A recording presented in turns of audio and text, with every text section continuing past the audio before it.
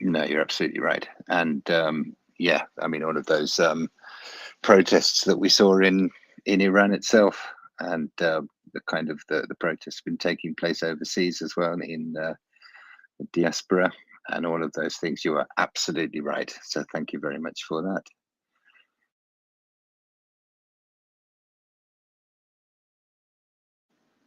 And we have a impressively bearded soldier coming back up to the panel. And Yenny has her hand raised as she comes back up. Cece, I think you were on the panel first, so please go ahead if you have a question or there's something you'd like to say. And then we'll go to Yenny.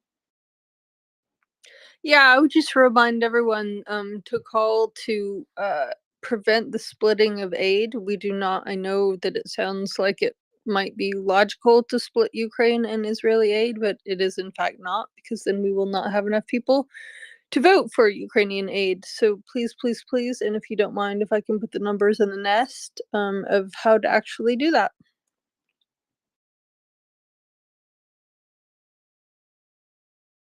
They're the same ones that were there before. That sounds like a plan. Thank you very much, Cece. Okay, go ahead.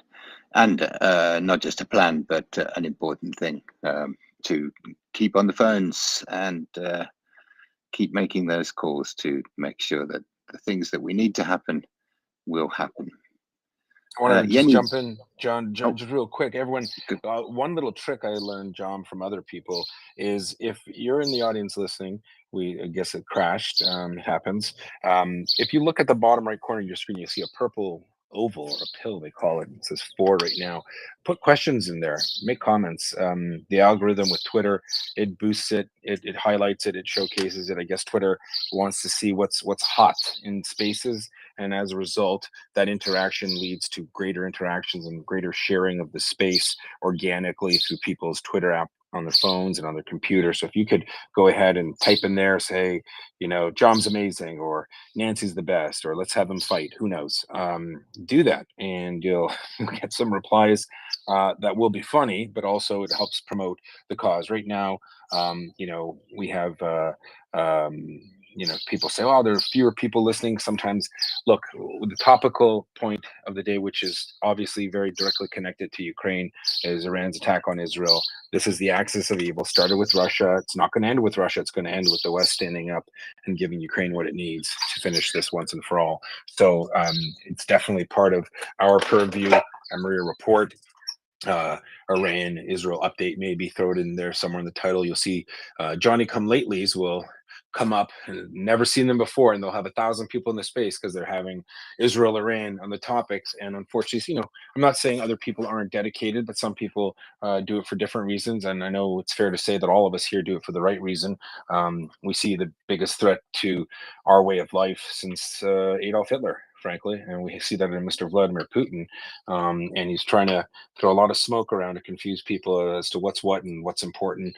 And what is important in this world is that we stand behind Ukraine, by proxy by Israel, because it's a smaller issue, although it's super important because it does affect global energy prices. And Russia would love nothing better than to confuse people and make us sick and tired of everything and just give up on Ukraine.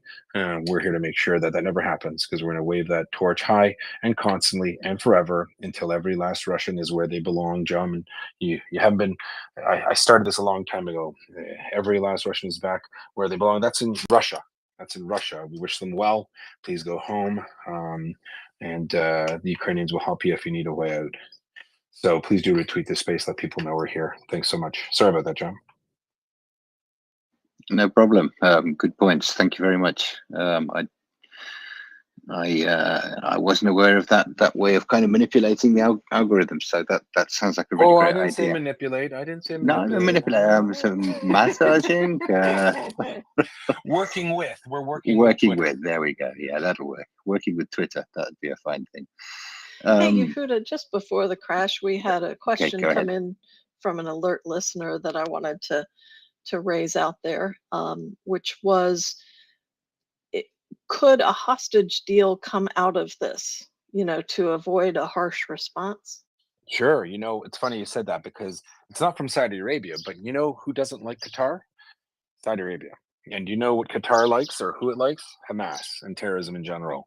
And there was a time that Saudi Arabia blockaded Qatar, and Americans had to ask very nicely, please, let's all be friends here. And that's how it went down.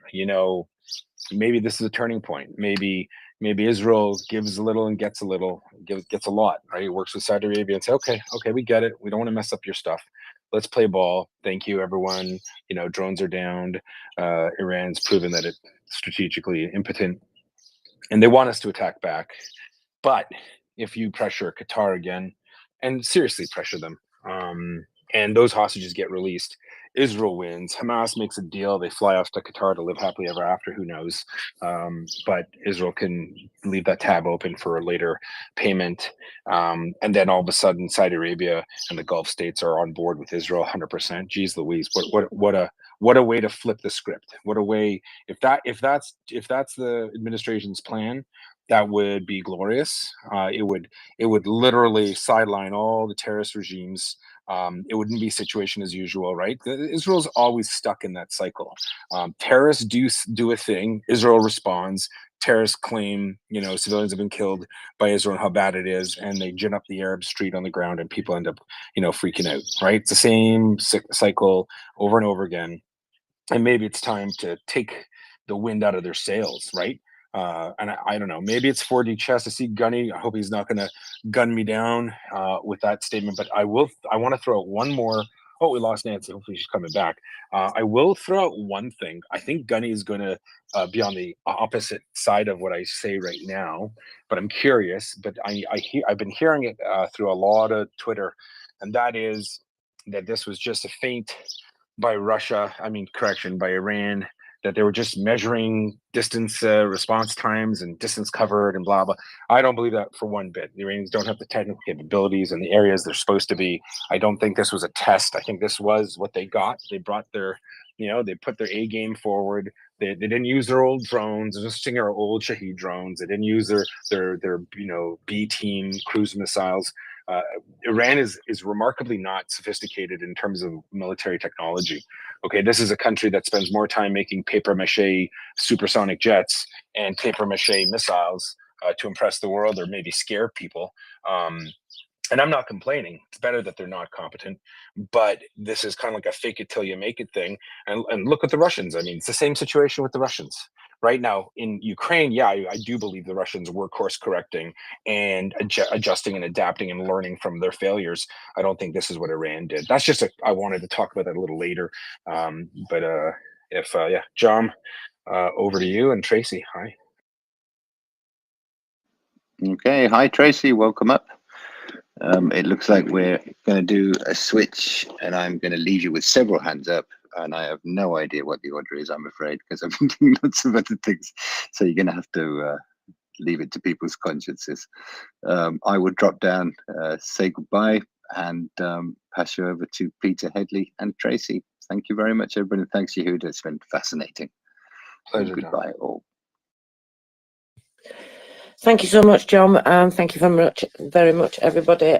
You have to put up with me now, you lucky people. Let's get the joking aside and let's move on with the hand, shall we? So we will go. Let's start with Gunny. Go ahead, Gunny. Oh, I think at least Forrest was before me, mate. Nice one. Thank you very much, Gunny. Go ahead, Forrest.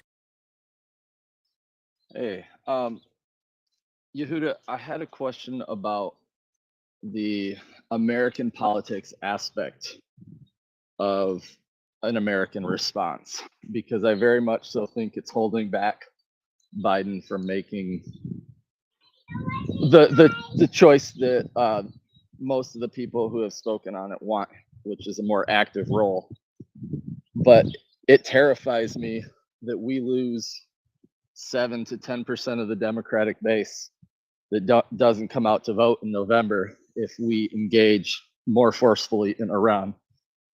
And I don't know. I guess I'm asking, what are your thoughts on that?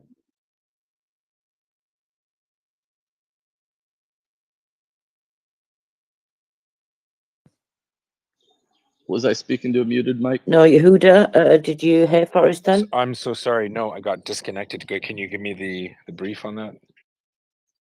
Yep, real quick, I don't think everyone is fully thinking through the American political outcomes that could happen with more intervention from Americans. And in November, I fear if we were to get more actively engaged, we would lose the furthest, 7 to 10% of the Democratic base, and that wouldn't go out and vote, and that would have a negative impact overall. And I mean, Biden can't lose that much of a vote and still win the election. So, what are your thoughts on the political calculus that is being considered? I'm so not an American expert there. Like I just know probably minimal amounts. I the only play I see here is a success in the Middle East that the administration will take credit for. Maybe some détente or rapprochement between Saudi Arabia and other Arab states and Israel, where the American government showcases their prowess diplomatically. Look what we did. We got all this taken care of, hostage deals done, Iran thwarted, Russia marginalized, isolated, and then hopefully maybe the calculus. I mean, again, I'm not an American, but it might seem to me to be that let's get through the election with some wins, and then we come down hard on Russia by supporting Ukraine even more once the election is done. I have a feeling that might have something to do with it. Again, willing to hear from much more knowledgeable people about that. Sorry, I couldn't add any color to that, Forrest. I appreciate it. I think I've dived in. I don't even know how to say that. To American politics these past 6 months, trying to get the supplemental passed, and the nuance of some of these decisions I don't feel are being calculated by some of our crowd because we are so passionate and pro-Ukraine and pro-Israel. And I think it would be a mistake for us to get more actively engaged, not behind the scenes engaged, but hey, I don't know. It's a calculation I would never ever want to have to make at this moment because of what I feel is existential dread in November. But appreciate it. No worries. Peter, welcome. Hello. Good afternoon, Tracy, and yeah, it's good to be up here beside you. Hello, everybody. I haven't been following very closely, but I have realised what's happened overnight. So I will try and help Tracy with the issues and what we've got going on now. We've got 3 hands up now: Gunny, Yenny, and David. I'm also not quite sure who was right. So let's go to Gunny first, and then see what happens. Okay. Yeah, thanks, mate. Look, the fact that this happened last night is, in my opinion, a crushing defeat for deterrence. If we'd have spoken about this 5 years ago, the concept of Iran or the IRG doing this strike against Israel would have been fairly inconceivable. I think. I know it's always kind of been there, floating around the background, but the bottom line is, last night a decision was made by the IRG that they could do this and probably get away with it to one degree or another. Whilst they may be bonkers on a certain level, like all dictators, they tend to have a fairly healthy sense of self-preservation. Therefore, the calculus here is, let's do this, and we will have made a point. And though there may be some minor repercussions, it's not going to be anything that's going to see us hiding in a cellar in 6 months and being pulled out by the new democratic government of Iran, right? So just to hoist that in, the IRG launched an airstrike against Israel, and they are not overly concerned about the repercussions. This is bad. Now, I stopped being so worried last night when the IDF didn't start going after targets in Iran. I think that is very important, because ultimately, if you can avoid it, you don't wait for it to get in the air before you can kill it. You kill it on the ground. All right, if there's a 4-round launcher on 6 wheels somewhere in the desert, killing that is going to be a lot easier than killing the missiles that it launches. and the IDF didn't do that. Why, I don't know. I suspect the calculus is this is going to be tit for tat shadow boxing, but to keep it relatively under control. I also don't think the IRG in any way made a maximum effort last night. Missile Watch, WSJ, everyone is talking about at least 2,000 to 3,000 ballistic missiles of some shape or form, plus cruise, obviously. Last night was probably a fraction of what they can do. I think they were testing the waters. I think it was a look to see who, neighboring countries wise, was going to jump in feet first and start knocking stuff down on behalf of Israel. That's going to be important for the IRG if they do any kind of follow-up attack, because they need to know who's going to be actively doing what is effectively forward air defense for Israel. If you start knocking stuff down over Jordan, you're extending Israel's air defense bubble out by quite a fair margin, and therefore you are significantly lowering the number of munitions that are going to get in and on target. They did get some on target. It's hard to tell how much of a battering the IDF airfield took, but stuff did get through, it looks like. I think the IRG will take lessons from that. They're going to do their own post-action assessment and see what went right, what went wrong. And I think from that, they'll calculate next moves. Now, if the IDF don't do anything substantial and it's spectacular but punitive, I think this is two blokes pushing each other at the bar, and then it's going to de-escalate, and then one of the mates is going to jump in and everyone's going to go their separate ways, and then that will be an end to it. That will be the short-term good. The bad is the IRG would have got away with it. And that means that we will be seeing this again in the future. I think that's also probably going to be the case because Tel Aviv are being quite sort of free with their language. There's a lot of squaring up, a lot of big words. Come on then, who wants it? Come on. If Tel Aviv was just silent on it, I'd be a little bit more concerned. But again, I go back to last night, the IDF didn't launch a maximum effort to go after targets in Iran. So I wouldn't expect an awful lot tonight. Stuff that might look spectacular, but it's easy to make things look spectacular with a JDAM, to be honest with you. And then we will probably see a slow simmering down. If the other big sell was if Hezbollah had participated last night fully, thousands and thousands of rockets, and then more Iranian munitions, that would have been a TOT, so a time on target. So their aim is to utterly overwhelm Israel's air defense. And that would involve everything being thrown in the pot, absolutely everything. And we just didn't see that. We didn't see thousands of rockets from Lebanon. We didn't see thousands of cruise missiles and ballistic missiles. What we saw is a lot of cheap UAVs and some cruise, some ballistic missiles, some of which seem to have got on target to one degree or another. But maximum effort? No, not at all. What will happen if they do maximum effort? Well, your guess is as good as mine, because we've got no real indication of how good the IRG's missile capability is. We're seeing indications in the Red Sea, but it ain't all that in terms of going after ships. They're proving to be remarkably piss poor, to be honest with you, when it should be an absolute shooting gallery.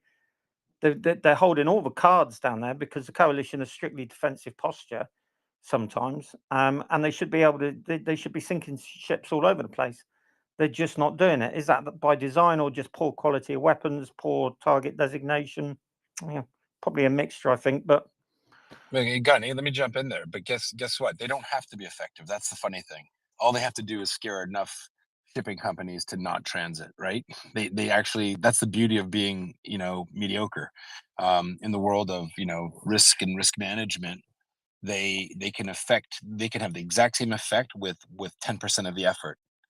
That's where I think their strength is, ironically. They don't have to be that effective. They just have to be effective enough. and that's why I think the Israelis are being told to stand down. Anyway, sorry, I wanted to jump in after you were done, but I wanted to throw that at you. Yeah, I mean, anti-ship missiles have been around since the 1950s, so I don't believe that the Iranians can't perfect a system that can at least hit a container ship and kill it. Yet they don't seem to be doing it. You know, everything screams to me shadow boxing here. That's all it is. I think if they launched a maximum effort, or if the Israeli government thought they were going to launch a maximum effort, I think we'd have seen the virtual destruction of Iranian air defense capability last night, and them going out and actively hunting down launchers, because that's what you do. You don't sit there and wait for the Op-4 to shoot at you if you know where they are, do you? You go kill it so it can't kill you. And the minute that we didn't see that, that said to me that the Israeli government were kind of, well, it's not going to be a big effort. If what we're seeing here is how the attack's going to pan out, we'll be able to handle this pretty competently. And therefore, is it worth climbing the escalatory ladder and fanning out across Iran and hitting hundreds of targets? Yeah, probably not. Let's keep that in the back pocket. That's what it feels like to me. I think if you start seeing big bangs all over Iran, and not just one or two or four spectacular ones, but a concerted air campaign, that would say to me the IDF has been given its marching orders. Something was in the air. Intelligence was pointing to round two, and they've just thought, we're not going to sit back and do this. We're just going to, you know, if we're going to do it properly. To what extent the US is holding the leash, I think they're holding the Israeli government on a fairly tight leash. They don't want to see escalation, the same as they don't in Eastern Europe, because let's face it, re-election takes precedence over dead women and children in apartment blocks and hospitals. And escalation and potentially flag draped coffins coming back, and another major war in the Middle East or in Eastern Europe is going to ruin your voting chances. That's brutal, but I think that's how today's politicians work. And you know, everyone who's heard me before, I have a absolute distaste for most politicians and their complete ignorance of history and the dangers of appeasement. And I think part of that's going to be playing into this as well. It's because you're not eating them right. You got to add more salt, maybe a bit of pepper. Get it? Distasteful? All right. Gunny, I want to push back. I don't agree that. Look, could they have done more drones? Sure. More cruise missiles? Sure. I think they know that there isn't a more competent and successful defense array, air defense array on the planet right now that there is in Jordan, Jordan, Syria, Iraq, Saudi Arabia. I mean, that whole area is locked down, man. Like, what are they going to send through?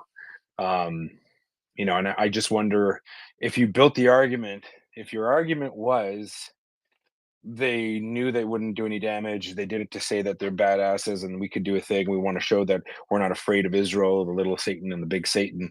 That's an argument I could buy, you know, but I definitely don't think they were pulling punches. I don't think they have more to give, right? I think that they really are, you know, a third-rate power. They are piss poor, as you said, but they had to do something.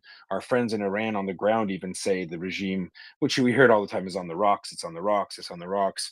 But I suspect they do have an incredible amount of hardliners that are furious. That since Qasem Soleimani and all these other guys been taken out, that Iran looks weak, and it might have been something by Rouhani and the regime there to try to make it look like they are powerful. Because as you correctly said, if they wanted to, Hezbollah could light up the sky there with 2,000, 3,000, 4,000 rockets into northern Israel, aimed towards refineries in Haifa, and that's not good. But what would the cost be? I suspect the cost would be the total destruction of southern Lebanon. I didn't say Hezbollah, unfortunately, but I think the Israelis would destroy the infrastructure in all of southern Lebanon. Is that a loss that Iran wants to take for killing of some of its terrorist generals in a faux consulate in Syria? The question you could ask both ways, I guess, right? I don't know, just curious of your thoughts. Sorry to dominate the conversation there, Tracy and Peter, but I was curious about Gunny's perspective. If I was them, there would be a couple of things that I'd want to know before I decided whether to go balls deep or go home. So, first of all, Israeli allies and their willingness to commit to the air defence thing. I personally wasn't expecting the UK, the Royal Air Force, to get involved, to be honest with you. We knew the US would, because we saw the Eisenhower battle group redeploy north Red Sea, possibly Gulf of Aqaba. I don't know where they are exactly. And we kind of got the feeling that destroyers from the Med Fleet were going to move a little bit further east to do some air defense. So from head of the IRG, what have I learned? Well, I've learned that the Jordanians, the US and the UK are willing to commit assets to the air defense of Israel. So that's quite important. I also know that a number of my weapons got on target at one airbase. Probably didn't do an awful lot because I suspect everything was pretty much airborne by then. I think it's the F-35 center, isn't it? Yeah. They were probably all off the ground anyway. So infrastructure might have taken a battering, but that's going to be useful to me because I can pinpoint that on a map, and that's a potential weak spot in air defense. I didn't commit Hezbollah because they're one of the aces up the sleeve. Because if Hezbollah launched 4,000 rockets, that's going to deplete air defense units in the north. So I want them spare in case this goes further.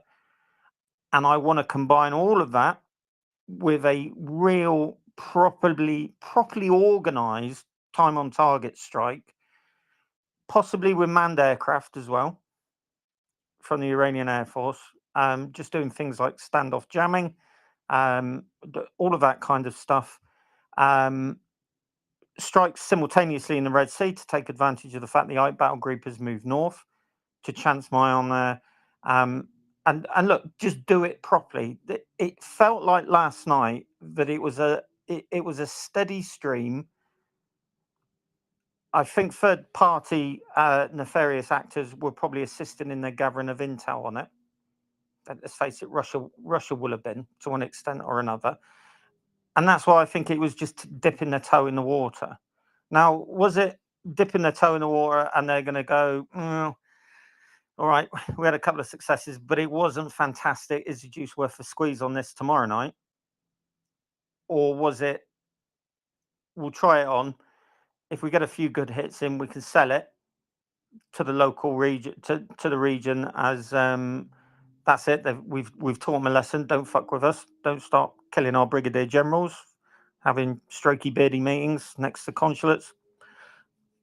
I don't know. I think it all hinges on the response tonight of the IDF, and just how hard and fast that they go in. And I really do think it's going to be punitive. It's going to be spectacular, probably.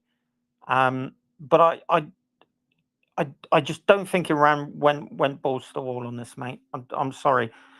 No, Are they I as agree good with as you us, there. and are they as good as the IDF? No, of course they're not. They're not good, but they do have the advantage of they've ripped off their population by investing a lot of money and purchasing a lot of this kit. And I think if you were going to do it, you would just go all in, wouldn't you? If you really wanted to hurt or try and hurt Israel, you would just empty your stocks of absolutely everything.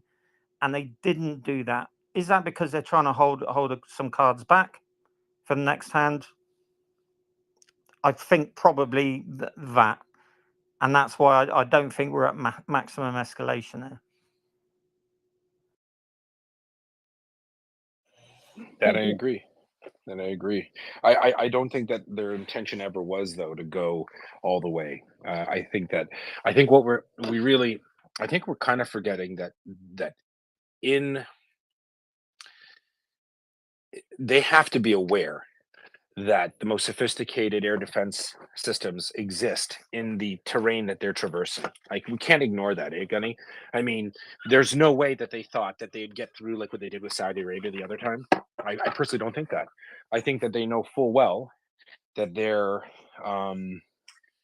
that they're fighting a losing battle. They're not flying these things around. They're going right through the most defended airspace on the planet. It really is. Maybe a couple of other places a little more. So I just think that they shot what they thought would be an effective salvo. Maybe they figured 10% would get through. Maybe they didn't think that none percent. When it comes to the airbase, apparently, according to some, Israeli telegrams, Israeli WhatsApps, it landed in the middle of not even on a runway, and I'm not sure about the rest. So it doesn't look like there's much damage. I am kind of confused as to why such an important Air Force base didn't have these intercepted. Were they so smart that they realized they were not going to hit anywhere on the base worth firing a missile? I don't know. That's pretty gutsy, but still a lot of big questions. And I think the key factor that you mentioned, which I agree with, is the deterrence and the lack of deterrence. Why Iran thought they could do it, that is a big issue. I hope that makes sense. Thank you, Yehuda. Yeah, I was about to comment about deterrence, a point that you made, Gunny. This is yet another key failure of deterrence. I mean, we've had this Crimea, we've had it with the full-scale invasion. In a sense, we had it with October 7th in Israel, because if we'd have dealt with the initial invasion promptly and decisively, and with, frankly, disproportionate force against Russia, and by we, I mean all the other countries, NATO in particular, and not have just left it to Ukraine, which frankly doesn't have the wherewithal to stand up to Russia by itself in military terms, largely because we've handicapped Ukraine by removing their nuclear weapons, among other things, and not supplying them with all sorts of military kit that they've asked for, even before the full-scale invasion and before the invasion of Crimea.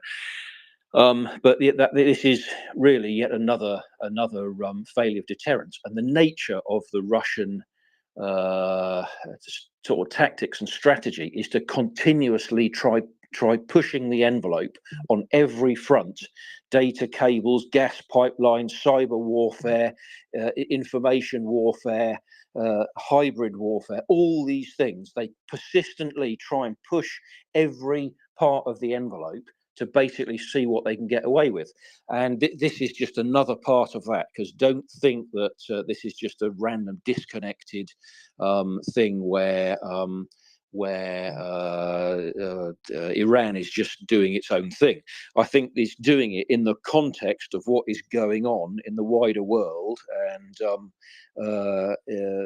Israel, the situation Israel finds itself in, and in order to help Russia's cause, its common cause, whether or not that's declared doesn't really matter.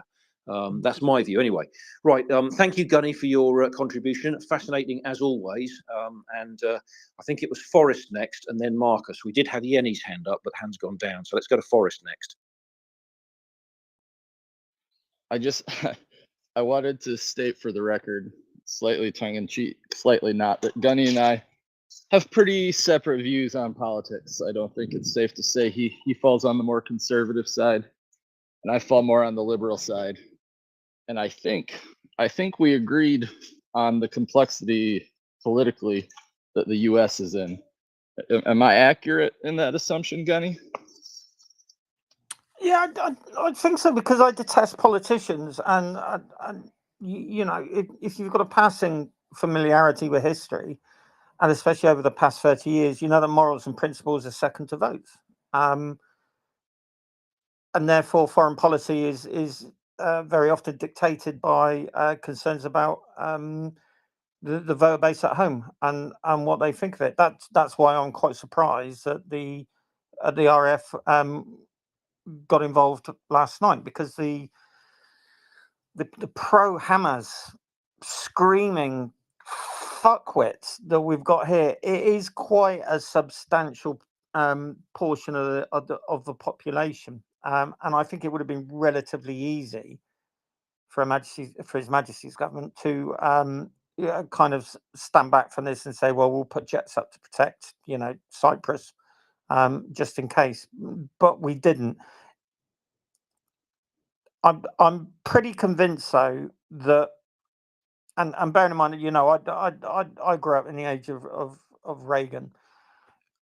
I'm pretty convinced that the current administration is set on a path of non-escalation across all theatres, regardless of future potential cost. And I don't think that's driven by pacifist humanism. I think they are going for a zero escalatory policy in geopolitics, purely because of the potential impacts of war somewhere on their chances of getting re-elected. That is a damning condemnation on the quality of elected representatives that we have on both sides of the Atlantic. It is what it is. We're stuck with them. And our problem is this mindset and this lack of moral fibre is creating issues down the road. And last night was an issue created up the road 2 or 3 years ago. Because, as I said, ultimately, dictators, if they don't hit a hard stop, they just keep going until they hit that hard stop. And usually that hard stop is a war and hundreds of thousands of deaths. And sometimes, or more often than not, that hard stop could have been avoided by a little bit of pushback. And we're just not seeing it. So last night, they chanced their arm. Someone somewhere made a calculus that they could chance their arm and get away with it. Tonight we'll know whether they did get away with it or not. If they lose 100 people in 4 airstrikes on 4 separate targets by the IDF, I think they'll consider that a win. I really do. They also know where their friends are now in the region. They know that the Jordanians will participate in air defence. They know that the UK will. They know that other Western countries who probably could have participated to one degree or another didn't, probably because they're concerned about voting at home.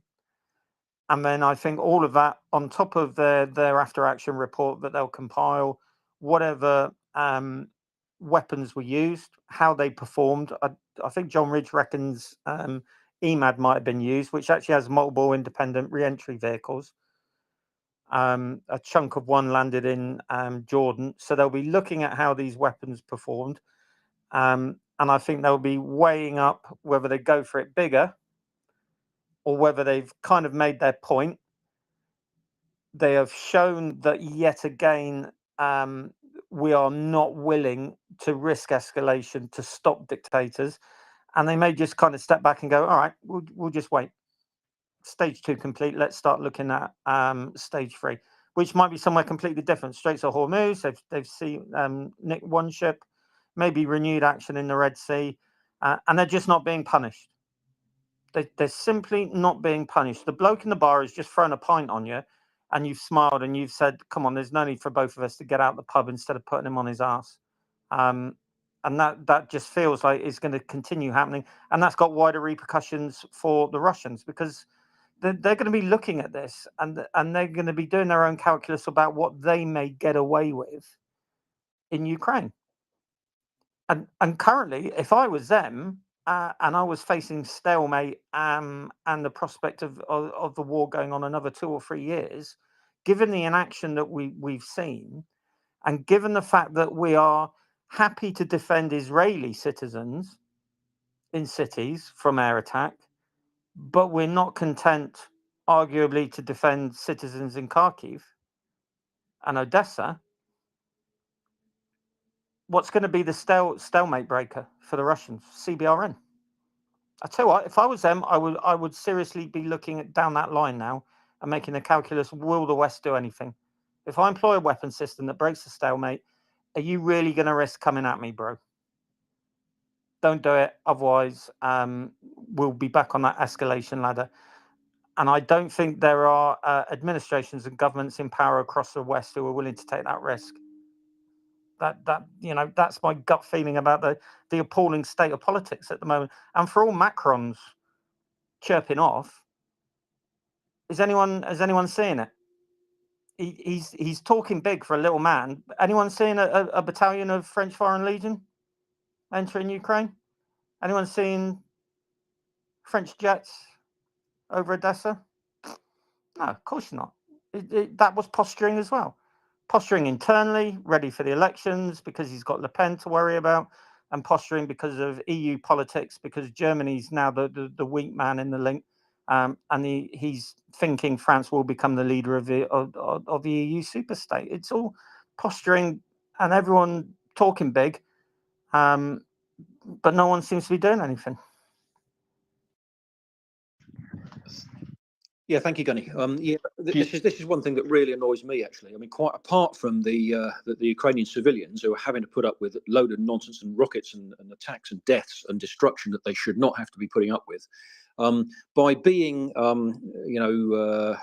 reticent and not doing what we should do, and this I'm referring to the United States in particular, in responding decisively and overwhelmingly, we are actually giving the other side a lot of opportunities. They're finding out what our sort of international cohesiveness is. They're finding out what our limits are. They're constantly probing sort of our capabilities and our resolve, and drawing conclusions from that. And they are adapting and adjusting their game, if you want to call it that. It's a horrible thing to call it, but they are doing that, and they're just playing this as a totally cynical exercise to exploit their own situation. And it's not, I'm not talking about Russia, I'm just talking about the Kremlin, because the Kremlin is distinct from Russia. I mean, Russia's basically been totally hijacked, and you've got these criminals running the show, and they don't give a stuff for Russia. Frankly, they don't give a stuff for any of the Russian people. They're just in it to keep themselves in power and line their own pockets. And they are, by not playing by the same rules, we need to understand that here's somebody on the board who is not willing to play by the rules and international law and order. Therefore, what you do in that situation is you declare them terrorists. You ban all their diplomats and close down all their consulates. You don't do business with them at all, and you treat them accordingly. That's how you deal with somebody of that nature. And we're just not seeing that. We're seeing, once again, Russia treated as a, quote, normal country, as if it's got a sort of some kind of legitimate grievance or whatever. And the absolute response is just absolutely and totally inadequate. And therefore, by failing to respond appropriately, we invite the next stage of escalation. And that's all this is. This is another stage of escalation. And we're throwing away our own cards on the table and giving them sort of outsized power to the cards that they've got, which frankly are quite limited. But they are using they are exploiting our weakness and our reticence about reacting and in a manner, because they just absolutely don't care about how many civilians they got or the collateral damage or anything. It just absolutely don't care. So effectively we're fighting at a disadvantage because we care about law and order, doing things properly, and the civilian losses, etc. Although frankly we don't seem to care very much about what's going on in Ukraine and the civilian losses and dangers there. Well, let's go back to, so we go to Forrest first, then back to Gunny. So I wanted to pop in here because I don't know what we do. I don't know the right play at this moment. And you can't not factor in this looming Trump threat, this ultra right-wing autocracy threat that has been bubbling at the surface now with Le Pen, with where Erdogan and Orban are at. We have to win this election in the fall. And I say we, America, has to win. I'm a former conservative before I was ever a liberal. We have to win this election. If we do not win this election, the consequences are grave. If we do not respond in kind to Israel, the consequences could be grave. If we do not, so I don't know what to do. I just know that this is a very nuanced, crazy topic that I'm glad I don't have to make these decisions right now, because my gut tells me to go full out, take out Iran. take them out. We have the capability to do so. They can't stop us. They probably couldn't stop Israel alone. So take them out, end it. But if we do that, there's not a snowball's chance in hell that Biden gets elected in November.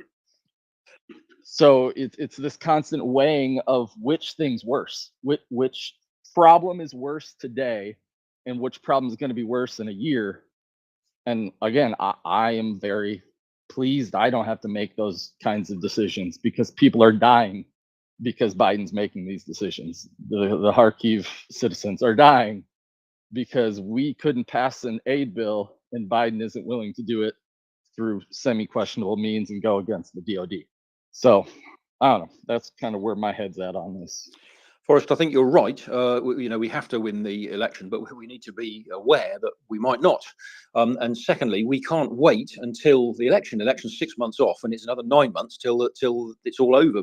Until January 20th, when the new president comes in or the existing president is reconfirmed.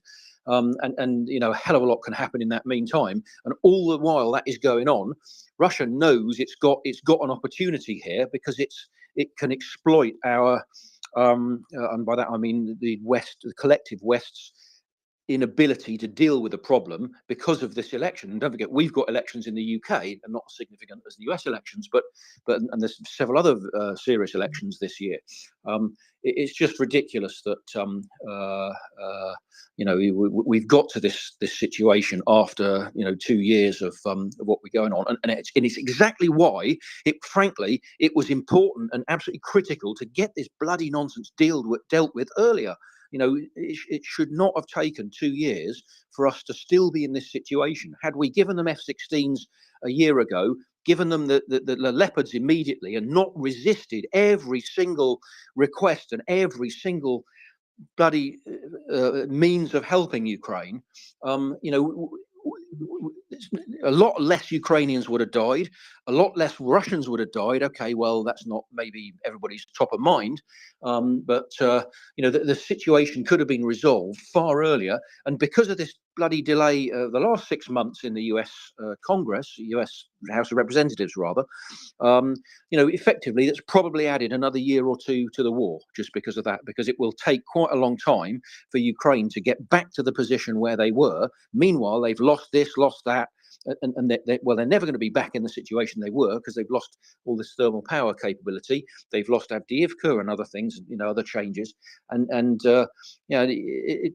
it's just reprehensible that we've got ourselves into this situation, particularly having an obligation to come to Ukraine's aid and support them, and also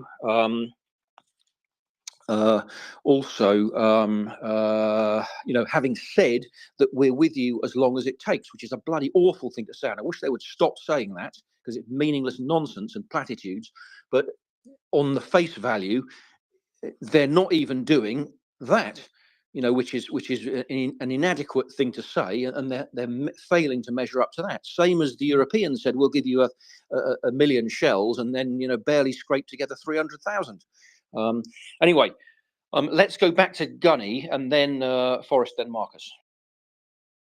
Yeah. So the problem with democratic societies, forms of government, is they work extremely well until you get a moron, but a charismatic moron in there, and then they will gum up the whole system. And that's what we're seeing in the States. We're seeing a man who is unhinged, but has, like Hitler, the ability to appeal to otherwise sane, normal people and spout utter nonsense and get them to believe him. So the American democratic system has invariably worked extremely well. This person has revealed, I think, that the system could do with a few tweaks, because you have a person who does not hold position in government, who is effectively controlling some aspects of international diplomacy and military intervention. That's what he's doing. He may be a former president, but he is, to one degree or another, calling the shots. And his rhetoric and his own positions are stymieing the American state in how it conducts its business day to day globally. Now that's insane when you think about it. That would be like it would be like Tony Blair holding Parliament in suspension in the UK through advocating the last election was false and stopping the UK government from doing certain things globally. I mean, to us in the UK, that's absolutely insane. You know, that's not something that we could ever really imagine happening, that an unelected person and a former PN is effectively part controlling the government, right? So we're stuck with that. We're also stuck with a succession of leaders recently whose happiness to ignore certain events globally because they don't affect us directly is breathtaking. We intervened in the Balkans to stop a genocide. Did we intervene in the Balkans to stop a genocide, or was it because we intervened because instability in that region was going to have a wider knock-on effect? There was going to be potentially a mass refugee problem, and it was not going to be good for the stability of Europe. It was the latter. Right? And I say that with confidence because we all sat and watched 750,000 Rwandans get butchered in medieval scenes, and we sat with our thumbs up our asses and did fuck all, didn't we? We did absolutely nothing during that massacre because they were black and because we had no interest there and because it wasn't going to affect us in the UK. It wasn't going to affect the price of cabbage, and it wasn't going to affect whether you're going to watch EastEnders the following week. And if that meant black women having babies cut from their stomachs with machetes, well, life's shit. There you go. So I think that one of our problems is there is that degree of merciless calculation. Is this going to affect me and my chances of being voted in? I will console myself with the fact that I can ignore it to do a greater good because I'm such a wonderful person. Yeah, I can ignore it. Or is this going to affect me and my chances of re-election and the stability of my own little private world and region, in which case I'm going to be forced to act? I think that's where we are. So Israel is kind of a bulwark in the Middle East as a sovereign democratic nation. I think it's in everyone's interests for the Israeli state to continue to exist, if only because we owe them that. Face it. Is it in anyone's interests for Israel to fall? Certainly not in the West. But do we want a wider conflict? No, because that is going to affect voting over the next 6 to 12 months. Therefore, they are going to go for the middle ground. Great. Okay, well, what we'll do is we'll defend Israeli cities. That's very moral, very principled of you. Well done. Yeah, women, children, old people. Fantastic. Why are we doing it? Well, it's the right thing to do, isn't it? And because Israel is a key partner in the region and a stabilizing influence, and you know, we have said that we would defend them. Okay, so when you put in a cap over Odessa, well, you know, well, there are women and children, old people there, aren't there? Yeah, but you know, Russia, nuclear power, getting a bit worried about it, and that's why. And this is going to shock some people. I am slowly coming round to an NFZ over Ukraine. I am seeing that this lack of hard stops is just encouraging the bad guys globally to do more and more. And I think there comes a point where we have to either intervene militarily and risk a wider confrontation, or that wider confrontation is going to come anyway. It's just not going to be at a time of our choosing. And if you go back to the dictators have one thing, it's a healthy sense of self-preservation. I think the calculus could change and that we could force the Russians to reconsider. Now, there are massive risks with that. But 5 years ago, if you'd have told everyone that Iran would launch hundreds of munitions against Israel for a bomb attack on a building next to a consulate, you'd have laughed. But here we are. It's happened. And we're in a bit of a spiral potentially at the moment. So these things come to you no matter what. Do we pick our ground now, or do we have a ground picked for us later on? That's what this feels like. And I'm a firm believer that for all the pacifists out there, you need to get your head out your asses and accept that global stability comes at a price. That price will be military intervention where justified, and innocent people will get killed. And if we kill innocent people for a greater good, unfucking lucky. And I'm sorry, that's brutal, but would anyone here walk out the room if an 8th Air Force veteran walked in on the premise that he murdered innocent women and children in Germany in 1944? Would you fuck? Because it was a means to a greater good. It was a necessity. And I think we need to get back to that mindset as well. The big omelette is worth breaking eggs. Yeah, thanks, Gunny. And I think that's good. You say the sort of risk of direct conflict is it has massive risks. Well, also doing nothing has massive risks. And what is the greater risk? There is no risk-free scenario here. This is part of the Biden administration's problem. They're trying to sort of take a minimal risk strategy and just, they're basically out of the frying pan and into the fryer. They're in wherever what direction they go, they seem to be making a worse situation for themselves. And this is, unfortunately, in terms of the response, is largely their own making, because they haven't handled it correctly and adequately. As I've said, if for example there were to be an airstrike on an overwhelming NATO-backed airstrike on Alenia Air Base, and just they wiped it off the map, what are the Russians going to do? They're not going to nuke us. They're not going to know where to nuke. If we got any sense, we wouldn't even tell them who was responsible, who did it. And then they'll get a message from that. And then the next time, that bloody one at Saratov will get wiped off the map. And then a few other places. And we're not launching all-out war on them. And there's no reason why we can't put some air cover into it. I mean, the no-fly zone in Ukraine is quite complicated, because it also denies the Ukrainians the right to operate there, and they shouldn't be denied the right to operate in their own country. But I think, given what's going on, they would probably be happy to trade their own ability to respond their own aircraft, which they don't have enough, against air cover enforced by NATO. And if NATO were to enforce a no-fly zone, including getting rid of all missiles and trajectories, hopefully before they arrive in Ukrainian territory, then that would probably be good enough for Ukraine. But this is kind of locking the stable door after the horse has bolted. It's been 2 years, and I think it's just really too late now to go down that road, because you need to operate effectively NATO planes from Ukrainian territory, and can't really see that happening now. But anyway, well, would you need to? I would have said you would, given the size of the country, to protect it credibly.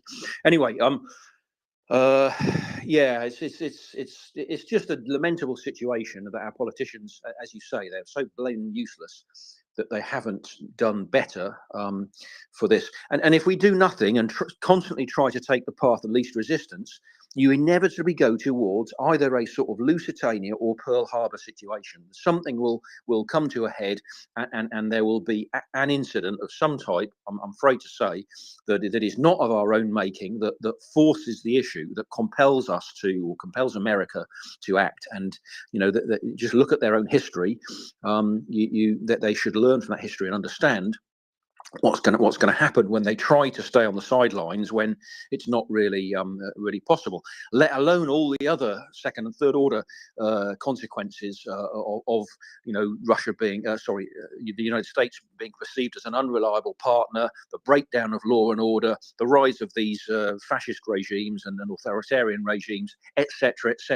Lots of problems, and you've already got problems with China on the bullying Philippines and stuff like that, and problems over there that already need to be dealt with, and America's unable to deal with them because it's preoccupied on multiple other fronts effectively. So the Chinese will then just push that further. It's all connected.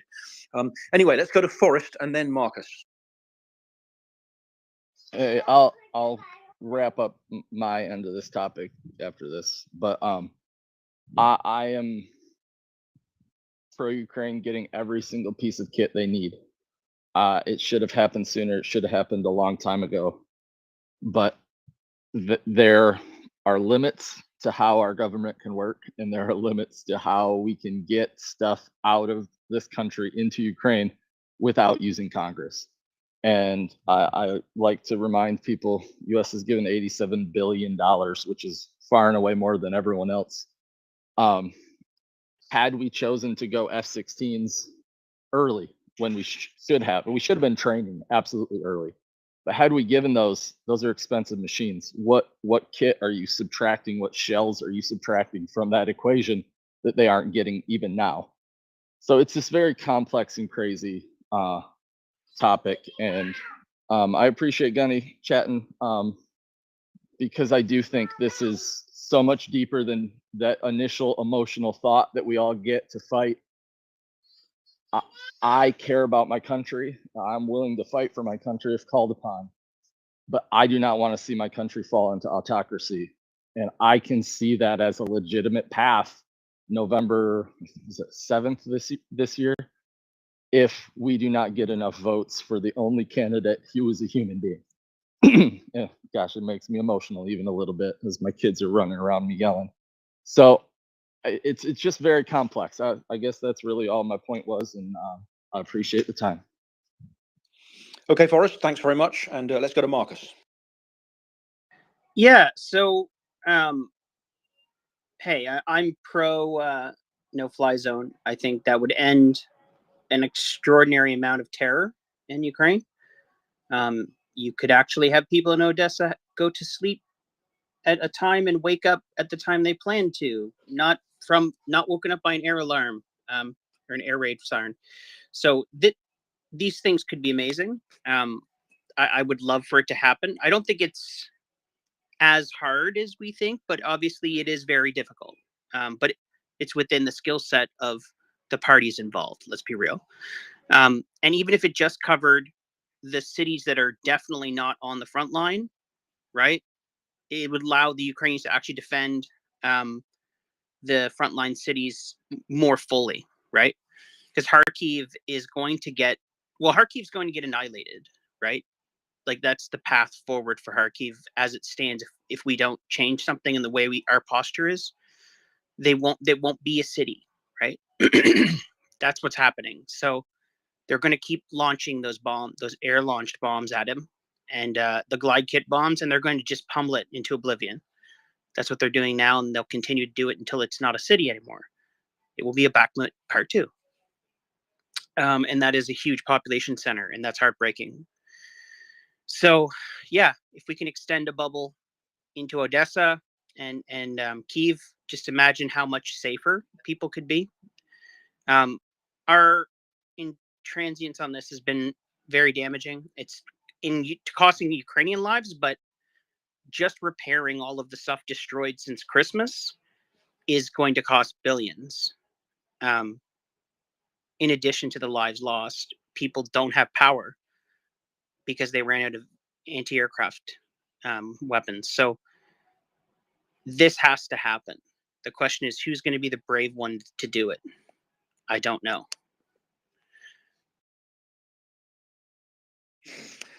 Yeah. Well, yeah. I can't answer that really.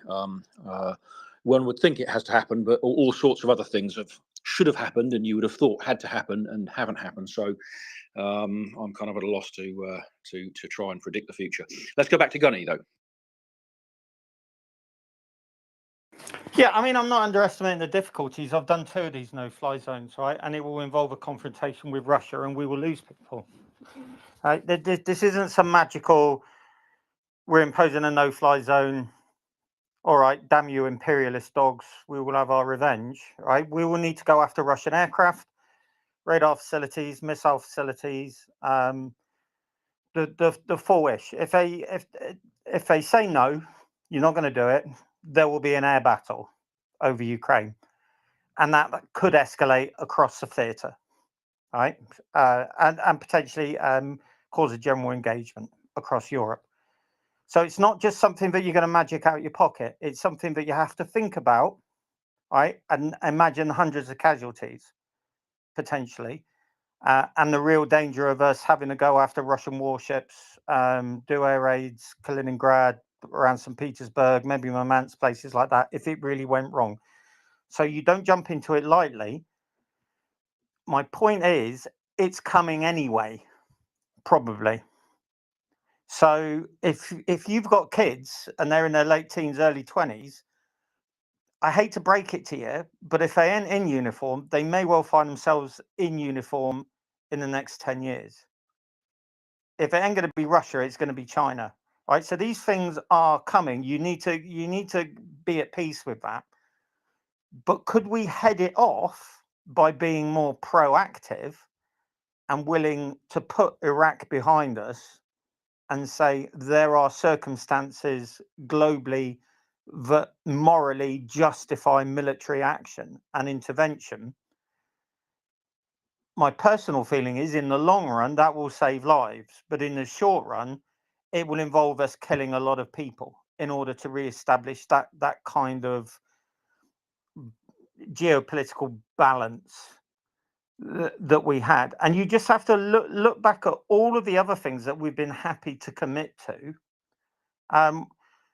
Why the fuck did we care if Daesh took over most of Iraq and Syria? Right? Why did we care? Well, probably because people motivated by that organization stabbed people in Borough Market and corralled people in Bataclan nightclub and summarily executed them, and ran mums with prams over in Nice. That's the only reason, because it impacted on us. You know, were there major attempts to take out Al Qaeda prior to September the 11th? No. Most people in America didn't really know who AQ were. They didn't know who Osama bin Laden was. They didn't know his history. They didn't know what he was getting up to in Somalia, building infrastructure, and his work in Afghanistan. Fly 3 planes into things, and then suddenly everyone's all over it. Why? Because it's impacted on you, your lifestyle, your country, your little bubble. And as we keep seeing with these things, you know, if you ignore a threat, the threat comes to you eventually. And I think we're rapidly getting to the stage now with Ukraine that either we accept we're going to have to go toe to toe with Russians, barring an unfortunate sudden death of the bald little prick, and common sense suddenly taking over in Russia, which I'm not holding my breath for, or we need to accept that we are going to have to fight them. And the best way probably to avoid that will be to go toe to toe, limited now rather than full on in 2, 3, 4 years time. Don't underestimate the Russians, right? Everyone keeps on this space and others keeps ripping into them. They are going through a process, a bit of a renaissance with their military, right? This is no different from 1941 when they were getting their asses handed to them on a plate every single day. Right? And this was the same army that were displaying exceptional, amateur, useless, unbelievable tactics in September, October, November, December 1941 that ended up at the Chancellery in Berlin. So I wouldn't be too quick about writing them off. They're going to bounce back from all of this. They're going to learn some hard lessons, and they're going to be far more formidable, I think, as a foe in the future. So, you know, the warrior bit me says, fuck it, let's do it now. Do it now, get it done, and just see what happens. And I think the politicians would be absolutely aghast at that. But of course, they'll be long gone and probably retired somewhere fairly sort of remote when the repercussions of their indecision and their lack of moral fibre come to a head. And as I say, that's what we saw last night. Last night didn't happen over the past 3 weeks with a strike on a building next to a consulate. Last night happened because Iran kept taking merchant ships, because they took Royal Navy personnel hostage and subjected them to mock executions, because they abducted US Navy personnel, because they support terrorism globally, because they carry out cyber warfare strikes on Western countries, because they sponsor terrorism, because they're involved in drug running and extortion, and because they try to influence elections because they got their fingers in every single pie. Last night was just another stage of that, because they haven't had their bottom spanked for being little twats. So there's a good indication what happened. So all of the indecision the past 10 years, the prevarication, the need to de-escalate and to engage with Iran led to yesterday. And that's what's happening with Russia now, I think. Thank you, Gunnar. Yeah, that ties in with a point that Gary Kasparov has been saying for quite a long time now, which is that every time we fail to deal with a particular problem, basically the cost of dealing it in the future increases. And this has happened with Crimea. We failed to deal with that in the manner we should. And then what happens? Putin ends up going into launching a full-scale war on the whole of Ukraine, and so suddenly, whether we like it or not, we've got to respond to that, and constantly we're being put on the back foot, not taking the initiative, and not saying what is acceptable and what isn't acceptable. It's Russia that's determining the sort of agenda in terms of what is acceptable or what it can get away with, and again the same the Ukrainians are doing, and then they're in the same box. They're working in consort or in collusion, and so I think you're right. Somebody in Tehran basically made a calculation that it was worth their while. The chances are they would probably get away with it if they did what they did last night. So they went ahead and did it. If they had made that calculation that it would have been catastrophic for them, or there was a high probability it would have been catastrophic for them in however you define that, they probably wouldn't have done it. They'd have done something else, or they'd have done nothing.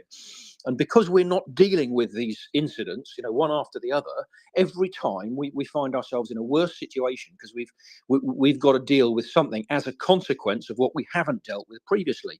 And every time the cost increases in both in financial terms, which is kind of bad enough, but that's not the real point. The real point is that the cost is increasing in terms of dead Ukrainians, innocent dead Ukrainians living in Kharkiv and places like that, who have no reason to be being bombed, and Odessa, just because Putin's got this bloody grudge in effect. And it's bad enough that countries in remote parts of Africa or wherever are, the Middle East are finding themselves subject to attack or whatever, or destabilization or traumatic turmoil events. This should not be happening in Europe. We have established in 1945 that you do not go around changing borders by force, and having let it happen specifically over Crimea and not questioned it, not pushed back on it hard enough, we've effectively invited the next stage or the next escalation, which when it is an escalation, because it's the Kremlin that's escalating, not us. We should not be afraid of escalating. All we're doing is responding to the situation they have brought about. So I'm not trying to say that we're responsible, but I am, because there's only one person that's responsible, and that's the bloody idiot sitting in the Kremlin. But we are guilty of not reacting in an appropriate manner and accordingly, and lessons should have been learned from our history as how you do respond in this kind of situation. And if you don't deal with it, you end up with a worse situation, and ultimately, you end up with 1939 or 1914 or whatever, and events or 2001, 9/11, and events are brought to you, and on a level that you have to deal with. You simply cannot avoid dealing with, and this is. This is in effect inevitable. If you look at the Russian strategy, they're continually escalating on every possible front. Cyber, gas pipeline, active on the actual front itself, and so sooner or later, one of those is going to give, and one of those is going to get to a totally unacceptable event that we cannot help but have to react to, and the Zaporizhzhia nuclear power plant is an example of something waiting to go wrong there that we're not dealing with. Not that I want to get scary about that, but we should have dealt with all these things by allowing nuclear terrorism, in effect, to Russia to get away with it, we are in effectively saying, you know, nuclear terrorism is okay. If you want to hijack a nuclear power plant, we're not really going to do too much about it. What kind of a world are we setting up for in future with bad actors like North Korea, China, and Iran there? And at the same time, we're saying to Ukraine, no, you can't have nuclear weapons. We're going to take the nuclear weapons away from you, and we're going to basically leave you defenseless against a neighbor, which turns out to be psychopathic monsters, which they probably knew all along, even though they thought that they got over that episode. And you know, again, we're setting up problems for the future by not dealing with the problems today. And each time it gets worse and escalates, and the cost increases, both in terms of financial cost and in terms of lives. And I think this is why there's some truth in what you're saying, Gunny. There has to be some, unfortunately, it's inevitable there's going to be some, you know, fallout and collateral, as you might call it. But it's the same argument you had for using nuclear weapons to solve the Japan problem. You know, they could have not used nuclear weapons. They could have gone for a land invasion of Japan, but it would have taken a hell of a lot longer, and the Japanese wouldn't have resisted. And the net result, however many years, it would have extended the war, maybe a year or two, and the net result would have been a lot more dead people. There is no zero dead people option here. You've got one guy in the Kremlin who's already killing people indiscriminately, randomly. You know, that situation has to be dealt with. So there isn't a sort of whiter than white thing, and you know, there isn't a scenario, unfortunately, where everyone lives happily ever after. Right, let's go back to Gunny. Yeah, you know, I mean, the Americans carried out airstrikes all over Libya because of a nightclub bombing. Was it a nightclub bombing? It wasn't Lockerbie, was it? It was a nightclub bombing.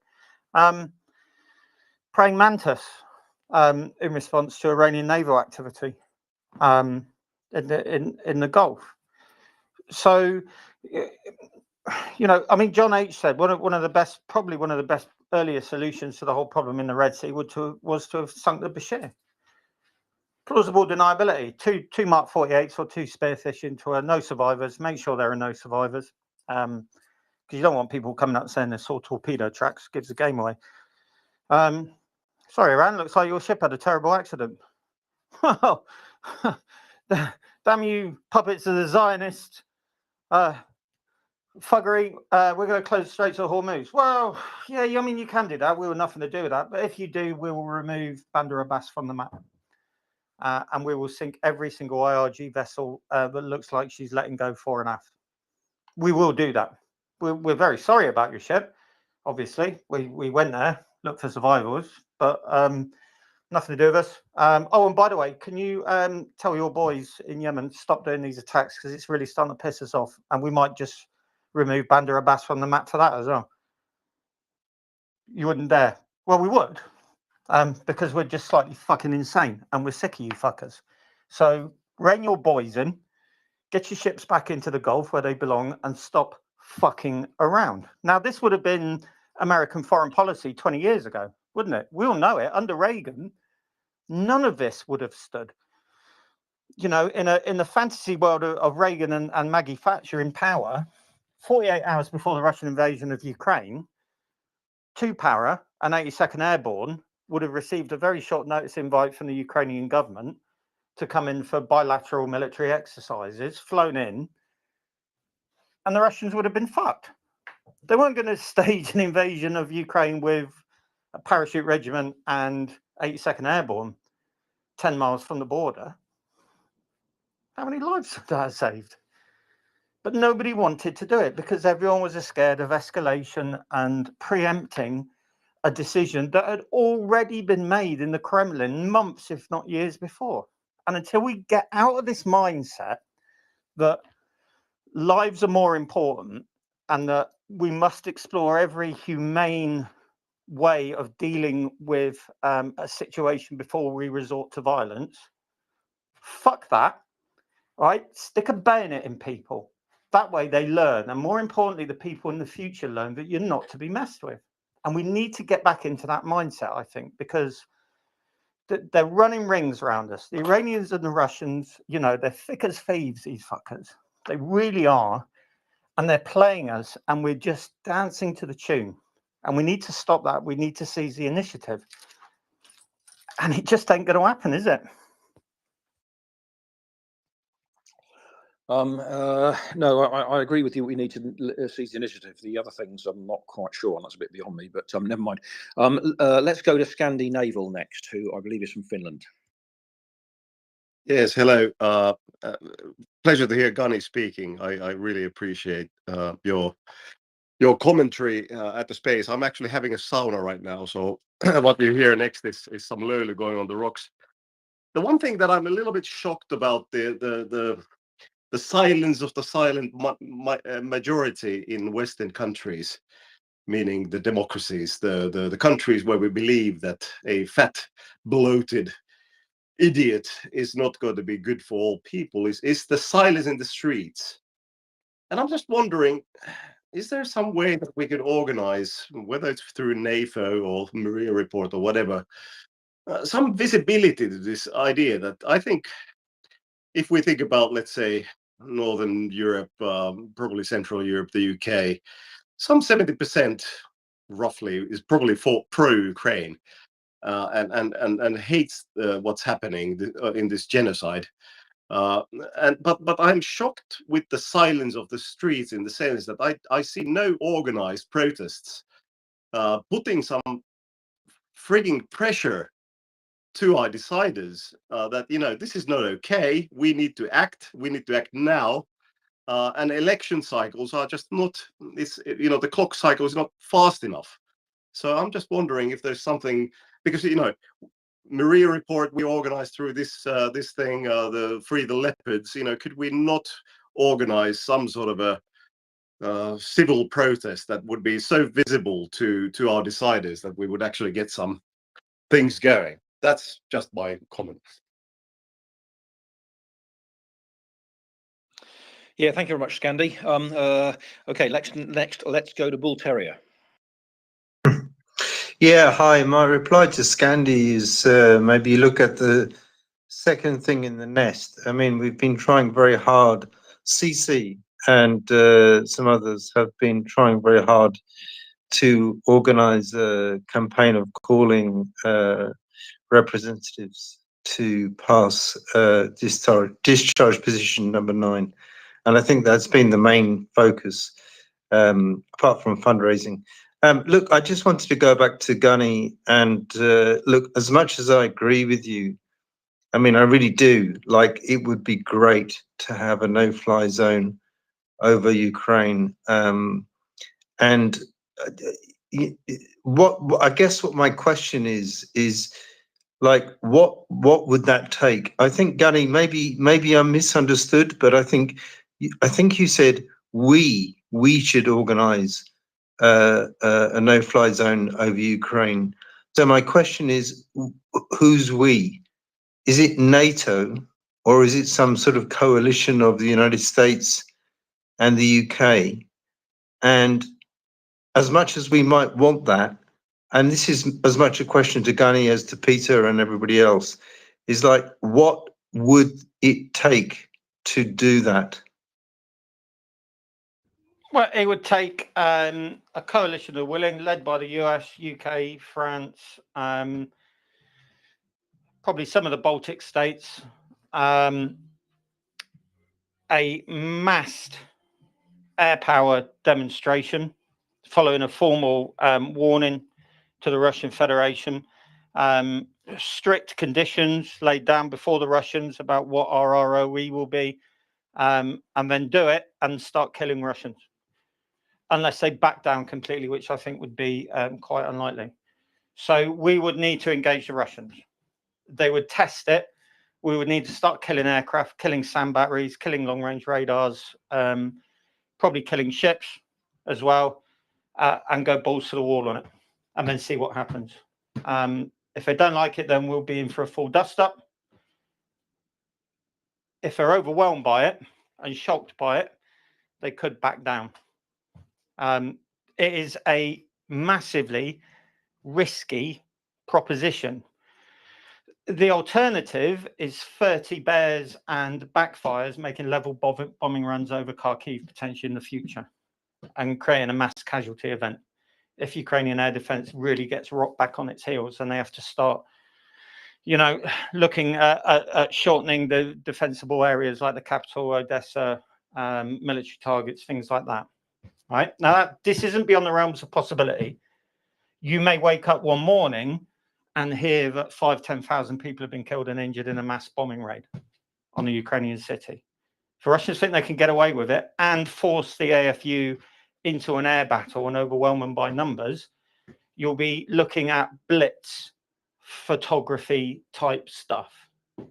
Chechnya, right? So the calculation is, do we run that risk and allow that to happen?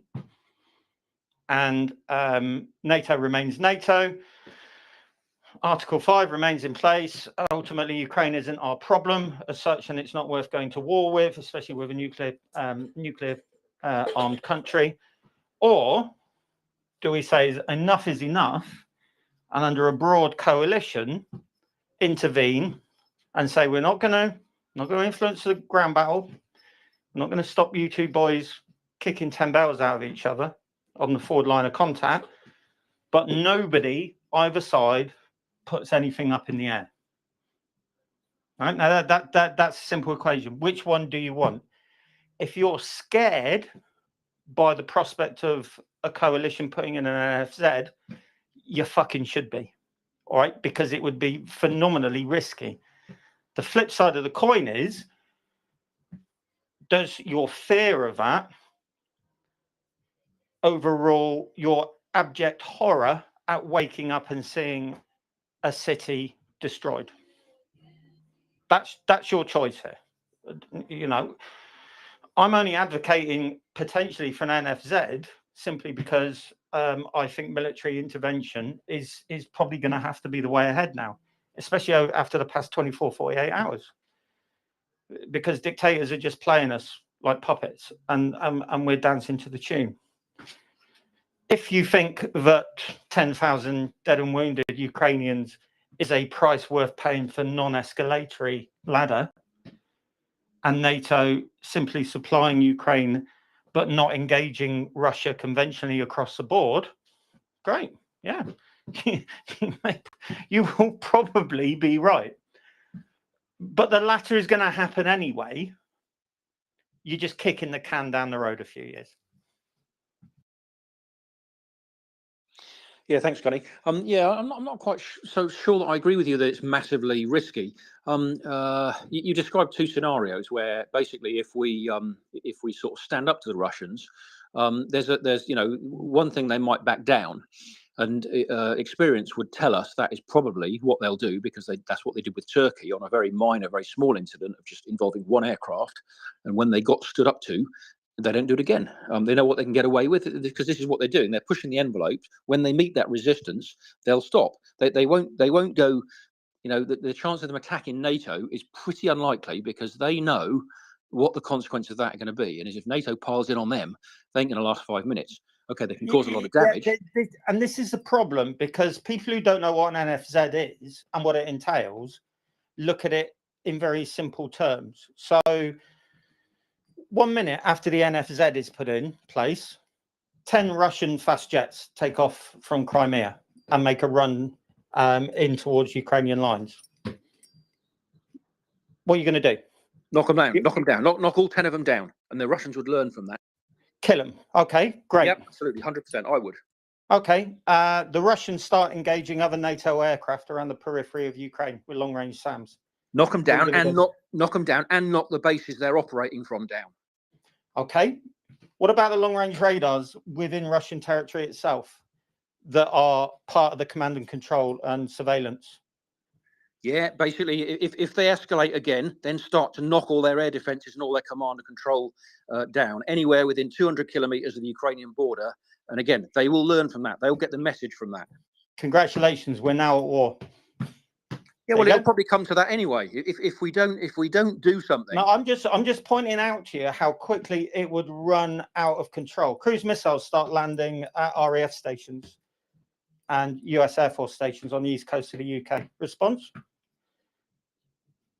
Russians are firing cruise missiles from submarines in the Atlantic and Norwegian Sea and North Sea at UK USAF facilities in the UK. What's our response? Take the submarines out and send some missiles into strategic assets in the Moscow-St. Petersburg, military assets in the Moscow and St. Petersburg area. And probably within 6 hours, we'll all be getting a healthy dose of sunshine. That's how quickly it would run out, potentially. On the one hand, you've got the Russians backing down. Is anybody willing to bet next month's salary that the Russians would back down, or they would just ratchet it up? Right? So these things, you have to understand what it would take. And it would take a limited air battle, at the least, if the Russians decided to contest it. And you've gone from killing 10 Russian fast jets over Ukraine to striking dockyard facilities in Murmansk, where the Russian strategic nuclear deterrent is partially based. Anyone fancying that? Yeah, but my belief, now I could be wrong here, is that the Russians will not want to engage directly with NATO. How do we know that? Because they've chosen not to do that persistently over the last 10, 15 years. They've engaged with everybody but NATO. So you know, we're not using that to our advantage in terms of a deterrent and in terms of telling them what they can get away with. I mean, if we wanted to, right, we could just drop a nuclear bomb on Moscow. I'm not saying we should do that. That's not the right way of dealing with it. But what we should do is take out the means for them to attack us. And with the submarines, I think we know where they all are. We could probably take those submarines out, presumably reasonably easily. Okay, then. Do you know what doing that would indicate to the Russians? What? That we are going for a first strike. And then all their land-based missiles fly. And the boats that we don't kill, the missiles fly. So you're basically, you know, devil's advocate here, you're gambling the future of humanity on your gut feeling that someone rational and sensible is in the Kremlin who will step back. Well, it's not only now, gut that's feeling. Easy to do. That's easy to do on a space, right? But the reality is, if you're wrong, you've killed 4 or 5 billion people. Yeah, it has the potential. For the sake of 10,000 dead and wounded in Kharkiv after a level bombing. You see, so devil's advocacy is what is the worst evil? A regional conflict or a full-on punch-up with the Russians, with the danger, the real danger of it escalating into a nuclear exchange and the end of life as we know it. So that's why an NFZ is a really tricky proposition. That's why I said, even though I'm feeling quite wary and I think, you know, is there an argument for it? Is there an argument for us being more proactive militarily and being willing to face off with dictators? The flip side of that coin is, if we get it wrong, we are all truly fucked. So, yeah, 10,000 casualties in Kharkiv versus 5 billion casualties globally. I don't know, mate. They're not good odds for me. And that's why, you know, whilst I say NFZ sounds good, I am very aware that it carries enormous risks. And that's without being party probably to the intelligence that Western leaders are getting about the little dwarf's mindset, who he surrounded himself with, the advice that he's getting, and just how unstable that government is. And the likelihood of them making a bad calculation and then everything finishing. So there are no, well, there is an easy answer to it. It's a massive influx in air defense equipment, jets for the Ukrainian Air Force, and they'll do the business themselves. Flood Ukraine with weapon systems, and then they will force a stalemate and the Russians will be forced to the table to negotiate. That's the easy solution. The other two solutions, neither of them are good, are they? Well, one's good if the Russians back down, and you say that's a gut feeling.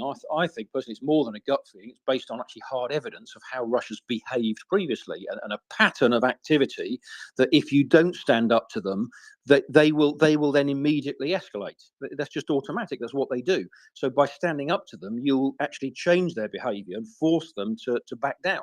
And we know that's happened. You know, just on one example is as I quote, is this Turkish this aircraft, the Russian aircraft went into Turkish airspace and got shot down. There were no catastrophic consequences for Turkey.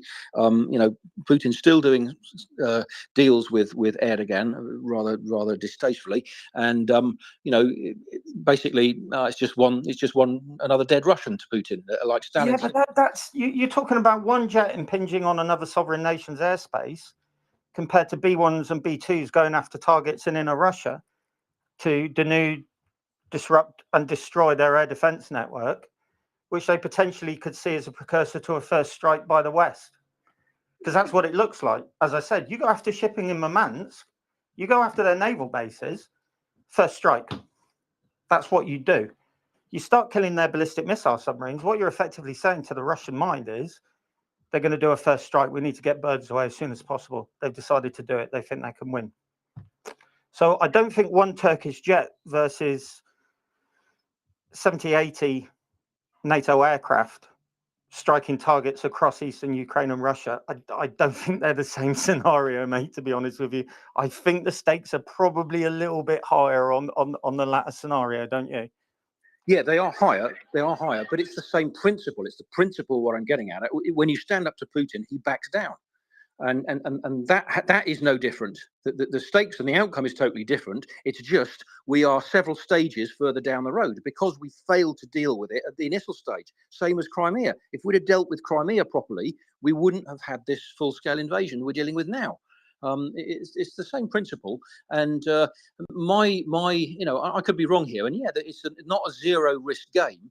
But if the Russians do seek to engage us directly and openly, they ain't going to win, and they know that. So why would they actually do that unless they've got some sort of death wish or they've completely thrown the towel in and have just gone totally, totally lost the plot kind of thing. I don't really see Putin doing that because I think it's not only him doing this. There are a bunch of people around him who have major influence. Yeah, they all seem to be psychopaths and deranged and deluded, but I don't think he's totally by himself directing this. And there's probably a lot of resistance to and a lot of discontent with the way things are going already. So he's not going to have an easy ride anyway, but he's getting an easy ride at the moment because he just keeps on escalating and getting away with it, and he can prove that his escalations are paying off. So nobody on his side of the fence can actually challenge him. If he was getting pushback, he'd probably get a lot more discontent and disquiet. And by the time we're down to bombing Murmansk and stuff like that, that's several stages down the line. The first stage is if they launch 10 aircraft against us or against Ukraine, you knock them all out of the sky. Are the Russians really going to overreact against that and start sending missiles towards us? I don't think they are. What you'll get is Solovyev and all these idiots spouting off load of nonsense on Russian TV and raising merry hell like they always do, and Medvedev tweeting God knows what, and it'll be just a massive load of bluster. And if they do, the key to it is if whatever they respond, you need to react disproportionately to squash it and nip it in the bud. That is the key to it, which is why I say if we knock 10 of their aircraft out of the sky and they then come back with something escalatory, we respond in exactly the same manner and respond disproportionately and wipe out this time not only the things they're launching against us, but the means of launching against us, so they can't do it again. So they understand, oh right, if we do that, and if we escalate the next stage, we're going to get a load of strategic targets in Moscow and St. Petersburg suddenly attract explosions, and you can tell them that. You can tell them in advance, if you do this, This is going to be the consequences, and then you've got you've got to follow up and stick to it. And if we were doing that, instead of telling them what we're not going to do, we're not going to send F-16s, we're not going to send Leopards, we're not going to do this, we're not going to put troops on the ground. We're sending them completely the wrong message, and they're taking that and they're using that against us. And thinking, oh right, well if they're not going to do that, if they're never going to put troops on the ground, well we can send our own troops on the ground. We're not going to never have to fight NATO. We'd have to worry about that. It's never going to be our problem. And that's what grates me. Nobody's got the political will to actually stand up and take the hard decisions.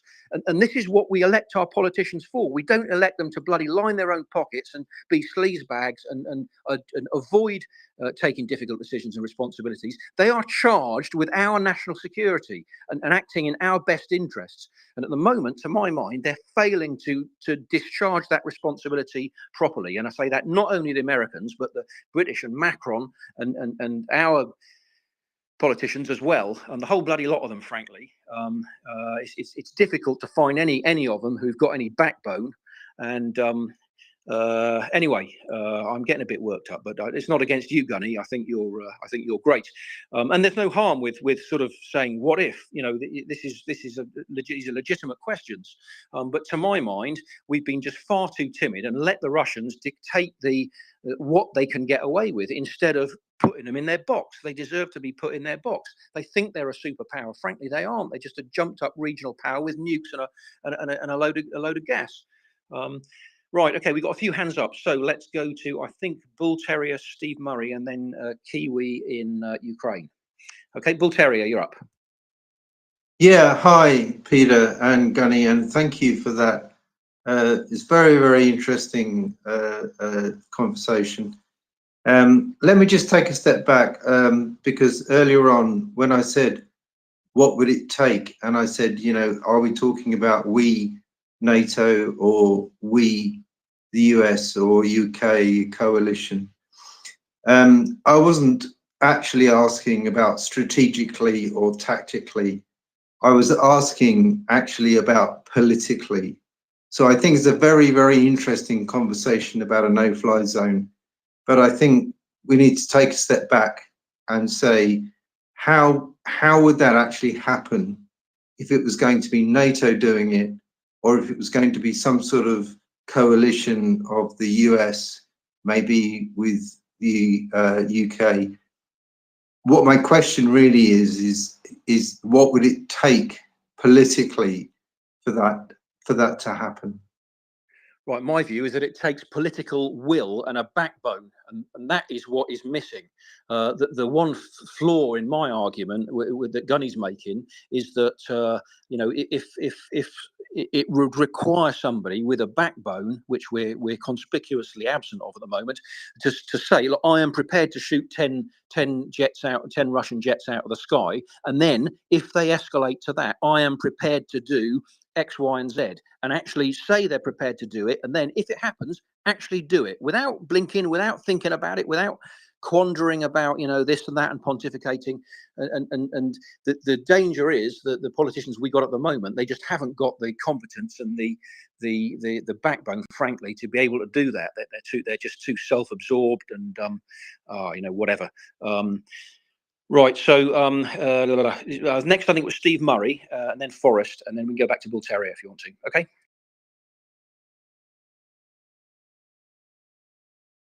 Steve, you're up. Are you there?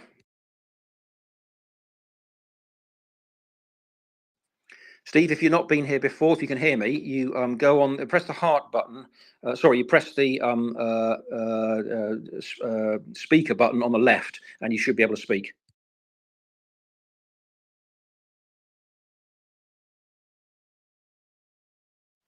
Steve, did you hear Peter? Okay, looks like Steve has got his hand up, but can't actually get. I've switched the mic on now. I think you may be able to hear me now. Yeah, we can. That's all good. Good. I'm afraid I wanted to throw some cold water on what Gunny's saying. I sympathise. I agree. I wish it could happen. I wish it would happen.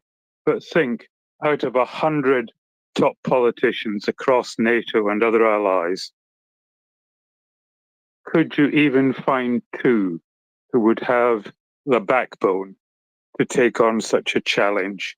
And even if they did, do you think they would not be overwhelmed by the fearful opposition? I mean, it's a horrid thing to say, but I think we're looking at the loss of Kharkiv. I cannot see any way in which, in a reasonable time span, where it would actually make a physical difference, which is, say, in the next 2 weeks, that could possibly be put together by anyone. I think it's awful. I'm almost crying thinking about what will happen. But I think we're past that point, sadly. I would love someone could reassure me that we're not, but I think that's where we are. Sorry to pour cold water on everyone's enthusiasm, but I think, we have to be realists. Unless there was some way of driving the Russians back from the Kharkiv border by 20 miles. If someone could provide the forces to do that, which couldn't be, well, the Russians would see that being escalatory, invading them, all that bollocks. But that is conceivably could be put together and done by a coalition of 2 or 3 of the willing. But certainly there's no way you're going to get an overall approach to have a no-fly zone. I cannot see any way that you would get practical politicians to do it. And bear in mind that in Britain, we're having an election very soon. And in all likelihood, the next government will be the Labour Party. And half of them are tankies. Well, not half of them. A good proportion would be tankies. I'm sorry. I'll step down now and see if anyone can cheer me up. Yeah, thanks, Steve. That's a good point. I mean, I don't think there's probably no one here, Gunny and myself included, who would say or put any money on that there are any 2 politicians out there with any backbones. They're all bloody useless, frankly, and not doing the job. So I think we're unfortunately we're with you on that. And I think this is the problem. And we've got an issue with an election over here and a likely change of emphasis, if not a change of policy. So far we're being told that the Labour Party's policy on Ukraine, etc., will be the same as our current government's, but I think there will be sort of nuanced differences, and those probably will not necessarily benefit Ukraine. But you never know. It is actually quite frustrating, and I think the only thing I can see that would be a solution, as Gunny says, is a relatively easy solution, is simply to flood Ukraine with air defences and other weapons and stuff to be able to defend itself and let them defend itself, which is all they've been asking for all along, and what we haven't been doing. And that would be one perfectly adequate reaction that I would be perfectly happy with, except that it's bloody 2 years too late. The time to do that was 2 years ago. And if we were to do it now, it would probably take 2 or 3 months to actually have effect, because it takes a lot of time for these weapons to get there, because they're going to be going across the Atlantic at 12 knots, taking a couple of weeks to even turn up in the first place. And who knows what Kharkiv's going to be like in 2 or 3 months' time? Would it even still be resembling the same as it is if the attacks continue at the pace they are? So that is my frustration. But I think that is the situation sort of that we're looking at. In terms of the no-fly zone, I was actually personally, I was in favour of a no-fly zone originally. I think now we've lost the initiative on that, and it's actually too late.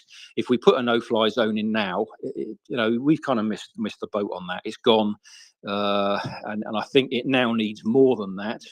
It would be very difficult to enforce a no-fly zone at this stage, because you've allowed them to establish that it's absolutely free reign to them to fly over Ukrainian territory and to bomb all Ukrainian cities, even ones Lviv, Ivano-Frankivsk, right on the west of the country. And so to suddenly turn up 2 years later now and say, oh, as from tonight, it's all totally unacceptable.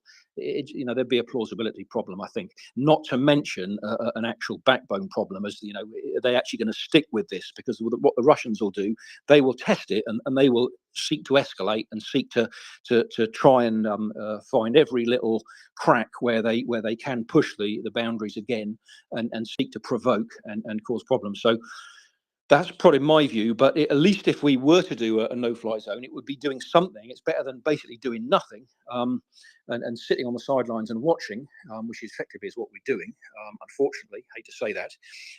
Anyway, we've got a few hands up now, so let's go to,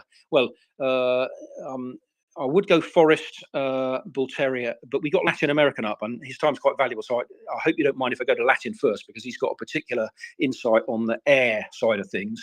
And as we're talking air and no-fly zones, let's see what Latin's got to say. Hope those don't mind if it's queue jumping.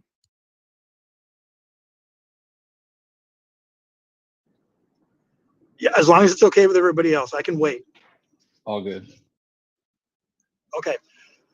Well, I think one of the things that is important here is to not fixate too much on no-fly zone, on what that even means. I mean, it taken into historic, because militarily, I'm not even sure in this context, or really in any context, exactly what it means. It's more of a political term. The first time I remember hearing that term used was after the first Gulf War, and then definitely in Bosnia it was used. And in both cases, it was with overwhelming Western air power and against air forces that had been severely crippled. So they were far less of a factor than they had been before that no-fly zone had been declared. This would be different, but I don't think that's the point. There's still something that could be accomplished here. You look at what, we don't know exactly, but I've already seen a few indications of what fixed wing aviation, Israeli fixed wing aviation, was able to accomplish yesterday. Quite a bit. And those are aircraft that are comparable to what Western powers would be able to deploy. I think that obviously it doesn't need to be a full NATO operation, and that's not going to happen anyways, because you've got a couple of countries at least that, as far as I know, could stop that from happening. But I'm looking to France. Even if you look at just France as a unilateral operation, and remember that as NATO members in the middle of the Cold War, France routinely operated, deployed their air force and expeditionary forces to Africa and saw real combat against other air forces, like Libya for sure. They saw combat against. So it's not unprecedented, and we have to look at what the French government has been saying. If they're serious about it, I know there are those who, Gunny, looking at you, who don't think that they're serious, but if they are, even unilaterally, the French Air Force, the deployment of, say, 12 to 24, maybe 2 squadrons worth of Rafales could really create some serious headaches for the Russians. It would really impede the aerial bombing campaign that the Russians are embarking on right now. And when I say impede, they would be able to shoot down a lot of Russian aircraft and cruise missiles and Shaheds, and this is something that the Ukrainian Air Force right now is only able to partly do. They can take down some of those smaller targets, but they can't take down the Russian aircraft that are at distance, at standoff range. So a lot could be accomplished with a relatively small, and I would say from a political point of view, I've said this before, relatively low risk for the nations involved, because they could easily operate with those aircraft, with the range that their missiles and radars have. They could easily operate over Ukrainian held territory. If they were shot down, and pilots ejected, they would end up in Ukrainian controlled territory. That was not the case in Bosnia and in Libya, where they risked the potential of being captured. So from a political point of view, I think it's much more doable. And like I said, it doesn't have to be a huge amount it doesn't have to be a large amount to make an impact. But I would suggest we try to get past this idea of no-fly zone and absolutes. I know in social media we tend to deal a lot in absolutes, the meme approach to these things. But it's way more complicated than that. A lot could be accomplished without worrying about trying to establish a no-fly zone, whatever that's supposed to mean.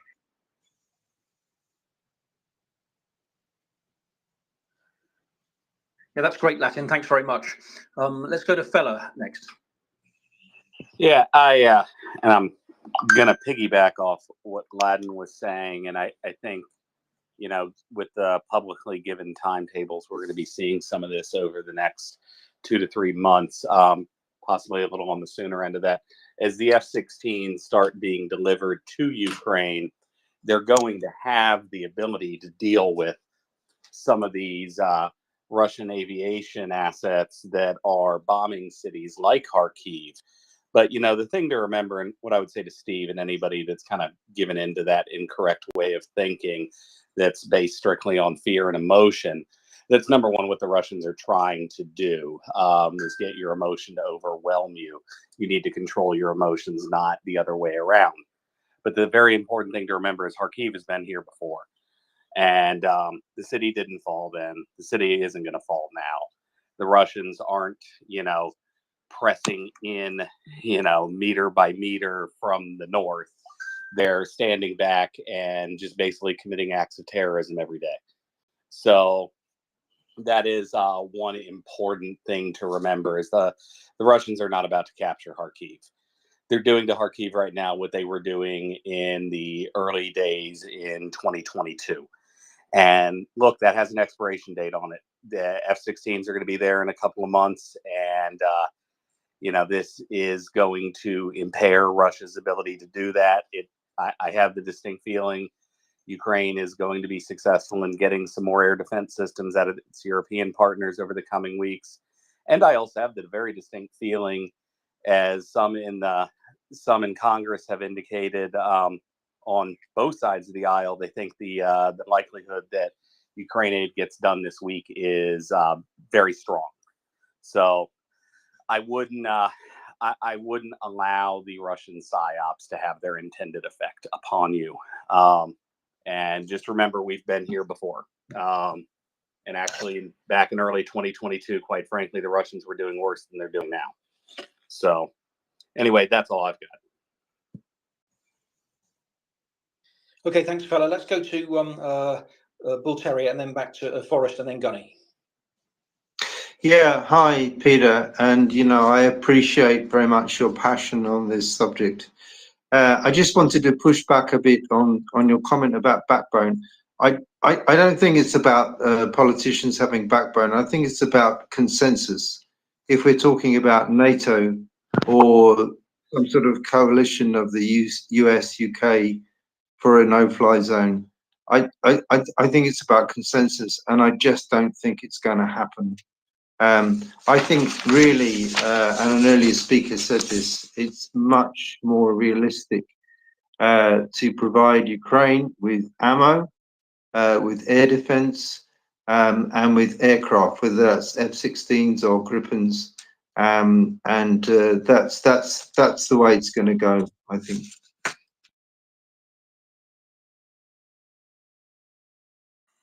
Yeah, thanks. I'd have been happy with that as well, but I'd have been happy with that kind of 2 years ago. It's basically too late now. And well, not too late now, but it's two years later than it should have been. And if they were going to do that, they should have done that 2 years ago. And what frustrates me is that, you know, we're now in this situation because they failed to do that.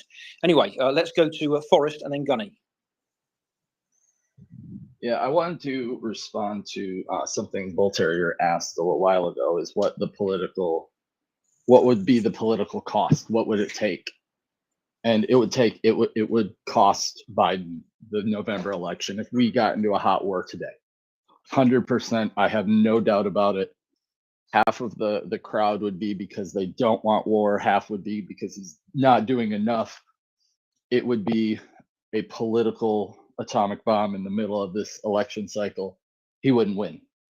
And so that's that calculus. Is that worth it? And then you're getting into lives, and that's where our emotions and our feelings of support and love for the Ukrainians, it ties me up inside, and I spend way too much time thinking about how can we fix it. But the correct response is first calling representatives and getting the gosh darn supplemental aid bill passed, hopefully this week, so that can start flowing overseas. And then second, it's demanding the Biden administration do more and pass legislation to get more air defense over there. As I've stated on here a few times, we're not going to give away Patriots. I don't think it's possible, to be honest with you. There are some potential methods, but if it came from Congress and it was legislated and funded, that's the key. Give DOD the money to get rid of whatever we need to send over there. It wouldn't take tons of them, but you know, one Patriot systems of $1.1 billion and one PAC-3 missiles, $400 million. So that eats up a ton of budget real fast. So we need to find ways to get around that budgeting and all of that and get it done. And maybe I'm pretty skeptical about this loan idea. But if it had to be some kind of loan, you know, whatever it takes after the supplemental gets passed, that needs to be priority one, and it does have air defense assets within it. Okay, thanks, Forrest. I don't know. You could well be right there. I don't know. It's a bit of a surprise to me because normally when there's a war, the nation sort of rallies around the president, even if they're against him, and it tends to boost. And not that I'm saying that is a reason for Biden to want to go to war or anything. It's not. That it should be moral and you know, more rational, honourable motives. But I mean, for example, in the Falkland Islands, where we had the war, you know, that effectively was credited as keeping Maggie Thatcher in power when she was otherwise in trouble. But we probably best not to discuss that aspect of it because it's a bit irrelevant to where we're going. Let's go back to Gunny.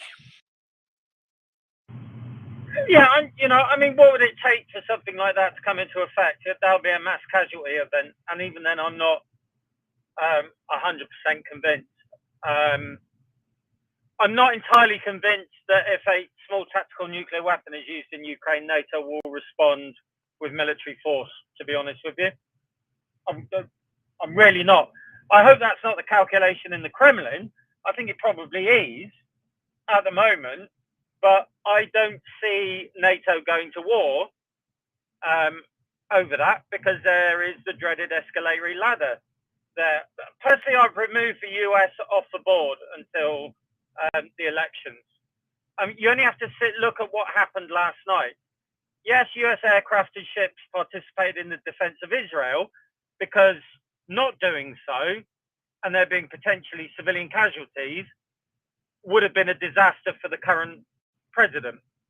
But the US have also come out and said, we will not participate in any IDF retaliatory strikes against a country that's just launched a barrage of missiles and UAVs against the key ally which we help defend.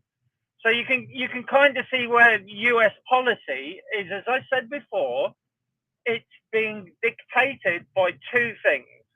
One, the need to bounce as many voters as possible to keep Trump out. And two, Trump, despite not being in government, having a considerable degree of power over US foreign policy. So personally, just take the stars and stripes, right? Stick it in your locker. I hope I'm wrong, but I don't think we're going to see anything bar the usual platitudes and dribs and drabs. So it really is going to be up to the European powers. And unfortunately for the European powers, the cupboards are bare. So if you live in Europe, congratulations.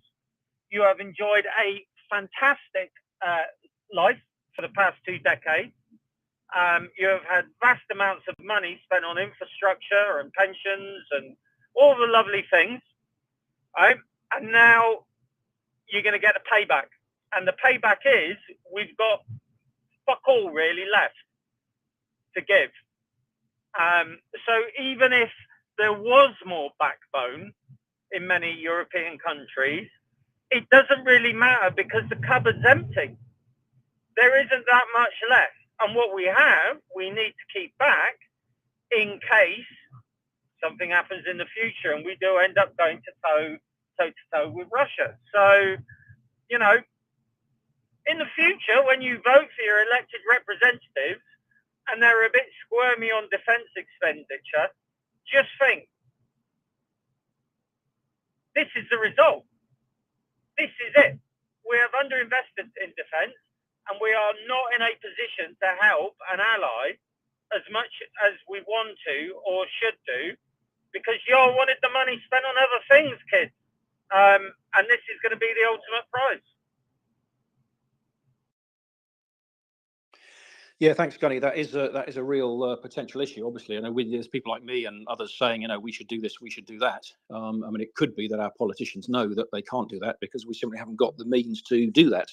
And certainly, in sort of, I mean, I'm no expert on military at all, but I'm well aware that the state of the UK military, as compared to what it was 10, 20, 30 years ago, it's sort of been continually eroded, and we failed to respond to the reversal in Russian threat from 2007. And I mean, that's 15 years now. 15 years we should have taken that on board when Putin made that very deliberate provocative statement at the Munich Security Conference, basically setting out his vision of where he wanted Russia to go, and that should have been a signal, and that should have been an indication that we should have taken appropriate reactive measures, instead of which we're doing business with the Russians. We've ended up putting ourselves dependent on them in terms of energy policy. We've ended up getting to bed with them with this bloody Nord Stream, and then again Nord Stream 2, which was absolutely ridiculous after Crimea. So yeah, I mean, it's not an easy one, and I don't think I'm saying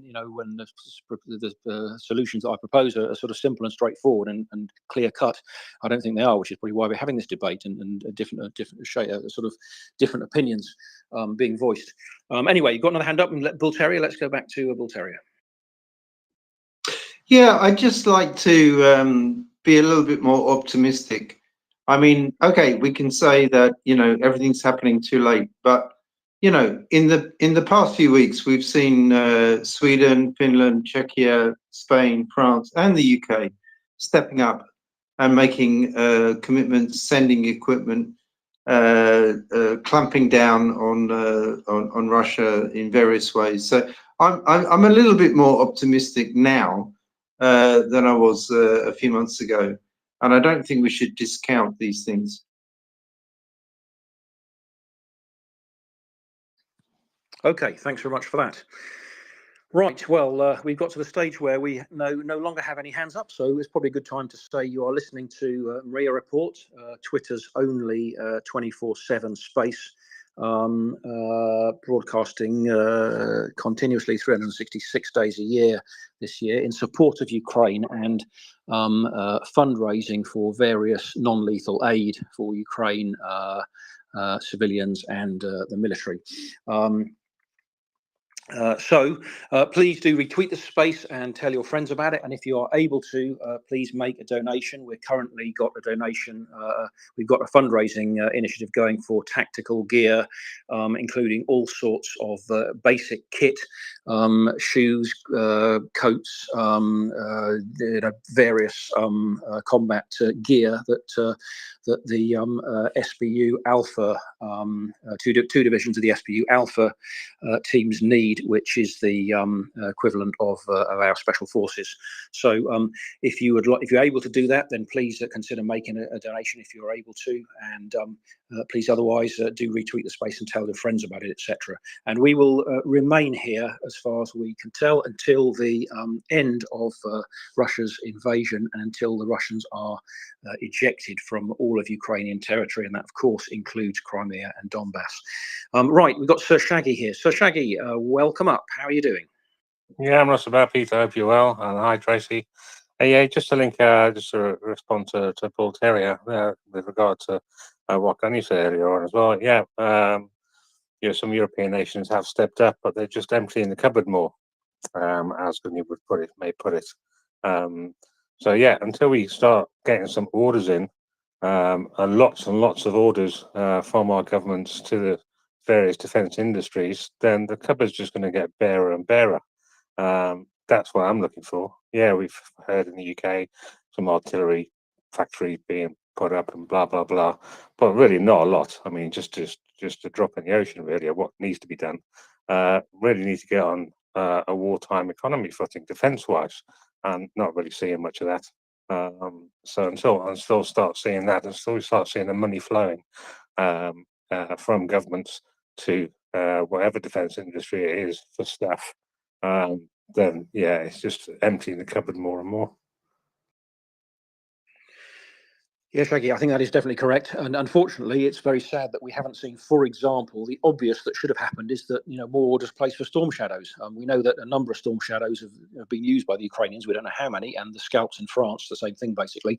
And it's pretty crazy that we haven't yet started placing more orders to replace those stocks, and if necessary have enough of them to defend ourselves and to give to Ukraine in future, because the longer this war goes on, every month it eats munitions. We either take overwhelming action and stop it quickly, or if we let it drag on, then we've got to be prepared to keep funding it. And this is the problem. This is the thing that doesn't seem to have been recognised. And meanwhile, Russia has put itself onto a wartime footing and a wartime economy. And because we haven't, we are putting ourselves at a disadvantage in effect, and we shouldn't be doing that. Right, let's go back to Latin.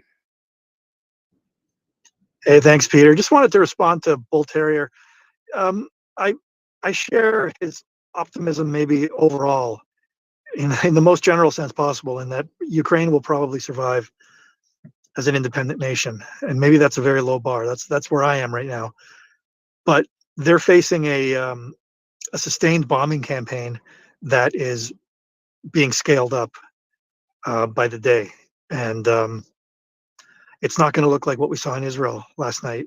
Ukraine's air defenses are nowhere near that, even if they were fully stocked with missile interceptors and AAA artillery, whatever it is. My understanding is they're running low on missiles. That seems to be out there, and there's several reports of that happening.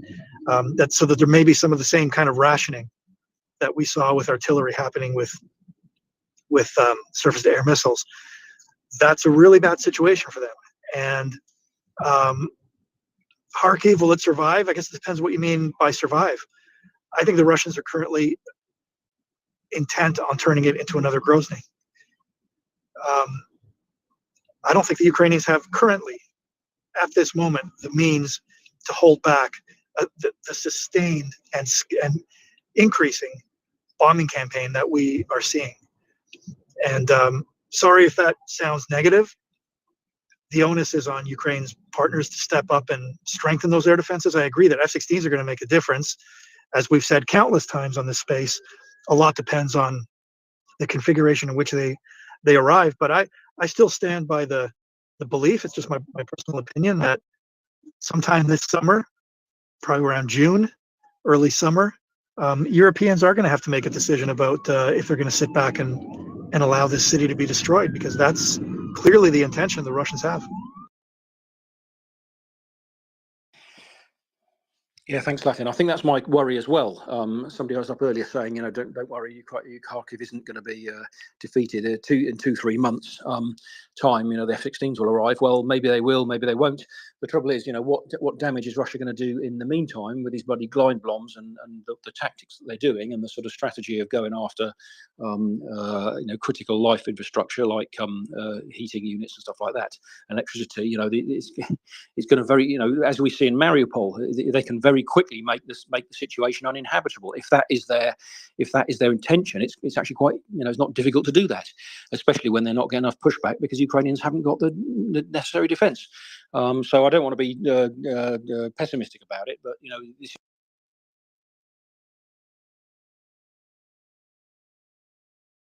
Peter? Yeah, he went for me as well. We lost your audio, Peter.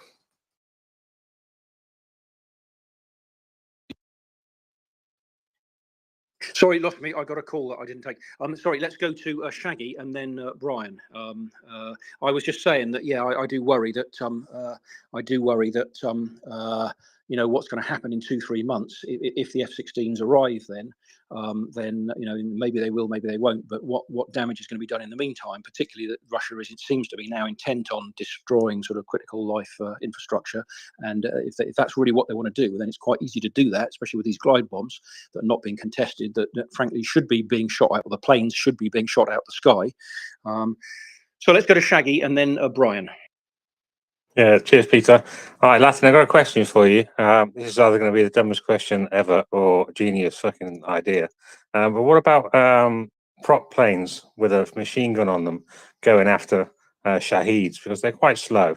And there's got to be quite a lot of like prop planes. So I'm thinking of a Spitfire basically, somebody poodling around with in one of those shooting them down rather than using a missile.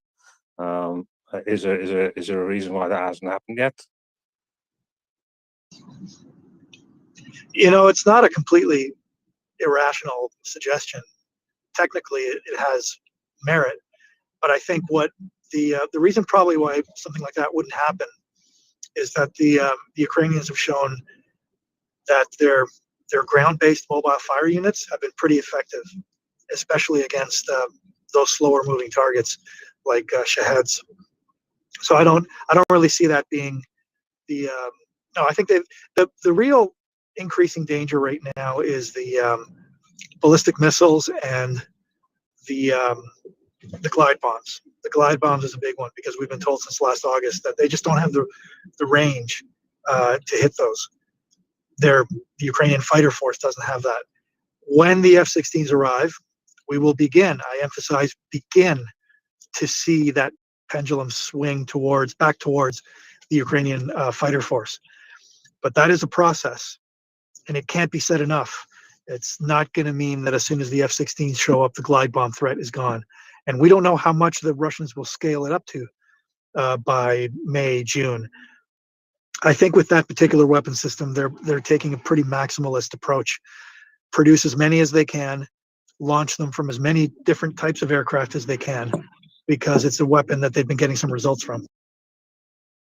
Sure. Thanks very much.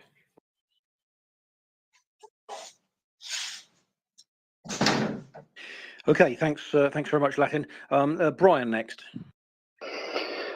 Forrest, I'm interested in your opinion on this, and really anyone who wants to chime in here. I see the homie down in the listener panel.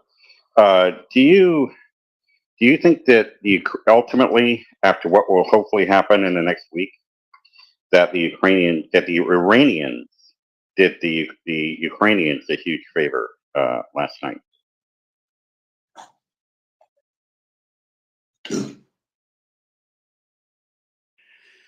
I'm not a great moment. You can come back in a couple minutes, so maybe. Yeah, I guess my point there is that maybe we get this legislation unblocked, or maybe some other legislation which is not preferred still gets passed for Ukraine. Of course, they would have to go to the Senate, so again, not preferred to pass at all. But I'm just wondering if this could be an inflection point and a forcing function, if you will, that, okay, enough's enough. Let's get the goddamn discharge petition signed, and let's get this aid through. And maybe there's cover there. There shouldn't have required cover, but maybe now some key people perceive this as cover with current events, that they can't just sit and watch this crap happen and not sign that petition. So just a thought.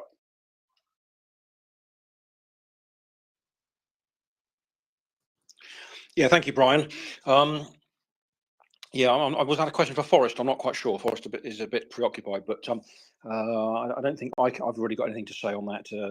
Again, I try to stay out of American politics, but American politics is getting into my life in ways I wish it didn't, but it always has done, I suppose. I don't think I can't complain about that.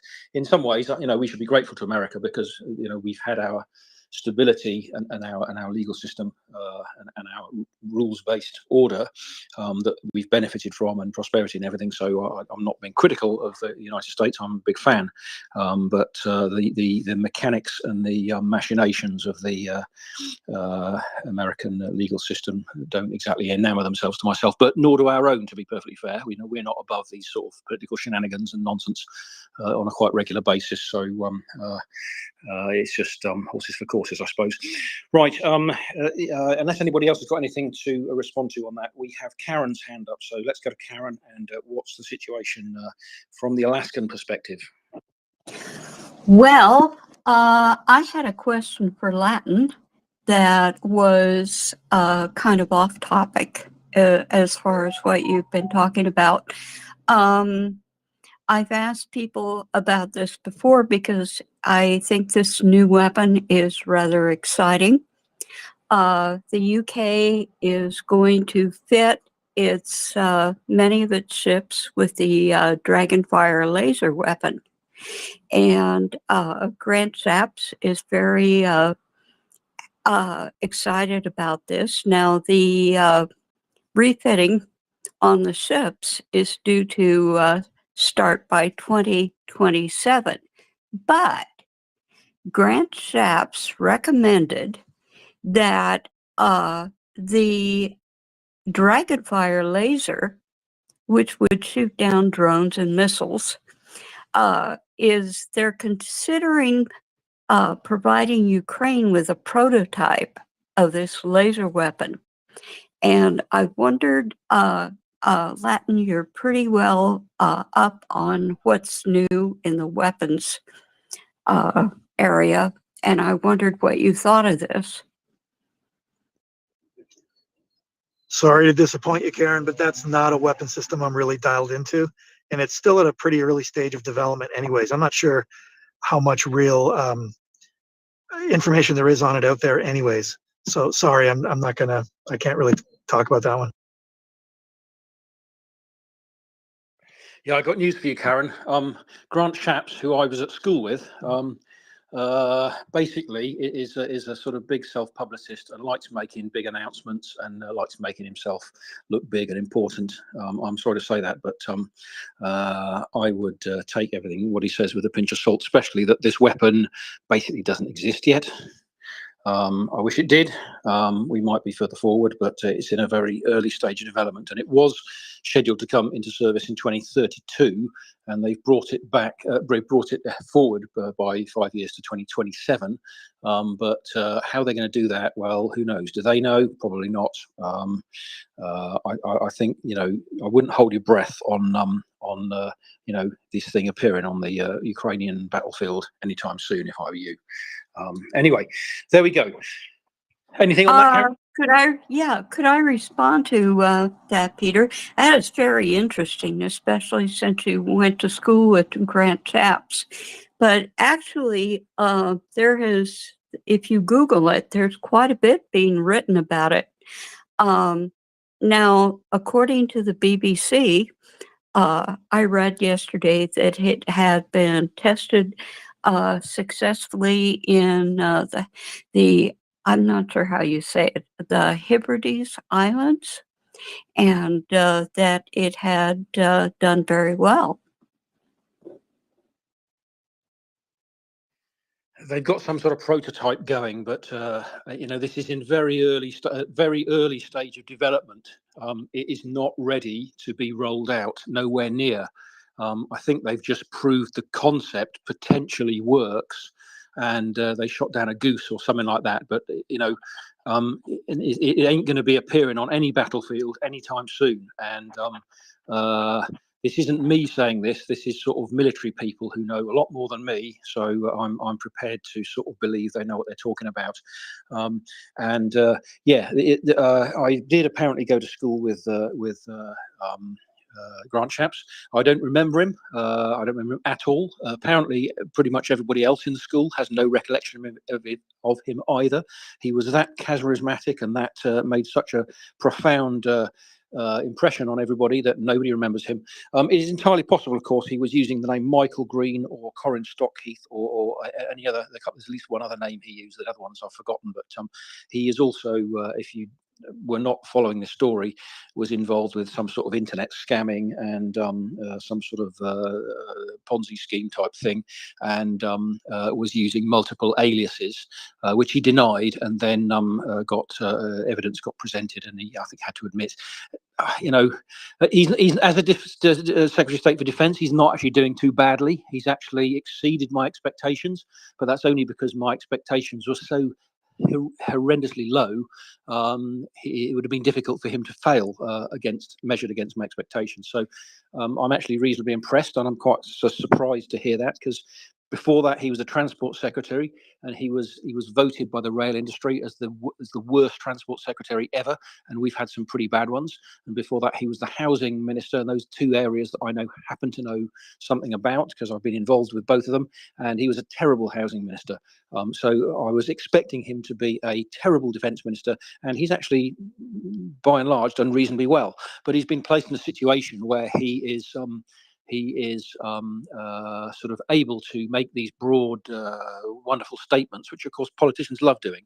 The trouble with Grant Shapps is they keep letting into radio stations, radio TV studios, and he keeps on putting his foot in his mouth.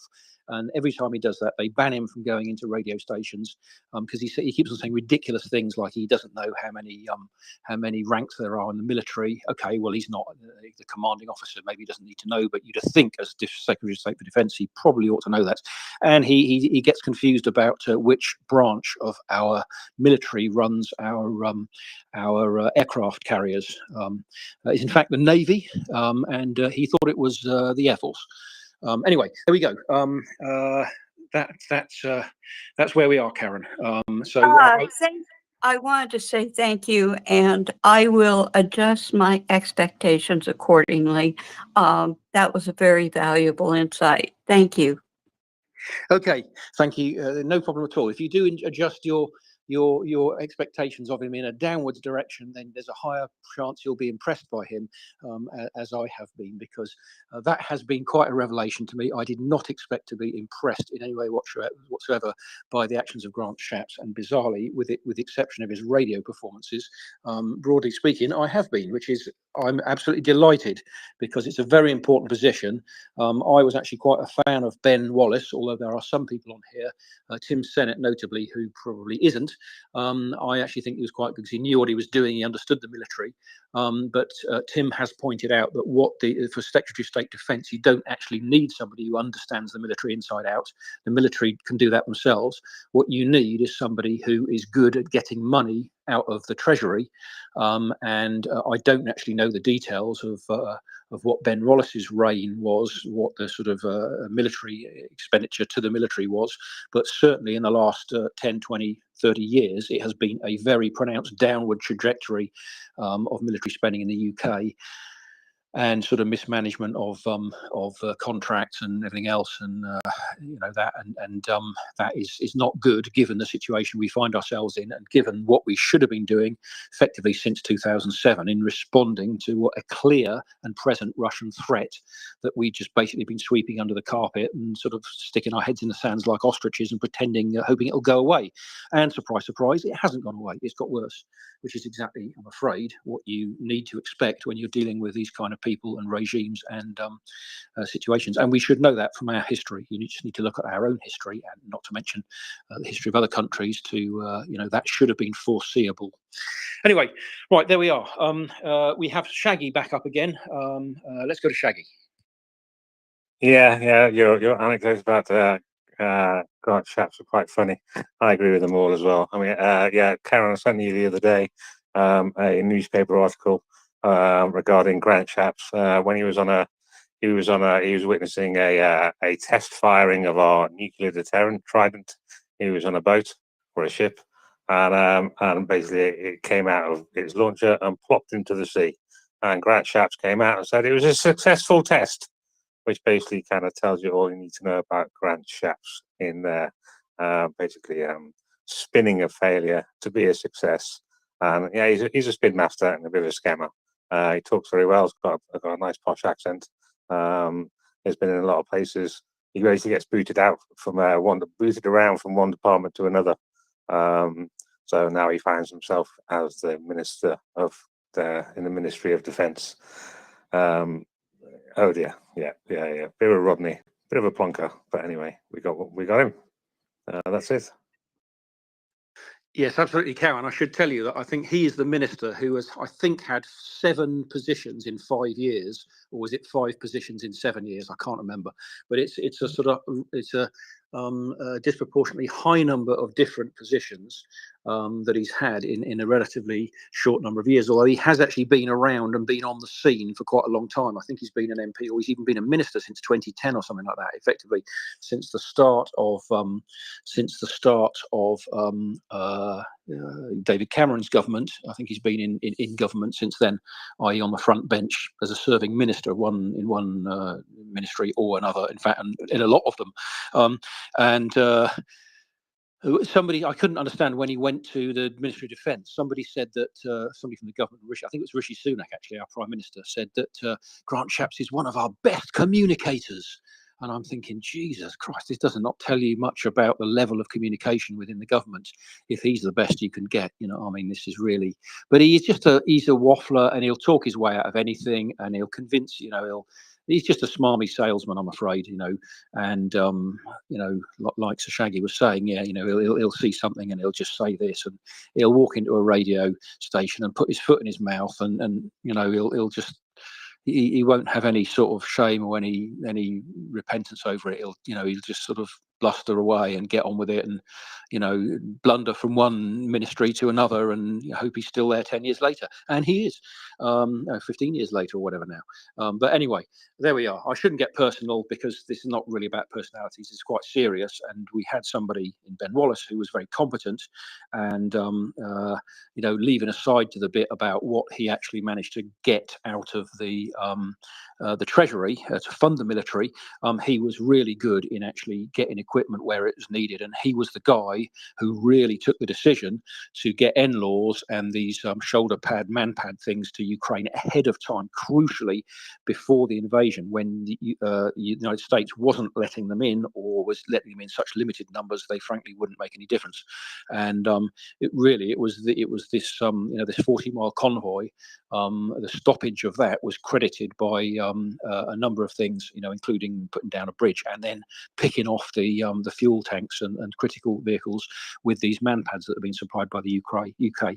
And some people say that had it not been for the UK and what Ben Wallace did ahead of time, the Ukrainians may not have been able to have that outcome in Kiev. Whether that is or isn't the case, well, who knows? There was certainly sort of very strong rumours, I think based on fact, that Ben Wallace actually had stuff on planes sitting on UK tarmac waiting to go before he got Boris Johnson's sign-off. And while the stuff was already loaded on the plane, he then got Boris Johnson to sign off. And Boris Johnson, of course, is not a details man. He sort of does the direction, and the men below him do all the details. And that's in a way as it should be. And of course, Boris Johnson did sign off on them. So you can't totally credit Ben Wallace, because Boris, the buck stopped with Boris, and he took the decision to say, yes, send this stuff, or no, don't send this stuff. And he said, yes, send it. So you've got to give him credit for that. He could have been weak-kneed and he could have said no. So that's good. But the fact that Ben Wallace actually had the stuff on allegedly, I can't vouch for this myself, I didn't see it, but allegedly had the stuff, various stuff on planes before he actually got the sign-off to actually send it. That does tell you there's a level of sort of operational competence that rarely is exhibited in our governments, who are very good at screwing things up and doing things very badly. In particular, an area that I work in at the moment, the transport area of transport, the Department of Transport seem to be completely messing up our railways in all manner of ways, and they seem to be doing the same with the health service. They seem to be the same with the Royal Mail, probably the military in terms of procurement and contracting and making bonkers decisions. And it's difficult because the state is important to us and we rely on it, and we expect our politicians to serve our interests. But by and large, the quality of our politicians, and I think this is reflected in America as well, has been on a downward trajectory for quite some time, and we have been left with some pretty unpalatable choices. And I think that's not dissimilar in America, although I do not want to go back into American politics, so I better not say that. Right, so Shaggy, let's go back to you. Yeah, I think the difference between Ben Wallace and Grant Shapps is Ben Wallace genuinely, I think, tried to fight for the armed forces, whereas Grant Shapps, he may be considered by Sunak to be a great communicator just because he's a yes man. So he'll say everything's fine. He's that bloke on the Titanic who's saying, yeah, everything's fine, when it's clearly not fine. He's your spin master in there, Sunak's man, saying everything's going hunky dory when it's clearly not. And he'll keep on doing that as well until something really fucks up. Then he'll be booted somewhere else to some other department. But anyway, that's it for me on Grand Shafts. Yes, that would certainly be a pattern of consistency if that happens. That's what's happened so far. So why should it be different now? I don't know. But yeah, I think that's correct. I can pretty much agree with that. I hope he doesn't screw up the Department of Defence, because this, unlike his previous departments, transport and stuff like that, it's not a sort of a situation of critical national importance, and you don't have people losing their lives over it, or certainly not in the number that they are, in Ukraine at the moment. So it is. He's suddenly found himself in a very important position rather. I mean, when I first heard that he had been appointed to Defence Secretary, I absolutely did a face palm. I absolutely just could not believe it. I could not imagine anyone else, less appropriate, less appropriate to actually take over the position from Ben Wallace. But there we are. He's done okay. I think it was 31st of August, if I remember correctly, that he came in, and he's been almost 6 months now. And apart from these stupid nonsense with NATO with nuclear test missiles and stupid feet in mouth in radio studios, he's not actually done anything catastrophically wrong, and he's done a number of things right, including the tone of the message of standing up to Putin. But this is because, like I say, he's just a self-published and a sort of, guy who likes blowing his own trumpet and making great announcements, and that's it. But that's just my personal opinion. That's hope you've learned something about that, Karen. And yeah, I mean, but bottom line, our politicians over here, frankly, aren't that great either. So there we are. Right, we are now 1837 British Summer Time. That's 1737 UTC, 2037 Kiev time, and in the United States, we would be something like 1437 Eastern Standard Time, and project backwards from that from all the other US time zones. Australia, I can't really deal with because it's too complicated, but that's probably middle of the night or very early morning for them, so they're probably all asleep and in bed. And we are MriyaReport, broadcasting on Twitter 24/7, 366 days a year in support of Ukraine, and firing back against Russian disinformation narratives, and helping to fundraise for non-lethal aid for Ukrainians, both civilians and those fighting in the military on the front lines. So that's who we are. That's what we're doing. Please retweet the space. Tell your friends about us, and do what you can. If you are able to donate, we have a fundraiser live at the moment for tactical gear for 2 units of the SBU Alpha units, which is the Ukrainian Special Forces. So if you are able to donate, that would be very much appreciated if you can afford it. Right, we have no hands up for the first time in about 2.5 hours. So either the conversation has exhausted itself, or it has reached its natural conclusion. For those of you who may have been tuning in recently, we have not been directly covering Ukraine. Well, we have, but sort of tangentially.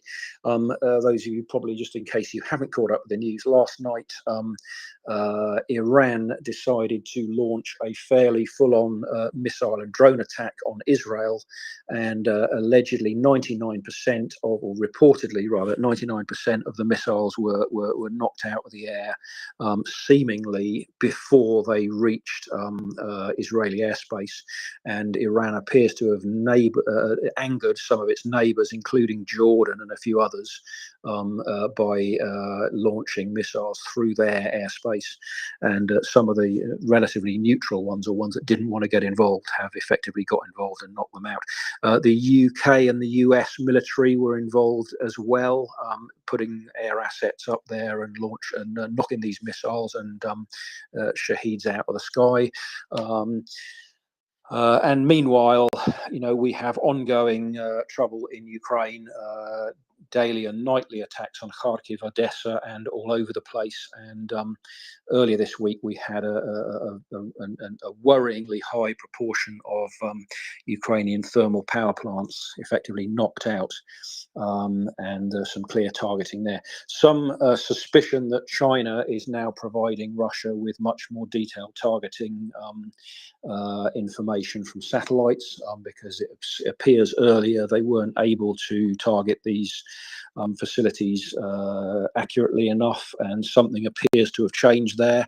Whether that is the case, who knows? I wouldn't mind betting that China are up to no good behind the scenes. We know what their agenda is, we know what their regime is, we know what their leadership and their aspirations are, and they're not good, and nor are they, frankly, aligned actually with Russia, other than as a sort of marriage of convenience for the current situation. If you know anything about Russia and history, Russia and China's history together, frankly, they don't really like each other. They despise each other. They've got quite a difficult history. China has designs on vast tracts of territory in Siberia and Russia's Far East, and the chances of this going well, into the future is, I would say, probably around about zero. But China, it seems to be just sitting back and playing the long game, and kind of benefiting from Russia's subjugation of itself economically to China. So China can then basically be in a strong position to start dictating all sorts of things to Russia, in the same way as it dictates stuff to Africa, and engages in predatory loans, and all manner of nefarious activities, and that isn't good, because we know what the risks are over in China, and one of the reasons for the US to act decisively in Ukraine is because it will head off the threat from China, which we know is real, because they have done their dress rehearsal on Taiwan, and they want to take over the free island of Taiwan, and I think they're entitled to do that. In reality, their regime is frankly not legitimate in any way, shape, or form. Same with the Russian regime. It's not elected. It's not accountable. It's basically an authoritarian dictatorship, or a totalitarian dictatorship. They are harnessing technology against the people in terms of facial recognition and controls on everything, including information and the media. And it's not good. If that is the future, then we all ought to be worried about it, which is why it's important we support Ukraine in the fight for its own independence and survival, and its own population, and the right to determine its own future course of history, and where it wants to go, and alliances, and affiliations. And I have no doubt whatsoever that when this thing is all done and dusted, Ukraine will end up in the EU, and will almost certainly end up in NATO. And if it doesn't end up in NATO, then the chances are they will require to reinstate their nuclear arsenal. And in my view, they would be perfectly entitled to do so. Bear in mind, they've had it removed from them. That was due to pressure from the Clinton regime, and they surrendered the world's third largest nuclear arsenal, and now find themselves basically unable to defend themselves adequately against a very aggressive and resurgent neighbour, which everyone, they thought, presumably, and we thought, was something from history, but it clearly isn't from history. It's ongoing, and which is why this threat needs to be dealt with and addressed. And it's rather worrying that it's not happening. Anyway, that's a little bit from me. We have about 15 minutes or so before Tracy and myself, I think, are relieved by our next co-hosts. I think that is possibly Axel and Chuck. So we should have more military perspective from them. I'm sure they will both have something to say about the events of last night.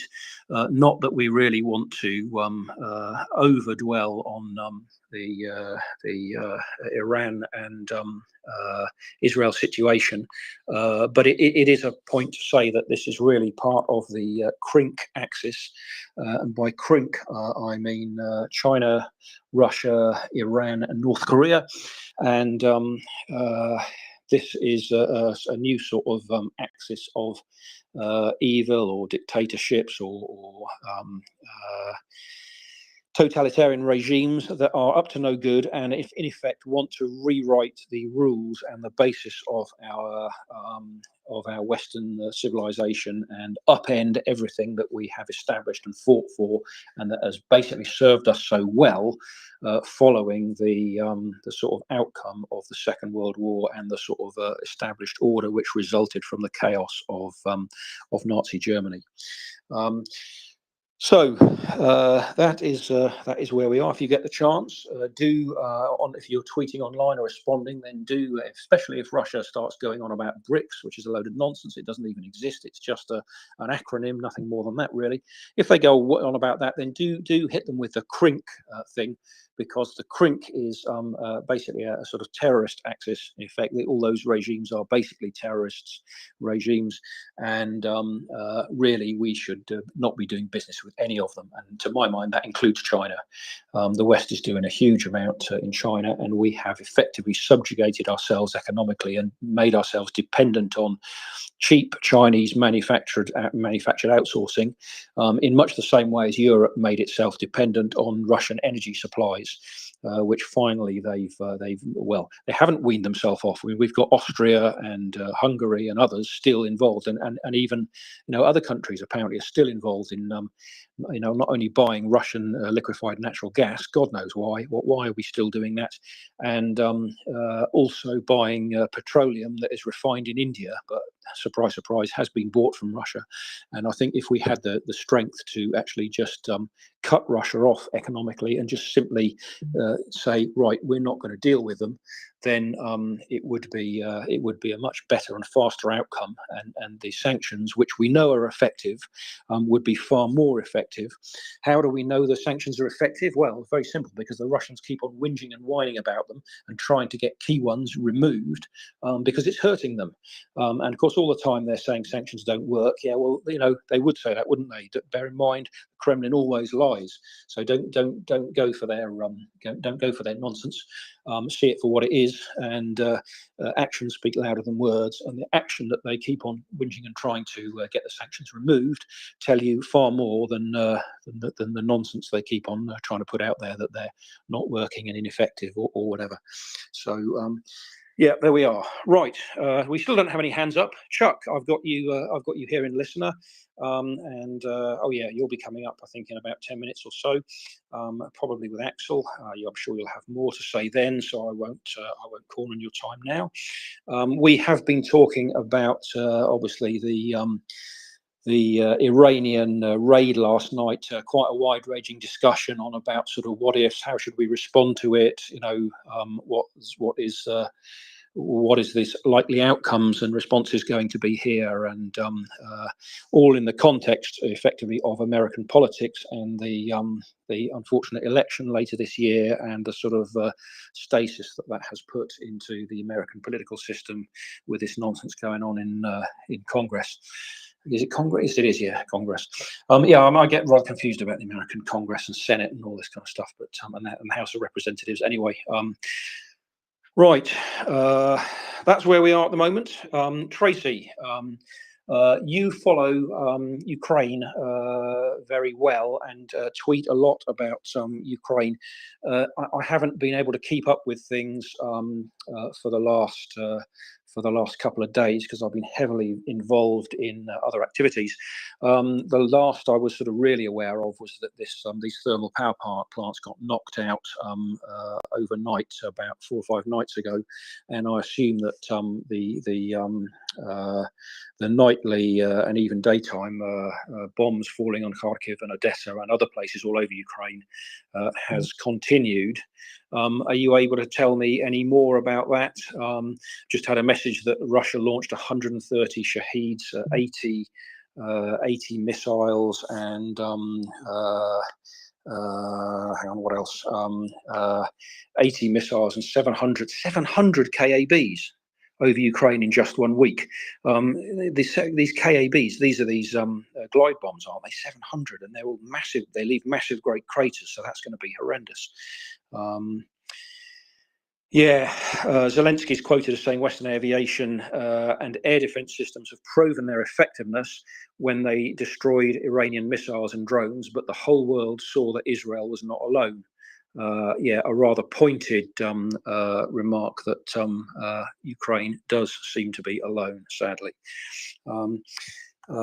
Anyway, Tracy, if we haven't put you to sleep, I know that you're not a great fan of talking about Iran and all this other stuff that's going on.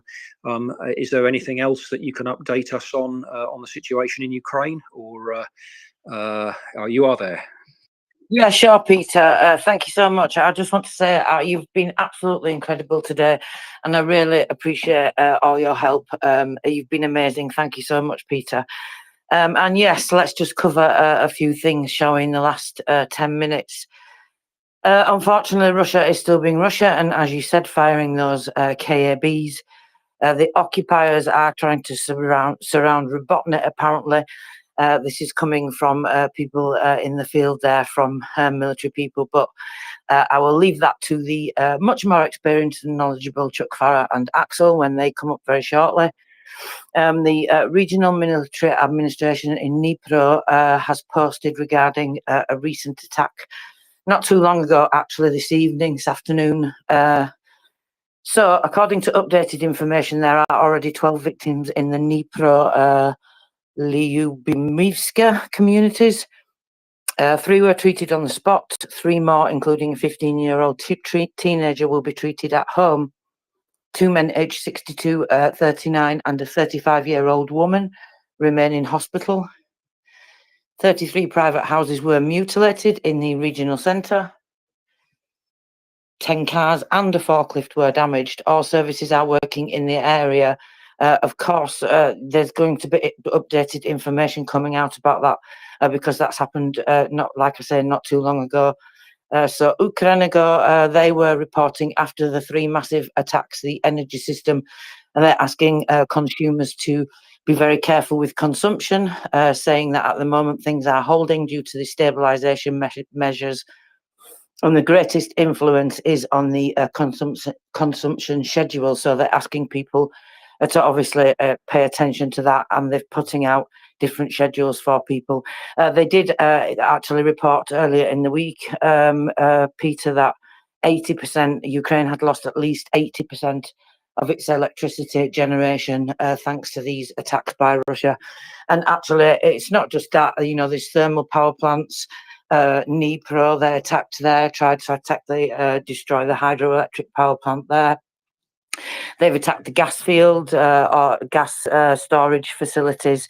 Naftogaz reported that this week as well.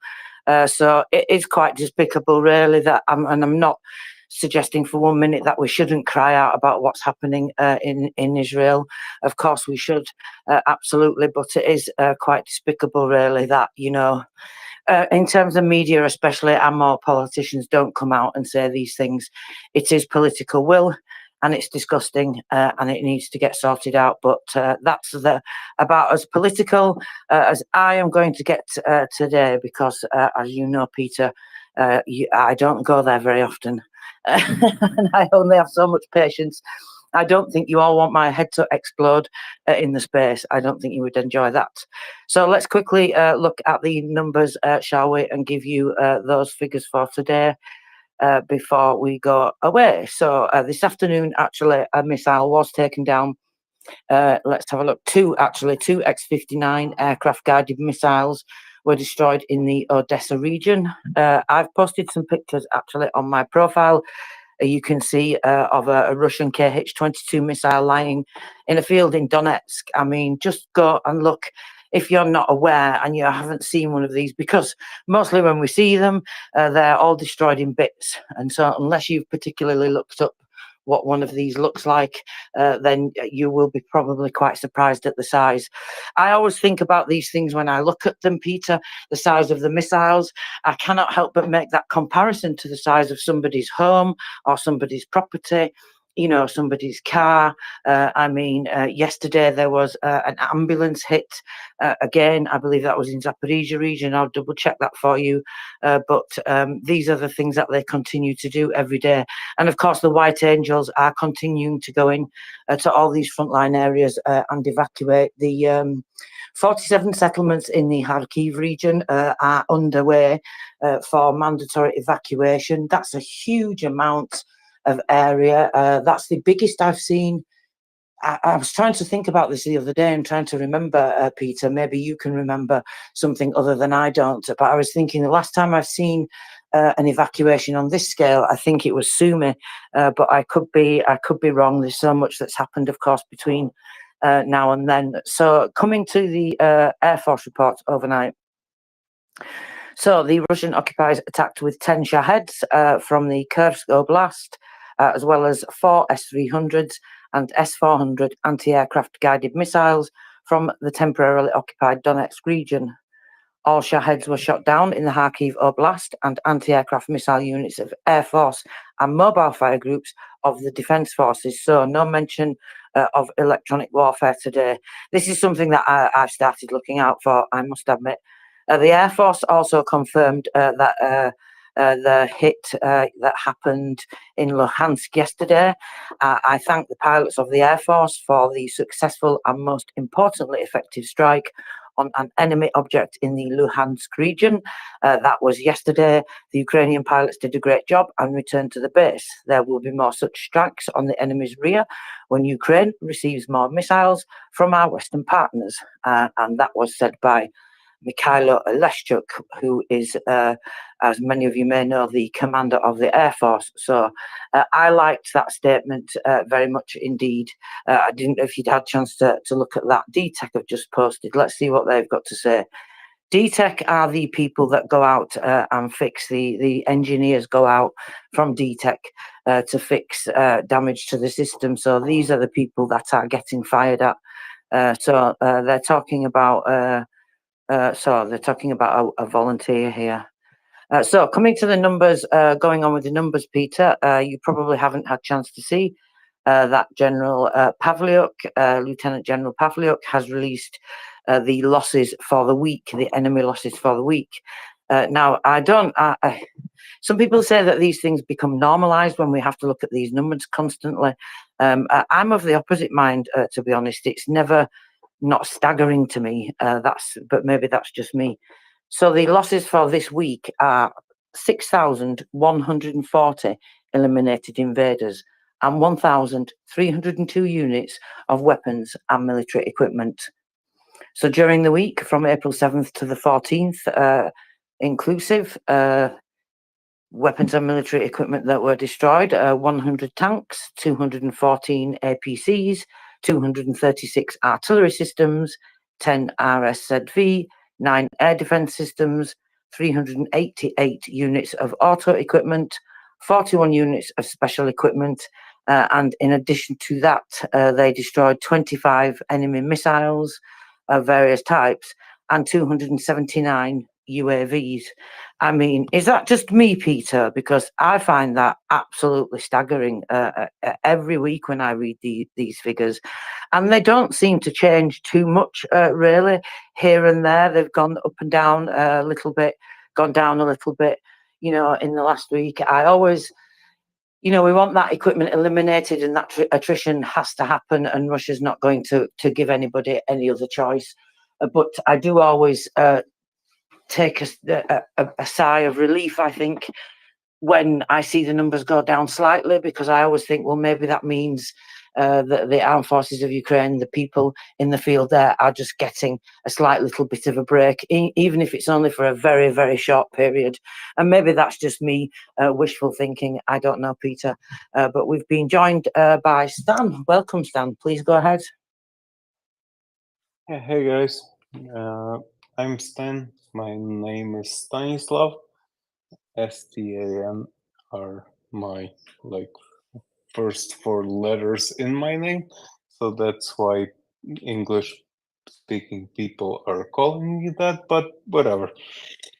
I just wanted to say that what's happening now with Iran and Israel, in my opinion, is a direct continuation of indecisiveness for 2 years in Ukraine that the West was doing. And as a Ukrainian, I believe more that Iranians are not Iran than that Ruski are not Russia. And bear with me. It's because Iranians went in, protested, died. Women were killed. Guys were killed. They were protesting for the last 3-4 years. Sorry, Stan, I accidentally muted everyone. Open your mic up and carry on. I'm sorry about that. Yeah, I was saying that Iranians were protesting, they were killed, women, men were killed, and they were not successful, unfortunately. And so that's where I come as a Ukrainian to say that what's happening now with Iran and Israel is not really what's happening with Russia and Ukraine, because Iranian people did protest 2 years ago, a year ago, etc., etc. In Russia, we didn't see it.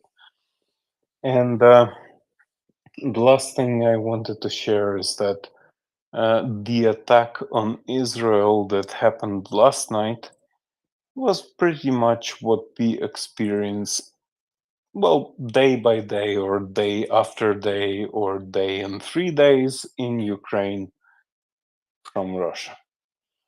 So if you're reading headlines that say it's the biggest attack, whatever, whatnot, it's not true, because we are just living here with it.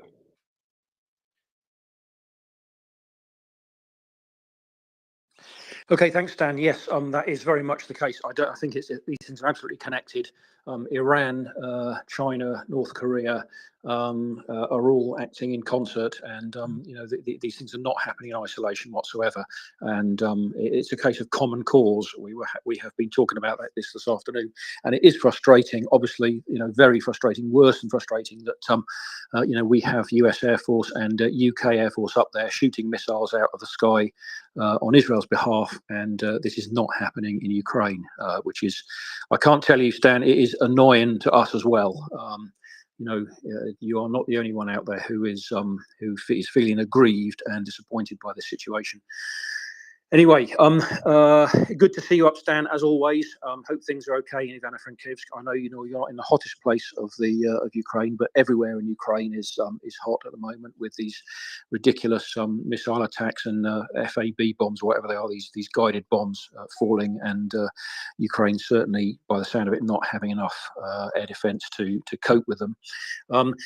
Myself and Tracy are now due to step down. In fact, Tracy has already stepped down. Chuck has come up to the, he will be coming up to the co-host seat soon. He's in speaker, and Axel will be as well. So as soon as either Chuck or Axel is in a seat and their audio is verified as good, I shall be dropping down myself.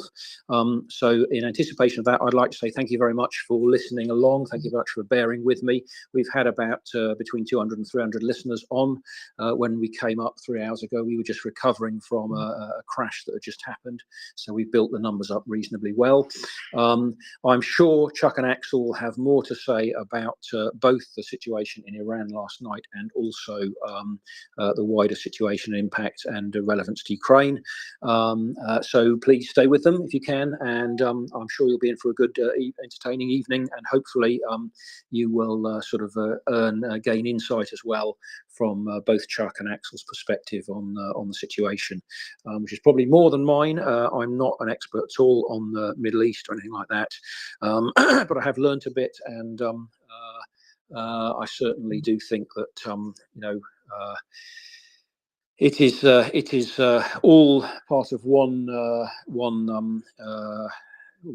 effort, and we would do well to join up the dots, as Ben Hodges has been saying, and treat it as one sort of aligned attack, rather than trying to put these things in separate boxes and treat them independently or separately, because we're missing part of the picture there.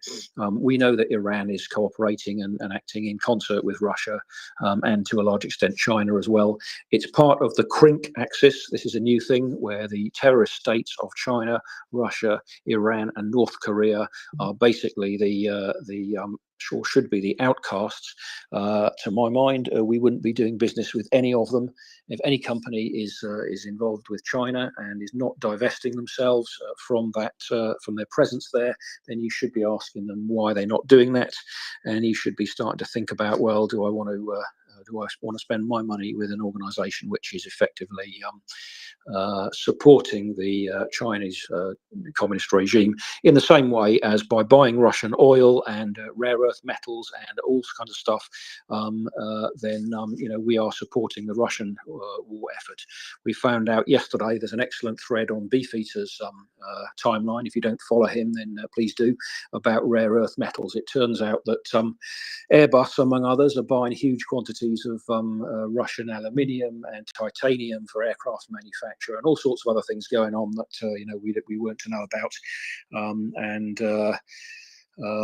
Frankly, that should have stopped 2 years ago. Why is Russia in a stronger position now than it should be? Because it's able to benefit from the revenues it's making, not only from its oil sales and higher oil and commodities prices, but also from other sales of non petroleum and carbon assets, like things like rare earth metals and other goods that unfortunately there are still too many customers for. We should know from our history that when you do business with these regimes, it only encourages them and supports them and keeps them in power, when really they shouldn't be in power. They deserve to collapse. And it is a continuing source of frustration that they are still there. Anyway, meanwhile, Axel has now assumed the seat, so I'll just check his audio is there. And if it is, I will make way for Chuck and just finish by saying Slava Ukraini. Thank you and good night. Hello, Slava. Peter, thank you. Nancy, thank you for a great show. I was listening in, enjoying it immensely while frantically show prepping, because you don't go on with my esteemed, learned co-host Axel unless you've got your stuff together. So Axel, hello good. from across the sea. And thank you for the kind words, given the fact that today, on the one hand, one would love to find ways to make light of all these topics, but then again, there's currently decisions being taken in Israel which will have a significant impact on the whole fight against Russia, Mordor, Iran, China, and North Korea. So it'll be interesting to see to what extent Israel will act, in what form it will act, what it will specifically target, and how they will tear down the capabilities of Iran. We've seen propaganda of Iran and its allies and its gullibles already in full swing throughout the night. We've seen wonderful, say important features and lots and lots of manipulated content out. Even goes as far as gullibles in the US now hitting each other. It's quite interesting, but at the same time, it is the same fountain of bullshit which we are already used to. So lots and lots of pictures wrong, lots and lots of videos showcasing supposed effectiveness of the Iranian attacks. As it seems, British, American air defense capabilities and Air Force and naval aviator capabilities have taken down, together with the Arrow system, close to 99% of what Iran had levied against Israel. However, these saturation attacks evidently will take a toll, and it's questionable as to whether one should tolerate this much further. Well, this is not a boxing match, Chuck, right? So this is not Ali Boumayev and wait for him to box himself to wait for the adversary to box themselves to being tired and then hitting back. I think Israel is expected to take very serious steps. Or what would you think? Yeah, I share your opinion exactly. I'd also add this. The mullahs in Tehran this morning are forcing themselves to recalculate, reassess their strategic strike capabilities. Although this was an absolute nail biter of an attack, to put this in the bluntest terms possible, this was an utter failure of Iran to project power. So approximately 300 threats were detected. What happened was, of those 300 threats, 170 UAVs, Shaheeds, 120 ballistic missiles, and 30 or so cruise missiles. Of all those threats, only three out of 300 actually landed anywhere close to their targets. At least 2 of those hits we know were at an Israeli air station in the Negev. Israeli battle damage assessment, and again, this is coming from one side, one protagonist in this fight. They say some minor damage occurred to some infrastructure at the airfield. So Iran, who has promised for the last 2 or 3 decades to turn Israel into a lake of fire, it didn't work too well, Axel, did it? I was just about to say, how well has that worked for them since they started out on this mission? Because evidently it is one of the key founding myths of current Persia that they need to find a way to eradicate Israel, right? I mean, this is from the very days of what was then a well-sponsored and well-supported mission of bringing the mullahs in and getting rid of Shah Hassan Pahlavi. Since those days, a large part of Europe was supportive of that. I'd say we should have learned, we should have probably listened, and it's pretty clear what they want. Well, the other thing that was happening here, and everyone on the Israeli side of this equation had to treat every single incoming threat as though it were a possible WMD, a chemical munition, heaven forbid, a nuclear weapon. Although Iran's pre-strike rhetoric didn't rise to that level, we also know now that Iran alerted some of its neighbors that this attack was pending. So it was a situation where Israel was ready to meet the threat. Very interesting to me that among the nearby nations and allies participating in this, there were U.S., Britain, and France. Their own fighters were intercepting incoming threats, as was the Jordanian Air Force.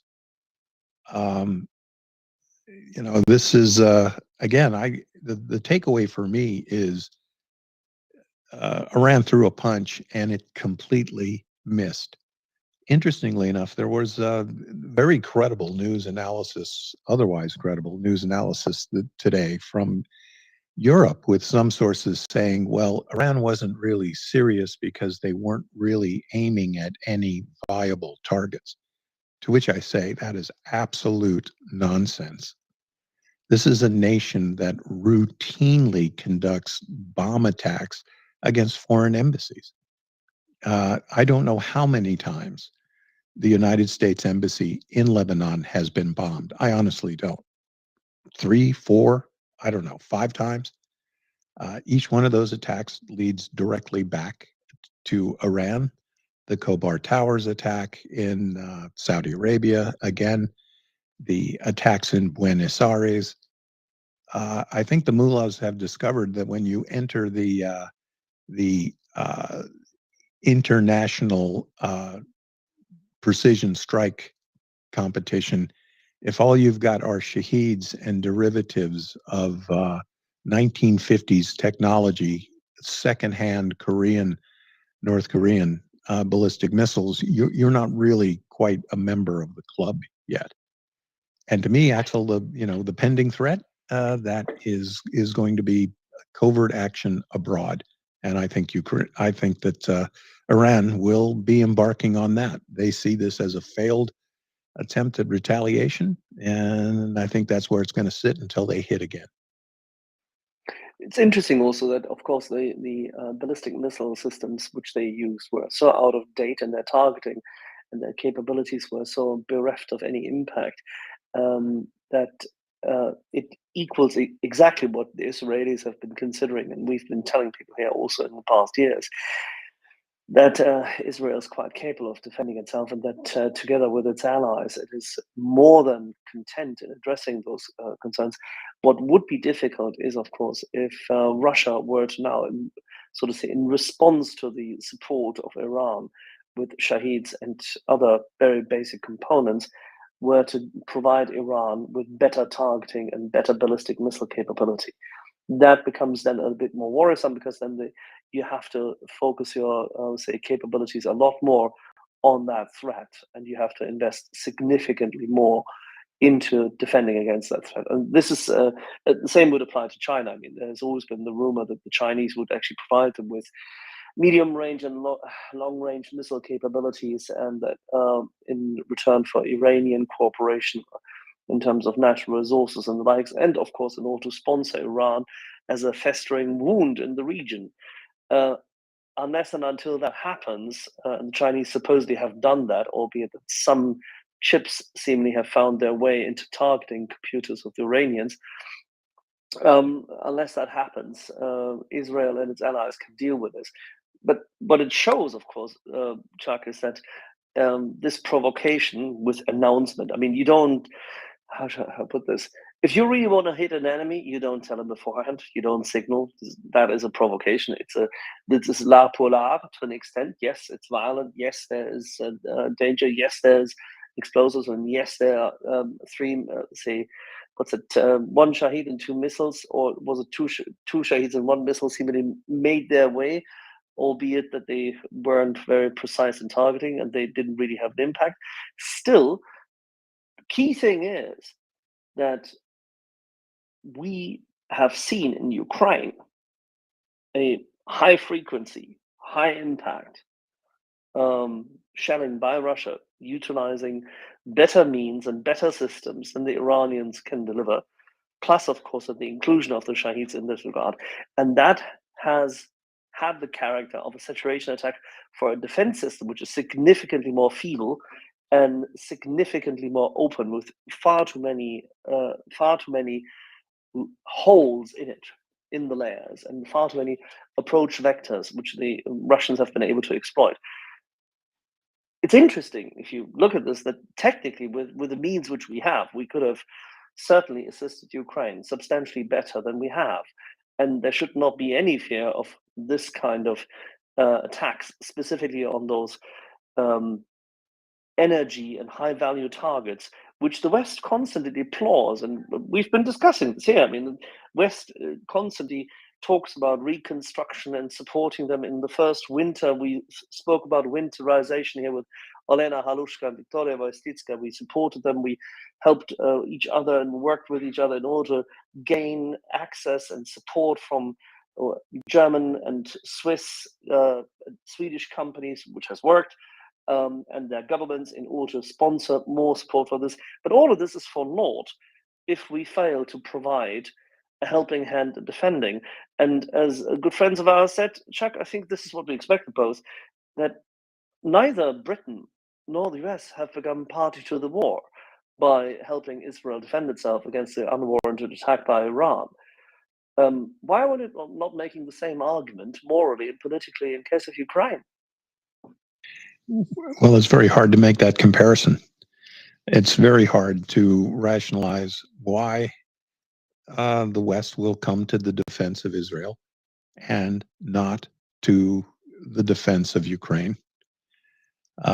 In both cases, well, in the one case, I guess Washington, Paris, Amman will they each have special pleadings.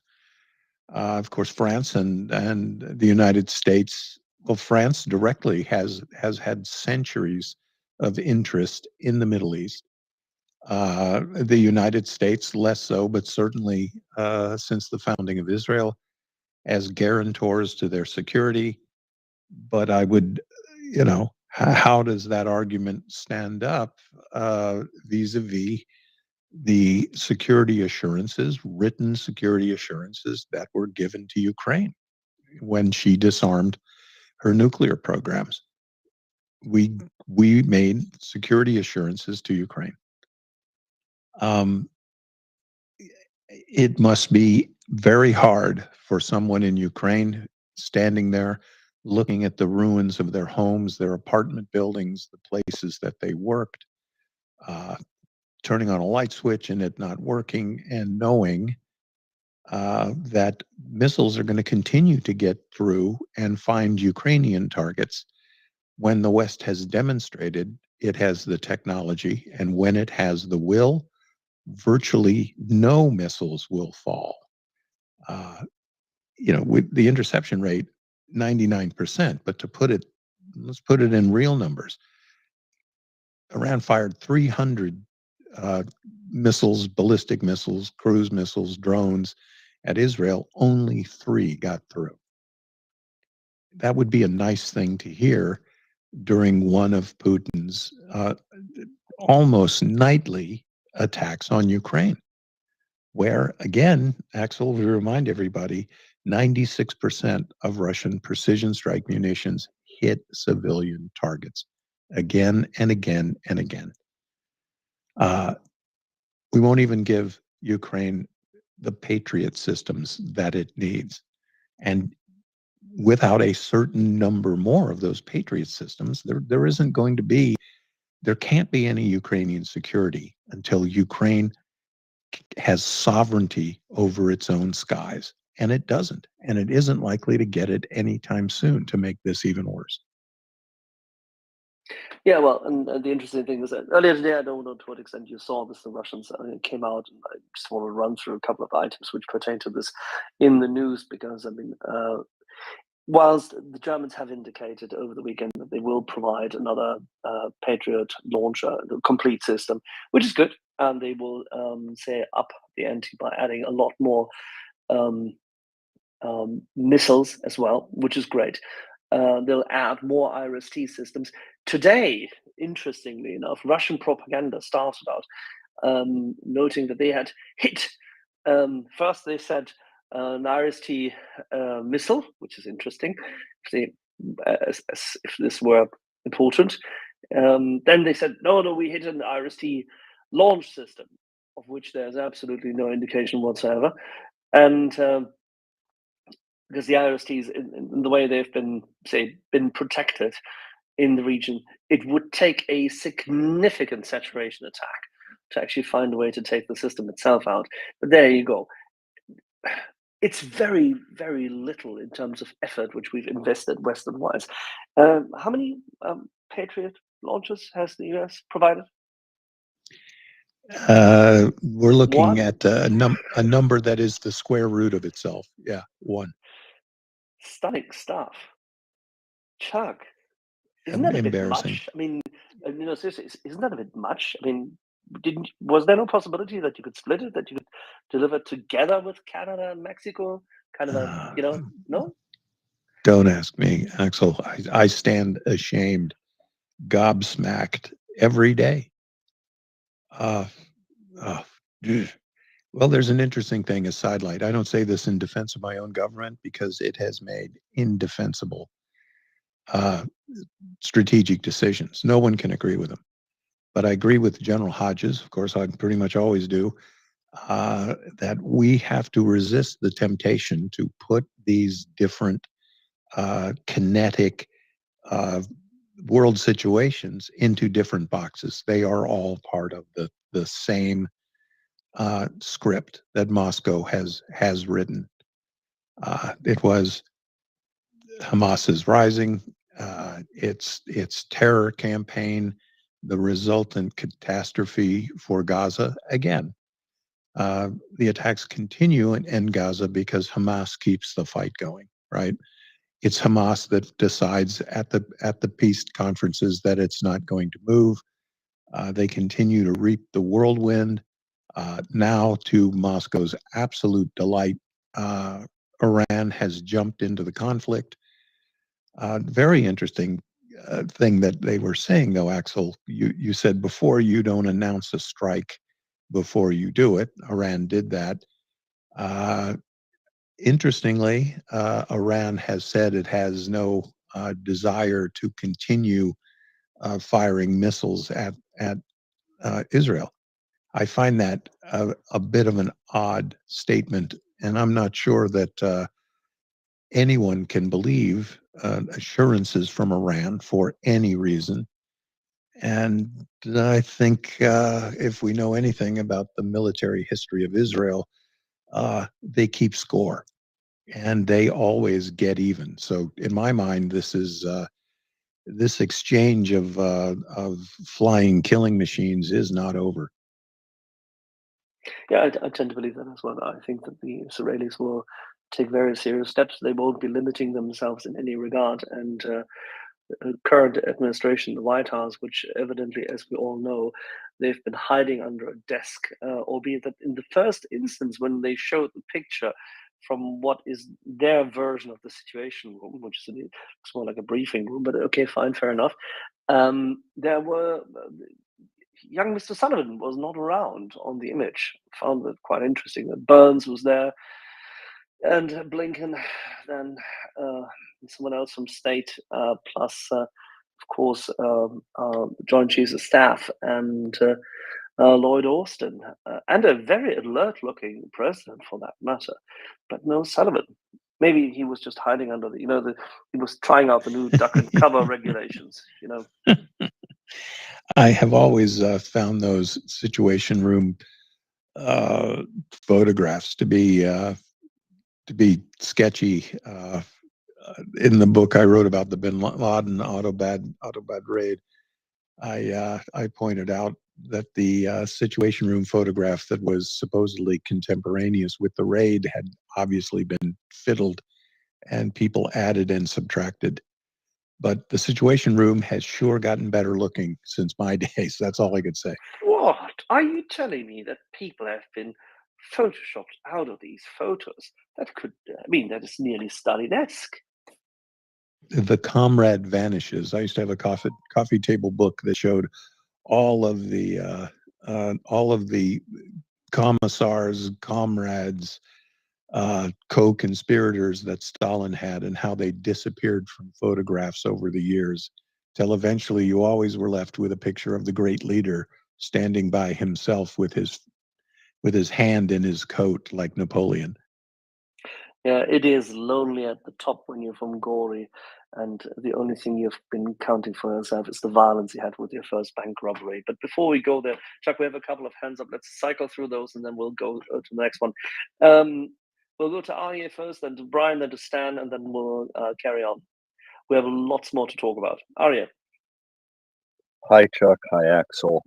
Been enjoying listening to you guys. I have a couple of comments, and then there was one or two things in regards to Stan. I'll go through really quickly. First, Russia has come out and publicly stated that they support Iran in the attacks and that Iran was justified in their actions. This is important to remember. In regards to the type of missiles they're using, right? These are not their best missiles. You know, Hezbollah alone has 300,000 as of pre-coronavirus reports from multiple Israeli SPOCs and military officials.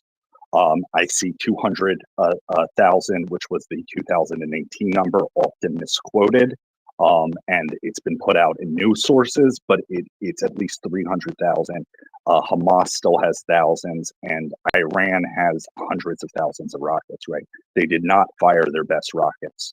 You know, Axel, you're extremely on point with the announcing of this, with the Americans giving warnings before. This was well known this was going to happen. This was not a serious attack on their part. And I will disagree with anybody who says if they were actually trying to do a real full-on attack, right, there would have been more waves, it would have kept coming, and then it would have intensified. They would not have let up, and there would have been a lot more. This was them testing the waters. They wanted to see the international response to this and what would happen. They did not plan on serious damage. If they managed to hit a city or a base or something, they would be happy. But tactically, unless one of those things had a dirty bomb, the chances of major damage, especially once we knew the US was involved, right? And all of these countries were involved with their air defenses and their planes, went extremely low, okay? They were testing the water. They wanted to see the response. In regards to Ukraine and giving aid, right? We need to do more. I completely agree. But I would caution that it's important to remember that part of the reason the world, including a country like Jordan, which hates Israel, reacted to this is trying to avoid an actual situation. Right now, the world can say to Israel, "Look, you have to control yourself. You don't have a right," even though they've never done that to a country in a similar sense. Right? You can't attack back. Don't attack back. They didn't actually kill anybody. Don't attack back. We helped you defend yourself. We'll stand by you and defend you, but don't attack. It's self-serving. It's not. You know, it's out of a wish for personal, you know, to avoid it. In regards to, you know, these being interconnected, they are 100% interconnected. Ukraine and Israel at this point, whether the governments in both countries wish to admit it or not, and the Ukrainian government has said it, and the Israeli government has said it without directly saying it. You know, the former head of the Ukrainian military, right, said these are two fronts in the same war. What happens in one will affect the other. And it is important to remember that. In regards to what Stan said, just a couple of things to remember. This isn't being said that it was the worst attack on Israel, right? There have been far greater attacks on Israel rocket-wise, even from Hezbollah and Hamas. Which have done real amounts of damage and done a lot more. It was the first attack from Iranian soil, right? So till now, Iran has been playing a game where they do not directly attack Israel unless it's terrorist attacks on people outside of the country and stuff, right? They support various terror groups, and when they want to retaliate, they call up their puppets and tell them, launch a couple rockets, do this, do that. Okay. So it's the first attack like that. And in regards to one other thing you said, you know, you have to remember there's been over 13,000 rockets, thousands of mortars and UAVs, daily terrorist attacks, right? On yesterday, when all this was going on, there were 2 shootings, 3 stabbings, and they found a 14-year-old boy who had been murdered the day before while out shepherding sheep. So, you know, it's the same. It's not the same, but it's a very similar situation to Ukraine, right? Neither suffering is greater or lesser, but this is not an isolated incident, and the media does not properly cover on Ukraine when it comes to this type of stuff. They're even worse when it comes to Israel, okay? So it's important to remember that both people are living under terror constantly from an aggressor, right? And those aggressors, while they are not, you know, in a formal military alliance are in an axis and are working together and are trying to do everything they can to destroy us.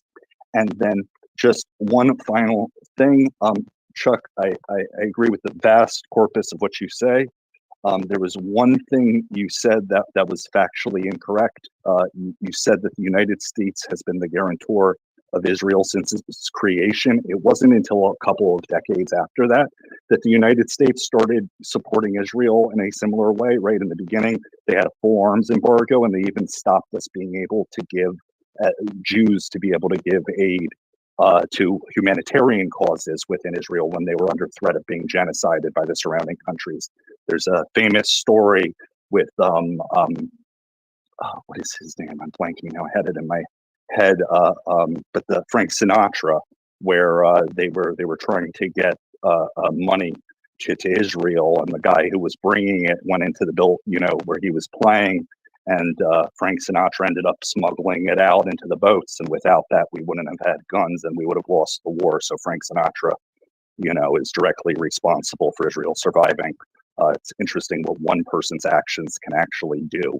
And make a difference. But I know that wasn't what you meant, but I just wanted to clarify it for the people here. And I think this is a very important discussion. I'm going to now listen and try not to mic hog. I appreciate everybody listening. Thank you. Not mic hogging at all, and I do absolutely stand corrected, because the initial position of the United States was highly negative, and I don't believe it was until well after the Suez crisis that the United States changed its perspective there. So thank you. I am always happy to be corrected.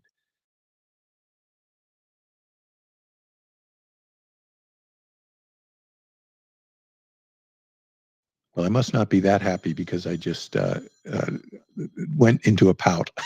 No, I actually didn't.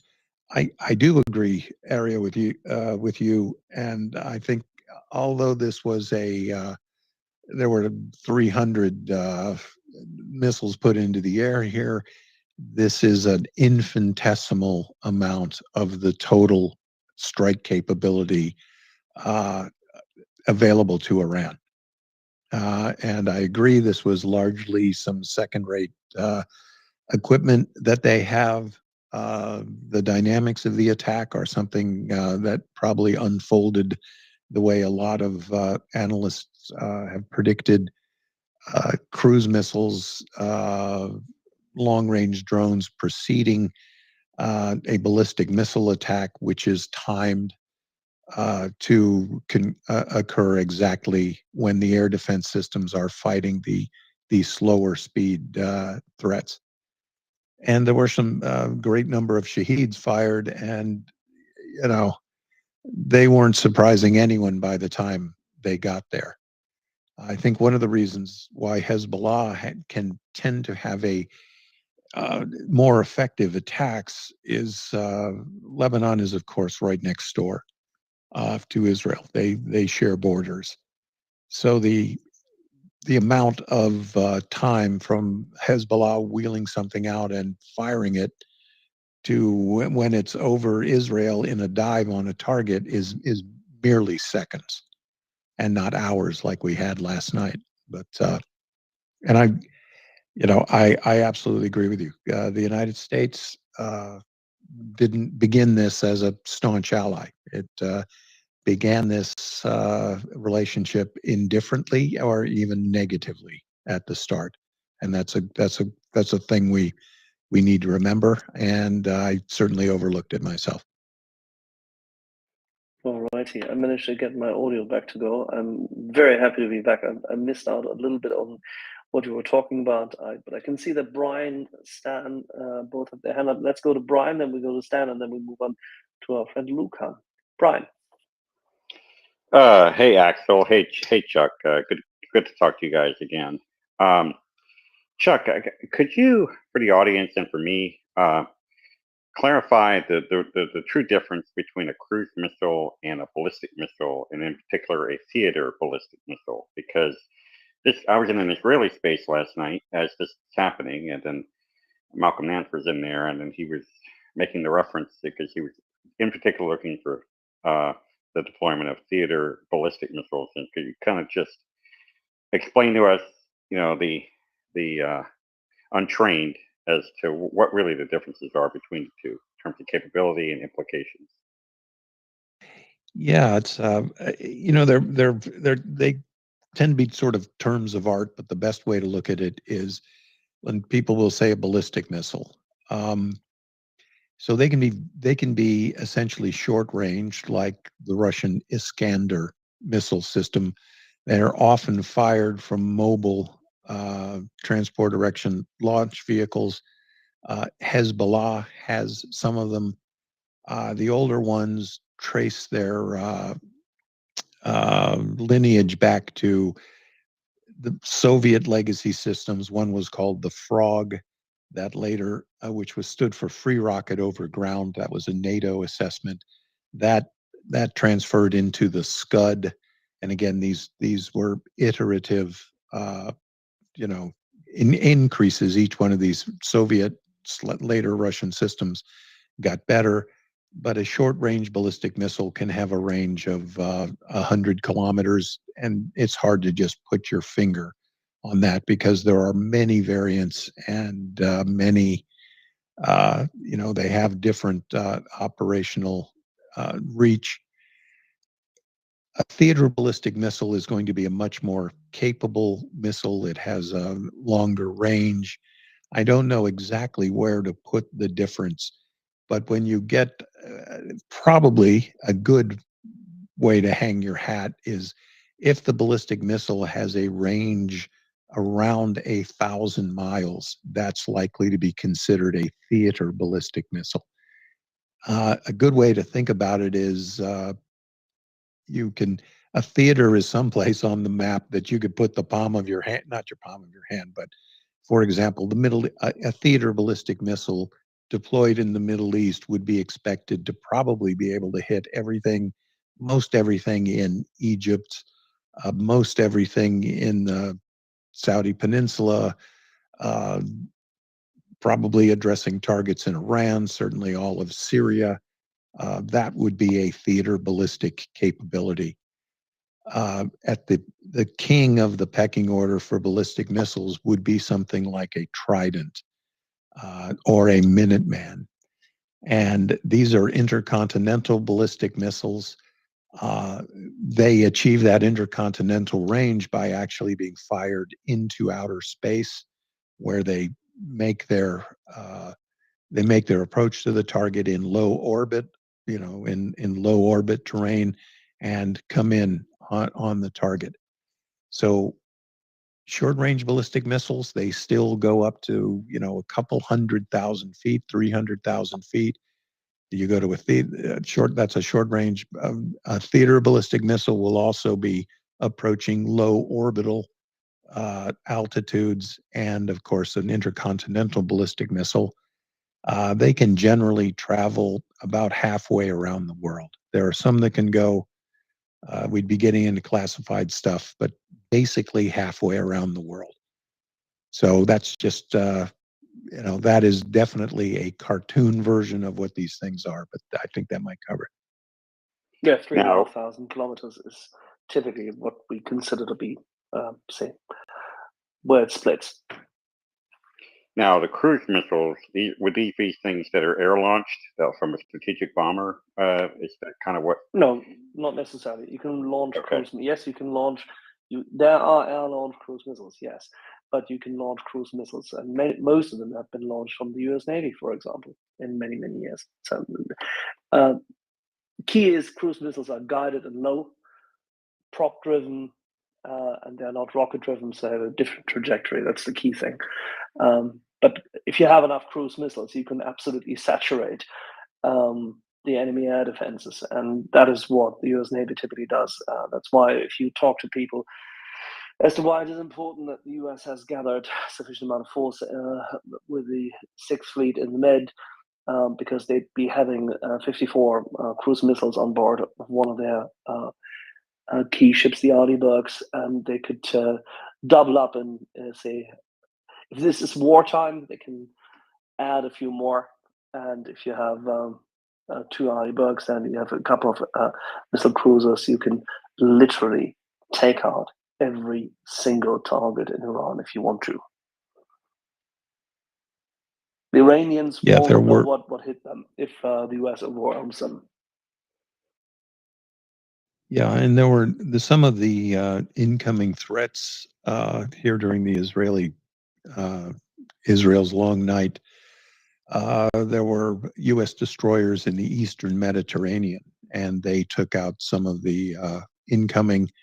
They simply said incoming threats, but they were likely to have been incoming ballistic missiles. I think that would have been the sort of priority target for something like an Aegis cruiser or an Arleigh Burke destroyer. And in terms of longer range cruise missiles, I'm on a little shaky ground as to whether or not Iran has a highly developed air launch cruise missile capability. I think that's something they want to develop. But I think they're going more with mobile, concealable ground launch missiles, cruise missiles. They lack Given that the they've aerial laund platform, Chuck. I mean, they have the old absolutely F4s from the Shah's time, so that ain't working.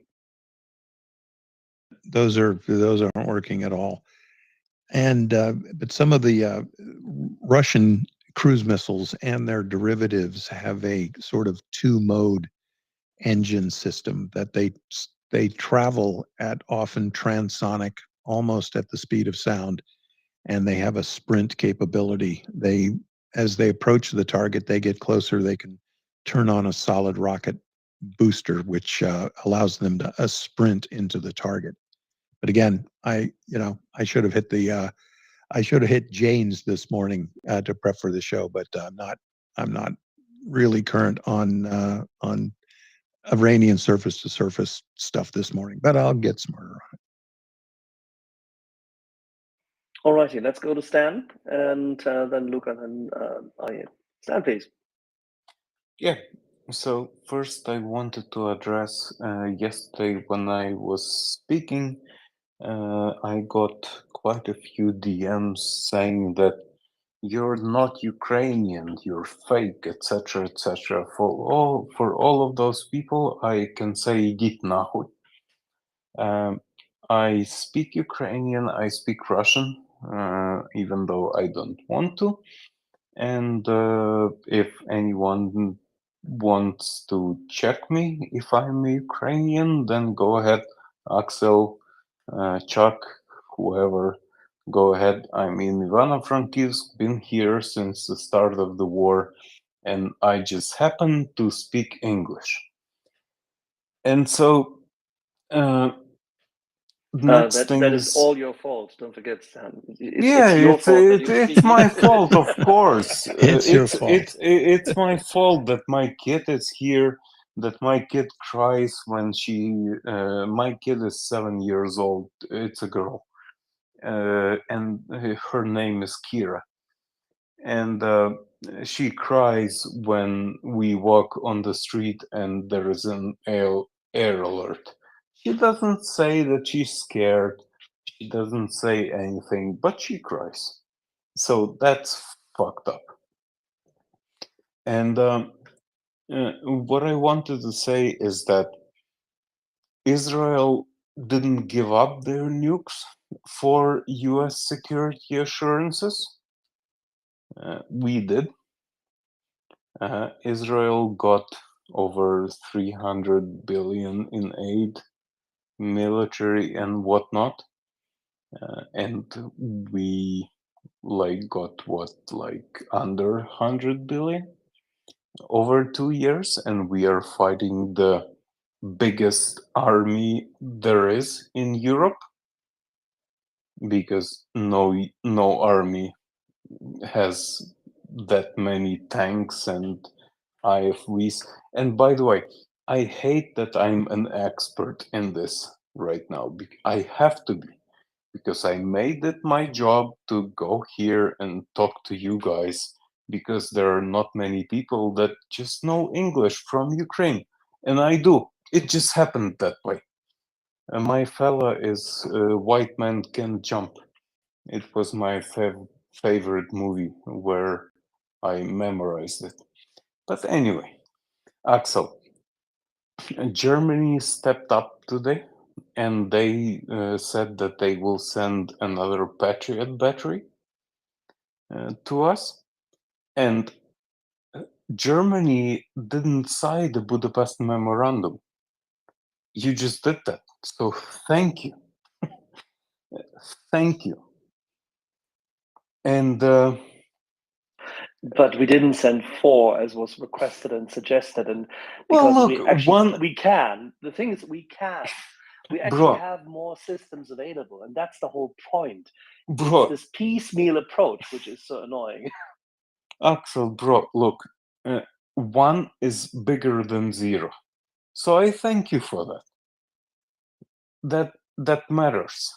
And so we've been asking to close our sky since the war started. If you've been around long enough, 2 years ago there was huge social media campaign.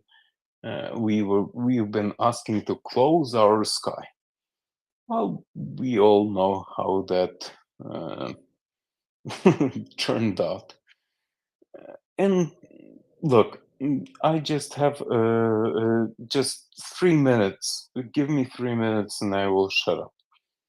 So one thing I have to say is that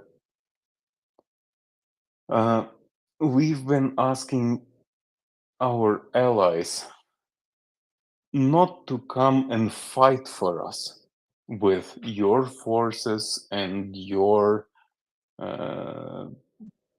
guys, etc., etc. We just send us equipment and we will do it ourselves. That's been happening for 2.5 years almost. And yeah, that didn't happen.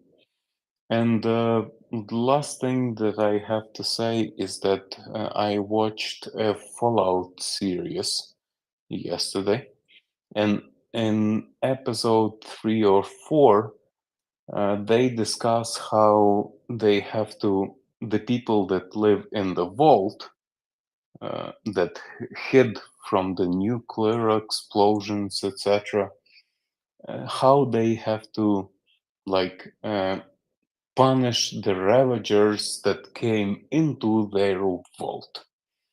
And what I'm trying to say here is that you guys in NATO, Europe and the United States especially, that is divided by the 2 huge oceans, you don't know what the war is because you are in NATO, because you are divided by those oceans.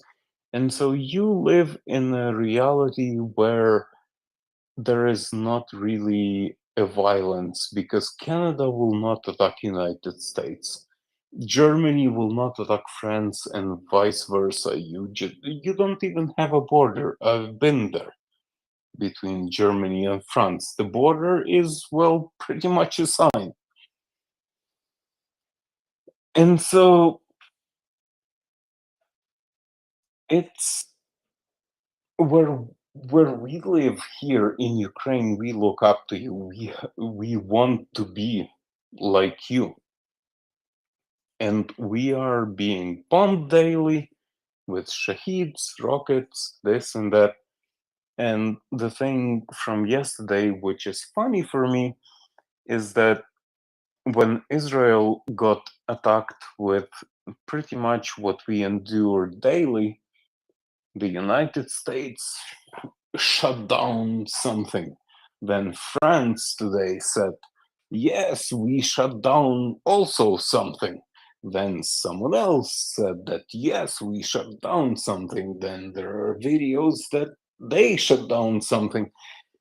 And it's such a hypocrisy, excuse me. Because we want to be like you. We want to live with the civilized world. And we are doing this for 2 years.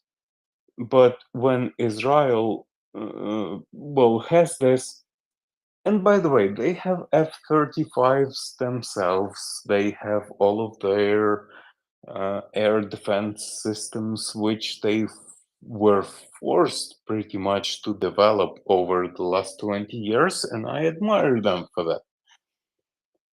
But you came to help them, but from where I sit, we only asked you for the equipment, and you said, yeah, F-16s you will have to learn for 2 years. Yes, Patriot, you will have to learn for 8 months. Yes, this and that. And it was always a help with a caveat. And it was never like a true ally. And I'm not blaming you. Maybe you should have not. But for 2 years, we've been dying here, trying to make it work, and maybe it's time for you to sort of like step in proactively. I don't know. Like maybe.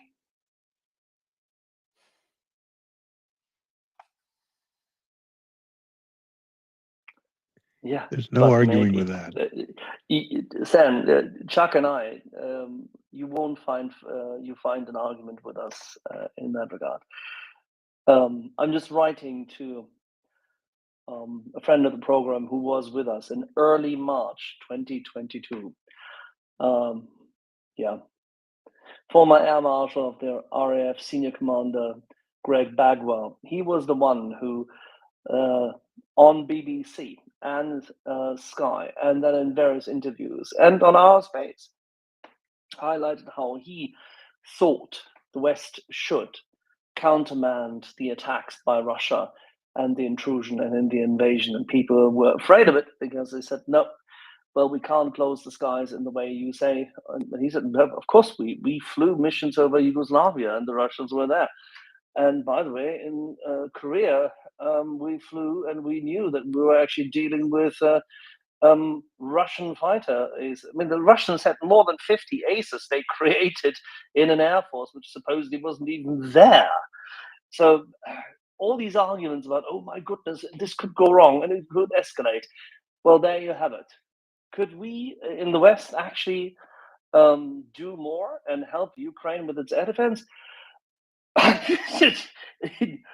Count on it. Of course we could. Are we good at it? Oh, yes, we are.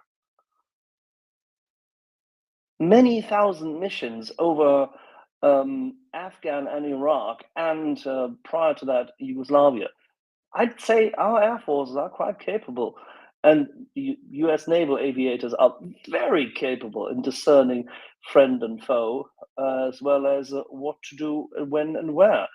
Would we potentially sustain losses? Oh, yes.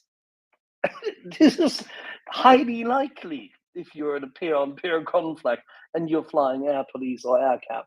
Absolutely. But you would have to differentiate as to whether we would fly air cap. But air police, definitely. But there you go. Chuck. You're exactly right. Could we do more? Yes. Should we do more? There is absolutely no question that the United States, for whatever reason, is sitting on its hands here. And Axel mentioned Russian pilots flying combat missions in the Korean War. I'm going to jump the shark and tell you Russian pilots were flying combat air patrols and engaging U.S. aircraft during the Vietnam War. There are a lot of gray zone conflicts going on, and might that happen if NATO were to declare that they're going to enforce the skies over Ukraine? Could it happen that U.S. or NATO pilots come in conflict with their Russian counterparts? Yeah, that is absolutely possible. Again, though, it happened in Serbia, right? There are all sorts of dynamics that go on, and Axel knows this better than most people. When NATO fighters are in the sky in proximity to Russian aircraft, there's a lot of stuff that goes on, and we only hear of, and Axel, you can correct me if I'm wrong, to say that we hear of 10% of those encounters, I think that would be high. Yeah. There are a lot of encounters that are Much less. classified, that are outside the rules of engagement. You're absolutely right, Chuck. Sorry, I was just coughing, and then I said just much less to support your point. You're absolutely right. So Stan, Axel and I, look, we stand with you. I am very glad to hear your frank assessment. I wish people in Congress could have heard what you are saying. You know, I deal with this all, you know, every night that I'm doing the show. It's I don't know what to say about my government. Chuck, I have no idea Chuck, why they're doing what they're doing. I understand that I'm speaking with people that support me, and I understand that the negative things that I'm speaking about are not directed at the people that are listening, because you all guys support us. That's fine. However, I think that if the United States or Europe had a bit more balls, so to say, you could come here and you could start without the boots on the ground. Just protect our skies, which we've been asking for 2 years now. However, from where I sit, a rocket flew into Polish airspace 2 weeks ago, and they didn't shoot it down. They allowed it to hit our NatGas facility, and I'm not disclosing anything that is not publicly available because I read it myself. And Europe is using this big NatGas storage facility in Stray 2. You guys are using it. The gas from NatGas from there is flowing to your homes. You are warm because of it. And they are trying to destroy it. And so it baffles me how you have all of these capabilities and we are not asking you to come and step in, and you're fine with it. And we are just asking for equipment, which is, well, not enough. But if you just step in, it can be over in 3 weeks. All of this can be over in 3 weeks if Europe gathers their air force. You don't have to put the boots on the ground. Just come here, fly over, bomb Russians at their positions, shoot down their planes out of the sky, because you have that capability. You are better than them. And it can be over in 3 weeks. But somehow it's happening for 2.5 years. And me and my kid and my wife, which, by the way, we're fine. I'm not complaining for now. If I would be in Kharkiv, I would, well, have other words for all of you. But yeah, just like, look, come in, have balls, shoot them all down, help us. Don't step the foot on the ground, but do what's required from your fancy planes like F-35s and F-16s and whatnot, and we will do the rest. And it will be over in 3 weeks. Yeah, it will always take a bit more than 3 weeks, Stan, trust me. But you're right. Shock and awe, as our beloved once one-time coalition leading general called it. Shock and awe is very, very important.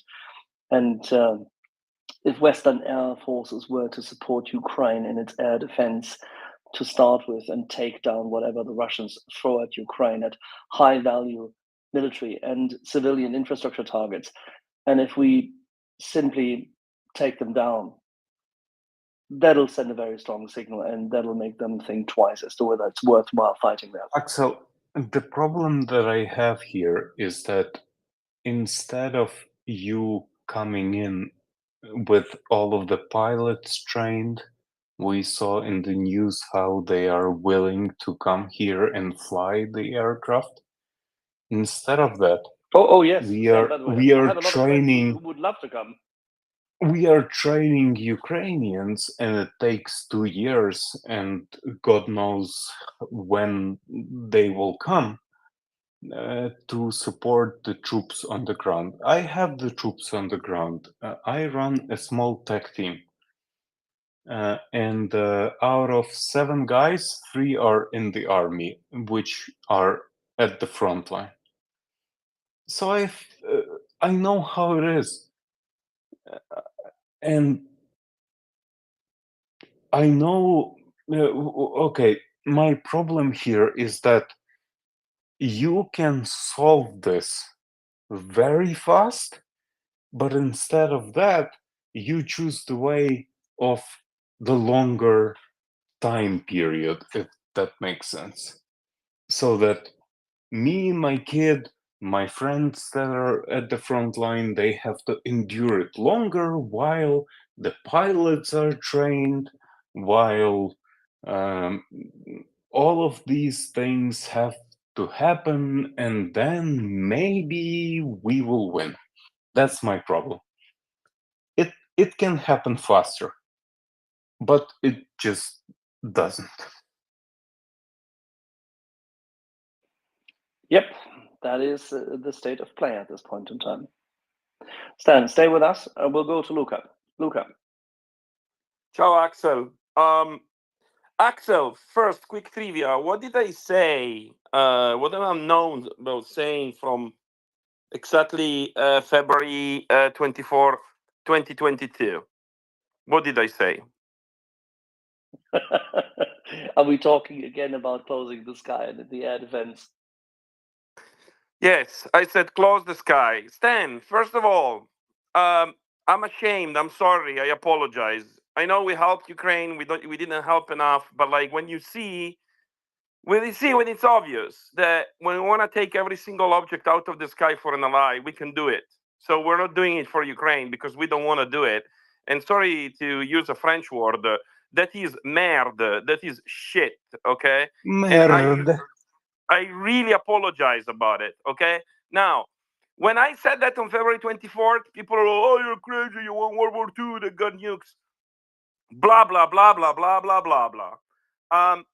Also, mind you, does this mean that we're like, what, 2 years out, not being able to close the skies over Israel? Because, like to this rate, at some point, Iran will get nukes too. And then, oh my God, we cannot close the skies. And then in reality, like Chuck and other people showed, we did close the skies in the past, in areas that were highly contested. And the other side, there was a nuclear powered opponent. So, ultimately, I think this is just a disgrace. It's a lack of cojones, and these dictators can smell it. Close the sky over Ukraine, shut down every single object that flies over Ukraine that is being sent from the Russians, and let the ground forces do what they need to do. It's obvious. And then now suddenly everybody is saying this on Twitter because it's like, oh my God, did you see what happened? We did it with Israel. I'm like, hello, we could have done it all the time, but we don't have the will. There are political games, whatever it is. It's ridiculous. I'm really, really, really happy that we help Israel. I'm really, really, really pissed that we're not doing the same thing with Ukraine. I apologize very much. Thank you very much. Bye, guys. Mille grazie, Luca. And yes, I do remember. And when we had Greg on our say space. I just checked the last time when he was on with his argument as what the RAF could contribute. That was March 6, 2022. And we had that discussion on that day, and we had a good chat afterwards as well. And he was exceptionally frustrated already at that time because he had been going through all television stations and TV stations throughout at that point in time, and was really annoyed by the incompetence of both Western journalists and analysts at the same time. There's so much we could do. There's so much we're not doing. And it is the Ukrainian people who are suffering. And in fact, you could make the case that we're doing things that, in fact, it is a fact, we're doing things that negatively affect Ukraine's fight.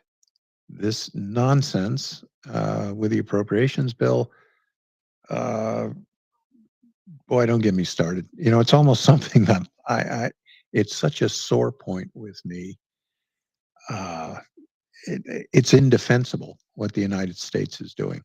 And I see it as a failure, not only of a tussle in partisan politics, but I see it as a failure in the executive branch as well. So I've said that before, I'll say it again, and I don't even like saying it. And it will become a lot more intense in the next 2 to 3 weeks. We're running into better weather in late April, early May, and throughout May and the summer. Zaporizhzhia nuclear power plant, the Russians have for weeks now increased the pressure on staff. There's more and more indications, both from the IAEA and the recent tests by Russia using, drones, which they've characterized as Ukrainian, whereas the Ukrainians were not even able at that point in time to run any drones across, the waterway. And so it's highly likely that the Russians will try something there at Zaporizhzhia nuclear power plant because risk, Sullivan, panic. Then at the same time, they will try to find ways to increase the momentum at the Eastern Front in Donbass in order to make this all look inevitable and terrible. They try to, actually, the interesting thing is that, and Stan, you can speak to this in Ukraine, our Ukrainian friends and the people we talk to in the armed forces, whilst they often are tired and they are frustrated and all of that, but they're certainly not in any shape or form giving up. They're resilient and they're dedicated, and no matter what comes at them. However, the attempt by the Russians to make sure that the West feels disenchanted, disillusioned, frustrated, gloom, doom, looking into the abyss, that is what is so annoying. The people who are fighting don't have the luxury of this kind of navel-gazing, gloom and doom saying. And this is what we need to distance ourselves from the propaganda the Russians are fielding and just simply soberly analyze as to what is the status, why is it there, what were the strategic mistakes which we've done, how can we bloody well fix it, because it will take time.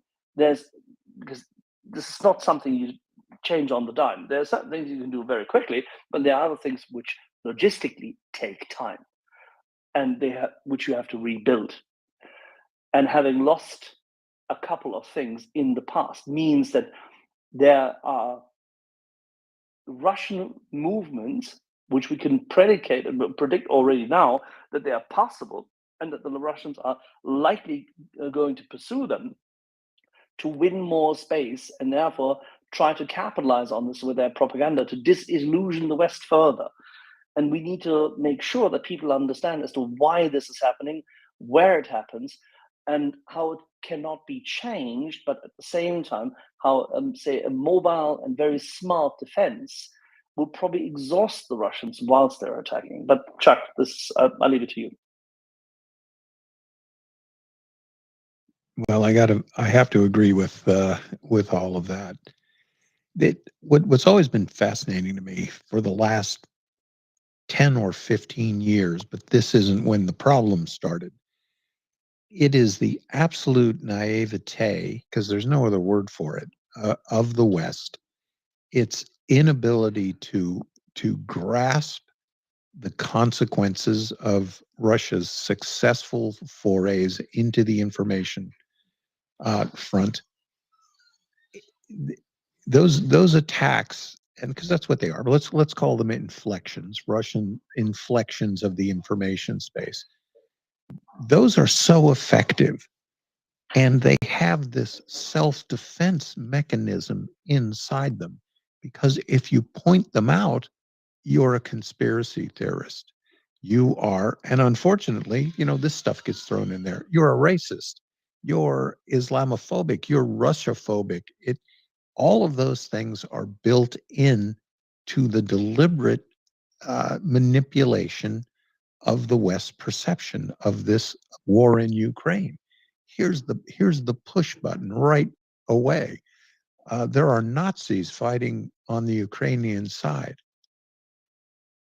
How much have we had to deal with that? It's never ending, that bang. But let's go back to a real Nazi and a real master of information warfare, and that was Dr. Goebbels, right? He knew the big lie. You say it over and over and over. You never stop saying it. And eventually it is beaten into people's heads. It doesn't matter that hundreds of right-wing Russians are captured with the SS runes on their black back, with the Reich Eagle tattoos, there it is, writ large. What do people say about it? They can't say anything. It's craziness.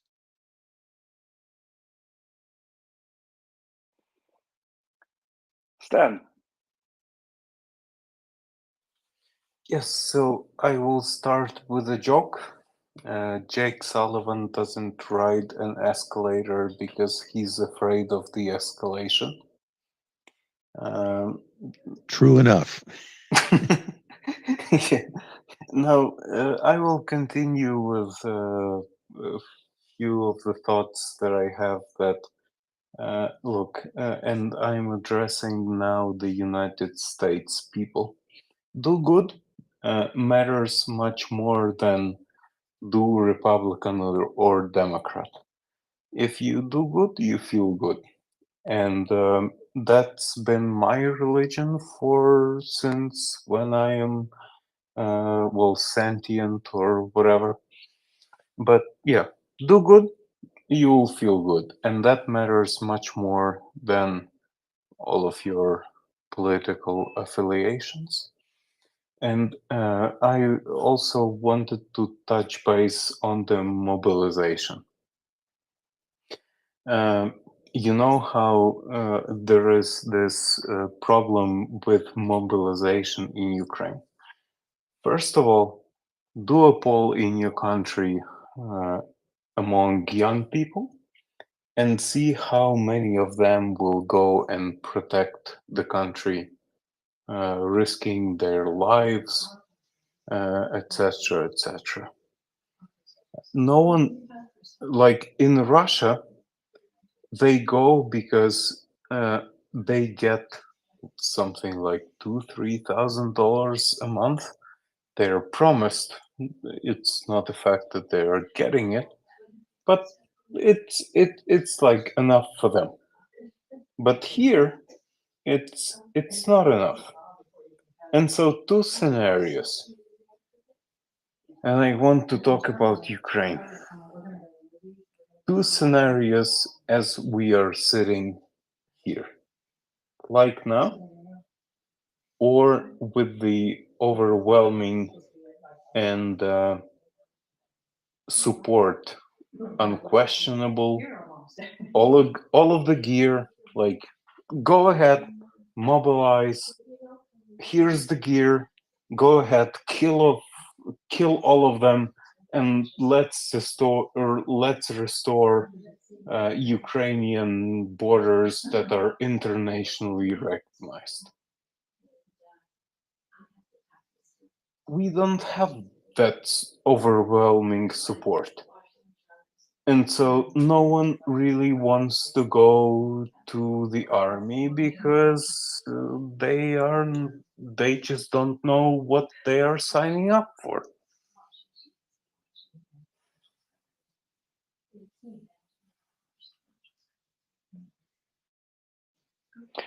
There was a similar phenomenon in the West where it is well under 1% of the US population that is serving in the military, right? They're facing the worst recruitment crisis in history, and it is largely the same thing.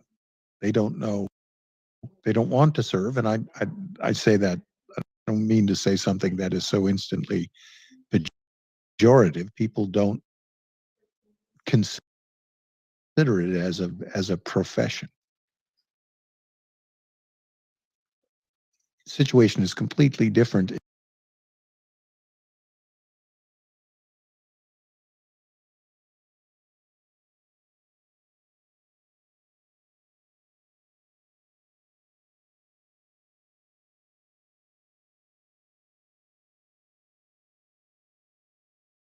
You were talking about people in the West, people in Europe, people in the United States, people,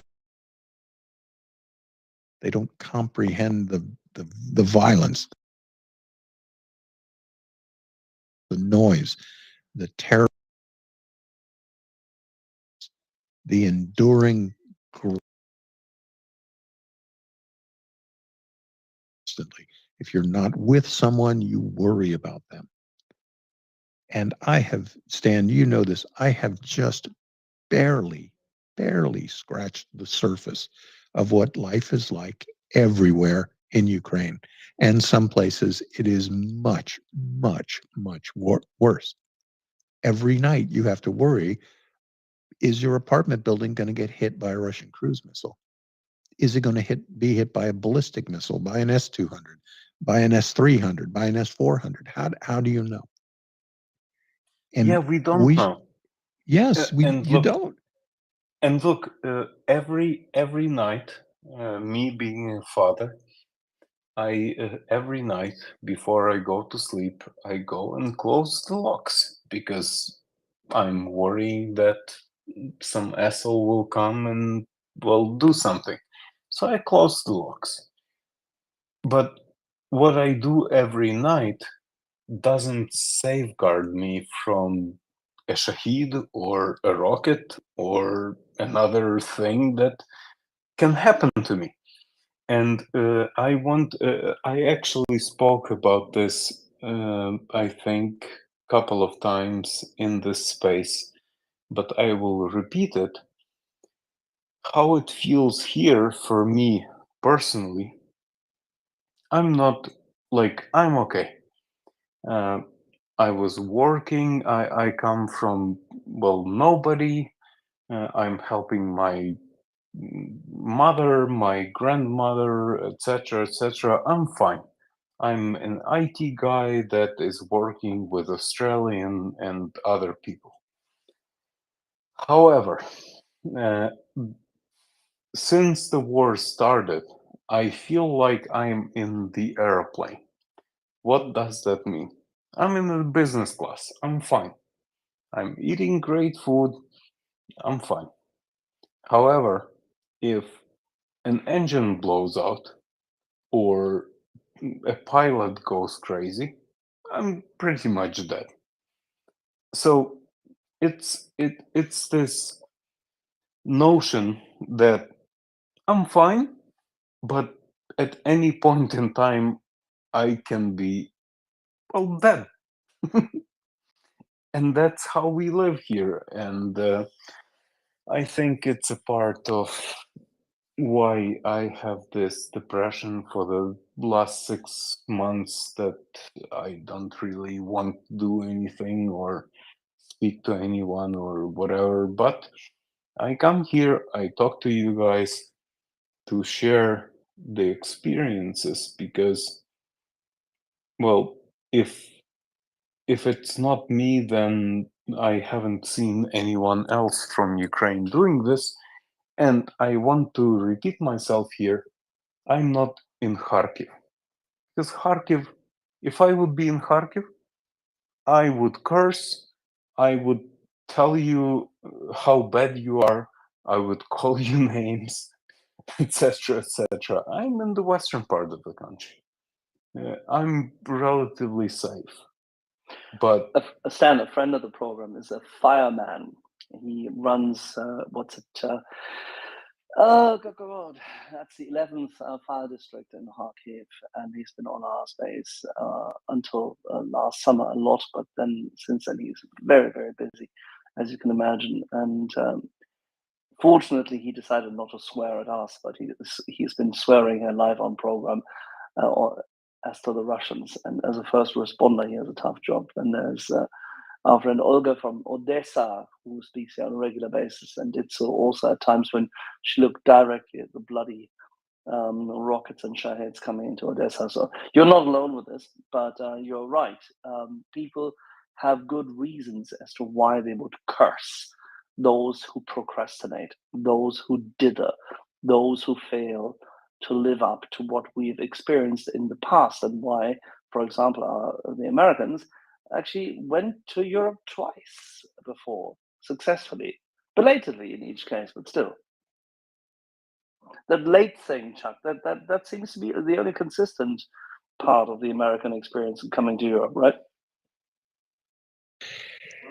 You know, there's this outmoded, it's still a sort of wound that the United States carries from the Revolutionary War, and that was the War of American Independence.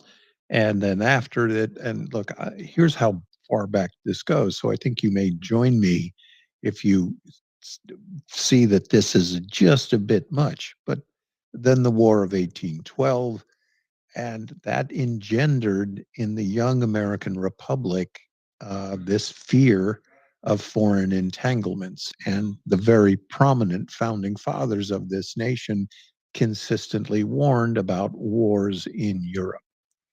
And if anyone were to think, well, that's completely irrelevant, they only have to look at the very late entry of the United States into World War I and then into World War II.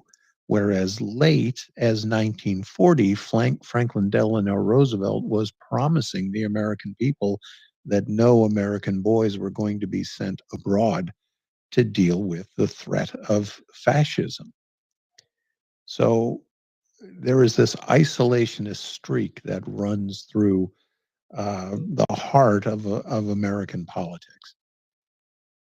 In this case, it is completely wrong-headed, wrong-hearted, and just absolutely wrong. Please go ahead, Stan.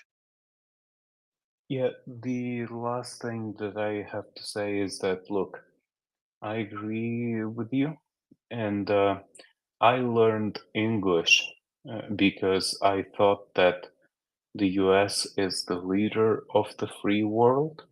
I never intended to immigrate, even though I'm working with English-speaking people in my job day to day. And if you don't step up, I will have to learn Chinese. And look, like, the leader of the free world is a title, and it will not stay vacant for long. And so, if it's not you, and by you I mean the United States, it will be someone else. And so, yeah, I guess I will have to learn Chinese soon. But I would rather not. Let's do this. Step up and let's finish this and go. This is, and Axel, you can back me up on this. I feel like the present time, the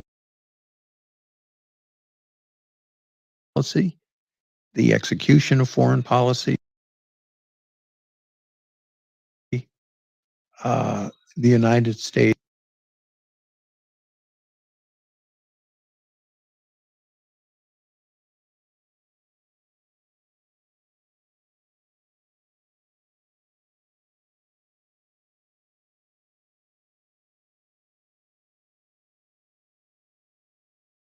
why this has not impacted on our political class. The average person on the street knows what's wrong here. I was just driving around the other day. Look, I see F Putin bumper stickers around here a lot. When I'm in Canada, in Toronto, I see them everywhere. I see Ukrainian flags everywhere, and I do see them where I am now. The average person on the street gets it. Ukraine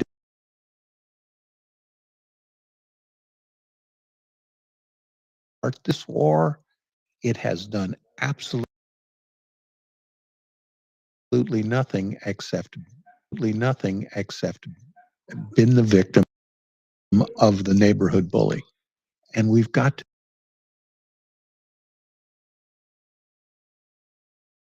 states that don't effing get it are the people in Washington.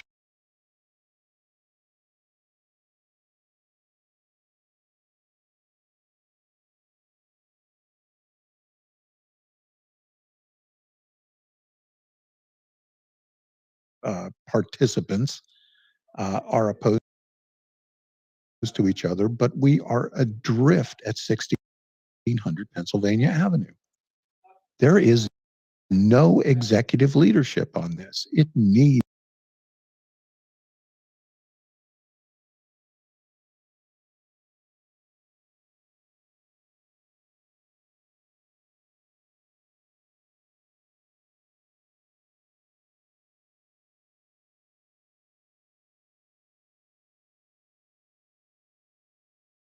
likelihood for that to be the case, given the fact that you're an Ivano-Frankivsk, and there's only so much time which can pass by in that regard. But I just want to tease my beloved Navy friend that essentially this is the current White House and its procrastination and its I don't know, lack of decisiveness and its failure to take executive power, which it absolutely has in its hand, and to take action.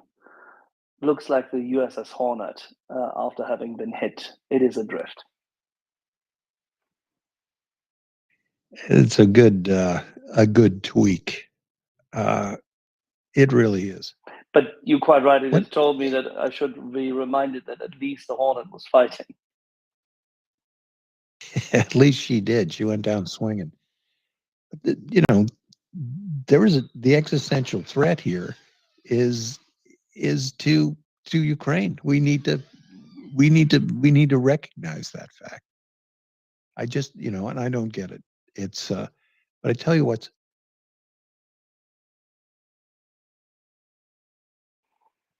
sorry, I had an audio glitch there. Stan sees it every day. We get it in little doses here in the media. I'm always astounded that the BBC, its coverage of the Ukraine war is generally 3-5 days old. They put something up.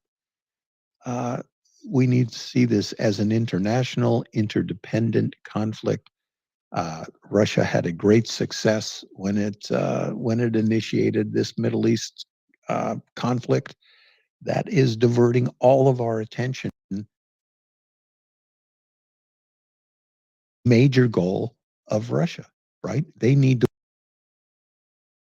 win this war in Ukraine, and it can only be done if we win this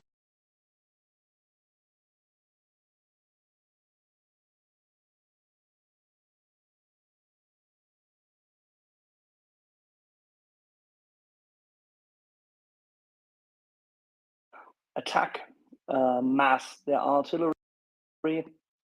They've made moves every single day.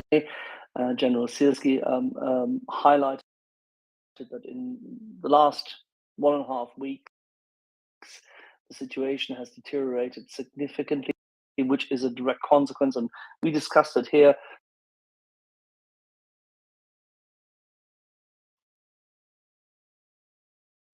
Will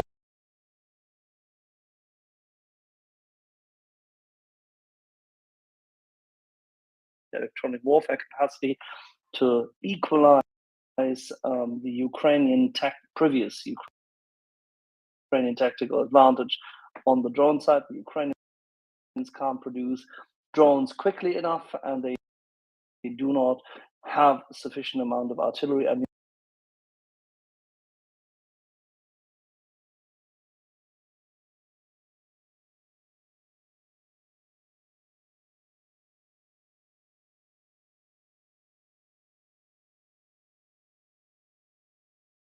highlighted last year in September and then October, also publicly, and thereafter have come to the forefront and have materialized. Not as bad as we could have envisaged it. I mean, Jack Watling said that it might happen. Support from the Western Europeans and alliances may be able to gather strength and say resist Russian attacks and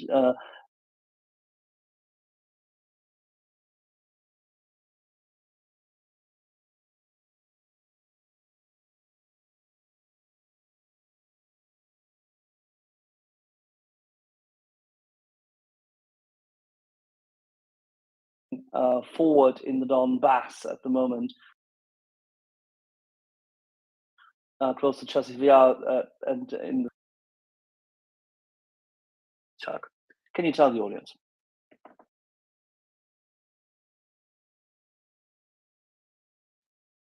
All right, it seems Chuck has a little distraction for the moment, so we'll park that question for the moment. So if anybody else wants to come up, if you have any kind of questions for us, we'll be happy to address it. And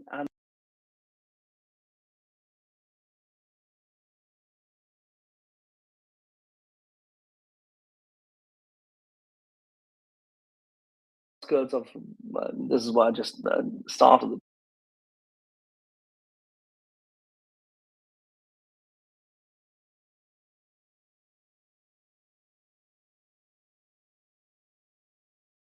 the area which people had mapped out before, and Chuck had discussed in quite some detail when Avdiivka fell, is now under attack. And unfortunately, at the same time, Russians still managed to shoot a lot of glide bombs through, because the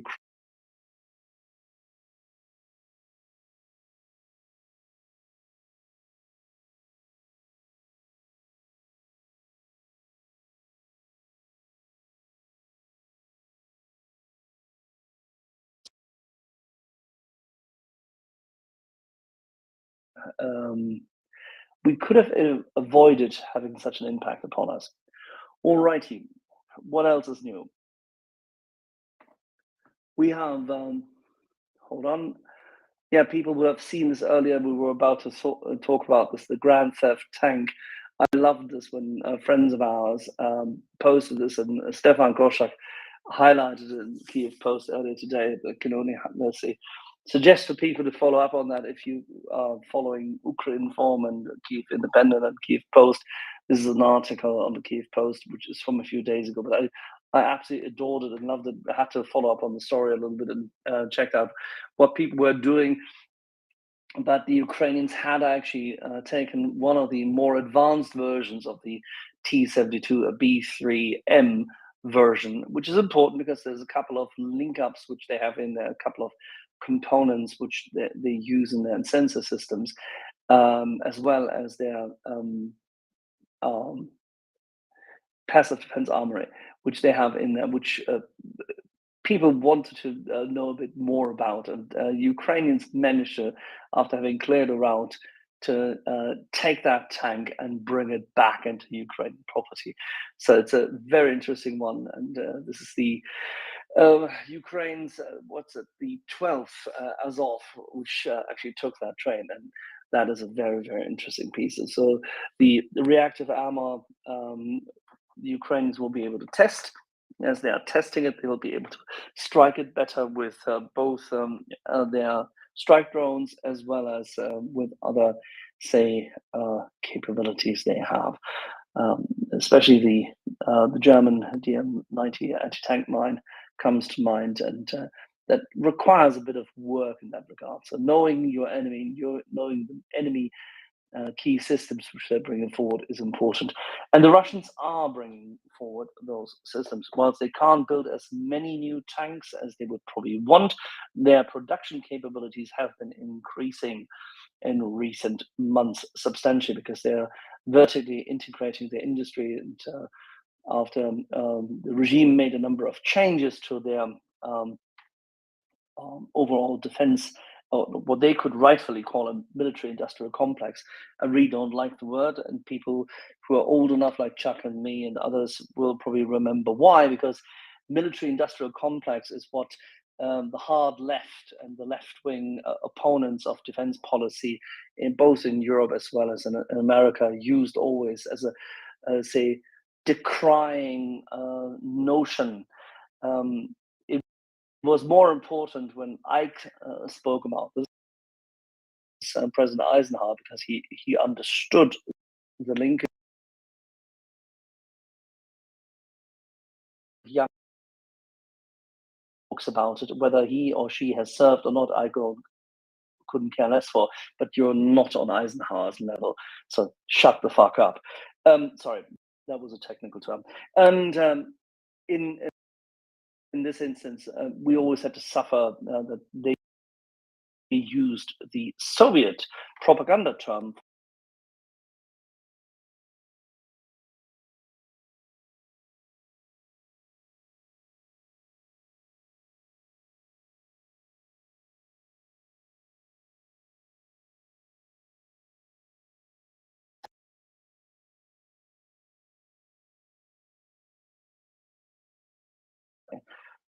that doesn't necessarily work for a long time.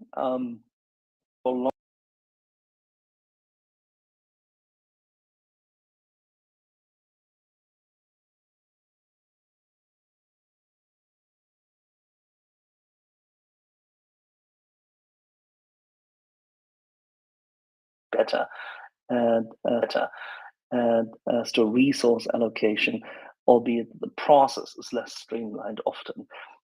Unless, of course, you find a sufficient amount of people who are willing to work together. We can only work towards that. Alrighty. What else is new?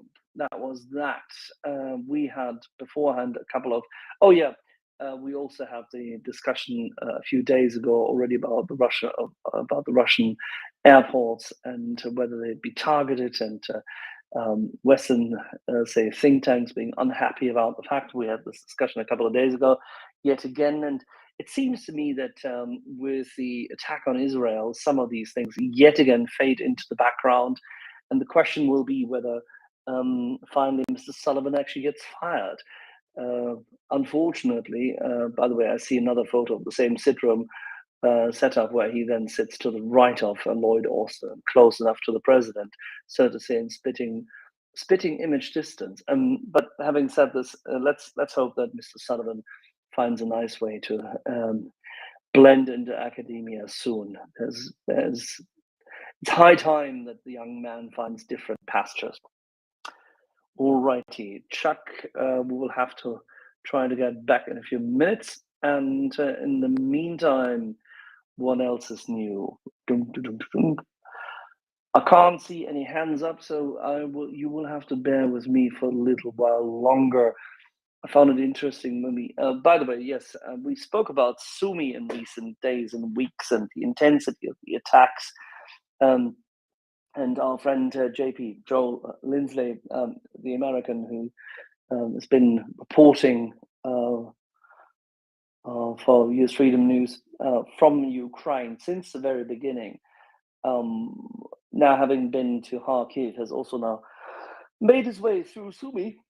Sumy has been both the oblast, the region, the district, as well as, of course, the city of Sumy, which was under direct attack by the Russians, was about to be taken by the Russians. And then the territorial defense forces, as well as a number of volunteers, simply raided a few weapons caches and raided a few points, including one garrison, a few, say, defense points of the military police in Sumy, took the guns and then fought against the Russians and took the city back right at the beginning. This is during those days when things looked pretty dreary after the full-scale invasion. Now, Sumy, unfortunately, has never been fully pacified because it's too close, just like Kharkiv, too close to the border. And as soon as the Russians were able to mount sufficient amount of rocket artillery and have drone strike capability, as soon as they managed to have the Shahed, they attacked both Sumy, the city, as well as its surroundings, because it is strategically important. And we can see this yet again. There's a number of strikes, yet again, both civilian support trucks as well as agricultural trucks, as well as a number of other machinery has been targeted by the Russian forces. Most recently, they had hit a clinic, a polyclinic. They had hit, say, clearly marked Red Cross sections for ambulances and the likes. And they tried to hit in and around Sumy, of course, the energy infrastructure of the city just as well, in order to force more citizens to leave the area and therefore vacate it and make it less defensible. We will be reporting with Joe from Sumy in the next 2 weeks, and we'll try to get you some more input from on the ground, as it matters a great deal. Alrighty, what else is new?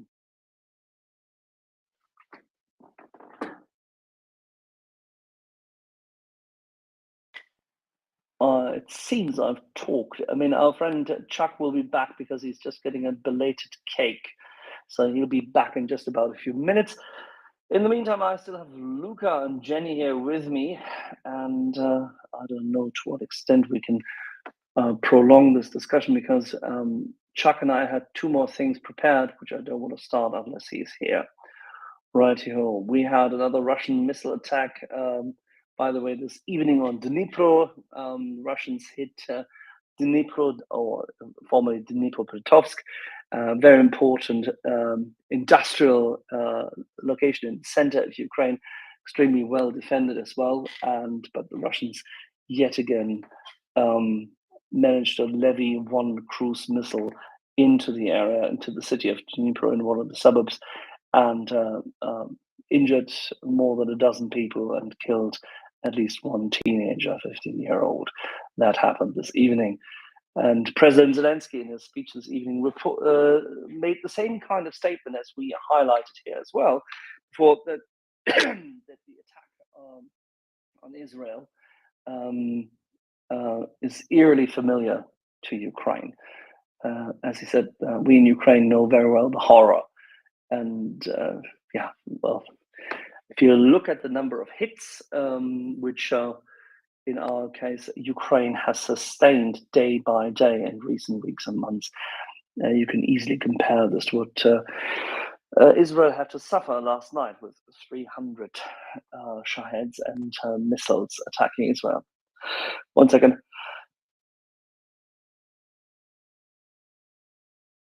Yep. Okay, right here. I'm still suffering from my voice, but there you go. And what else? We have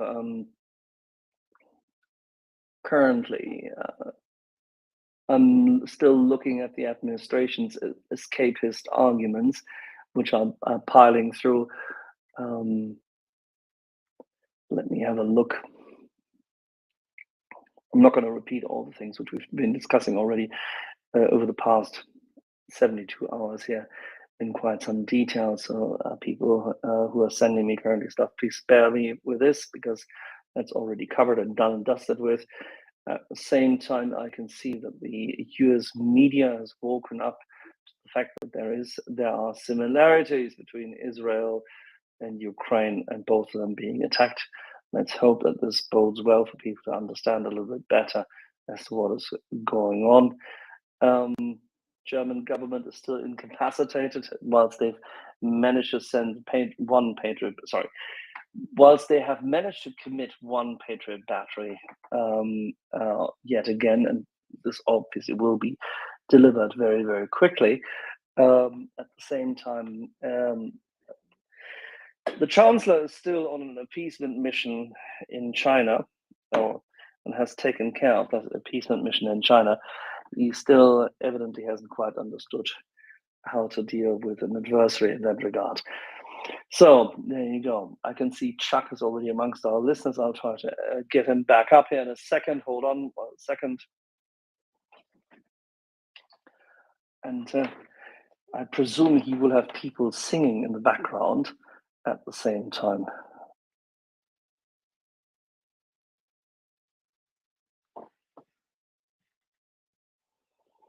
One would hope, at least. Given the fact that after a certain age, evidently every year you mark as completed is an indication of you still being alive, that's not such a bad thing. Let's try to get him into the seat here very quickly.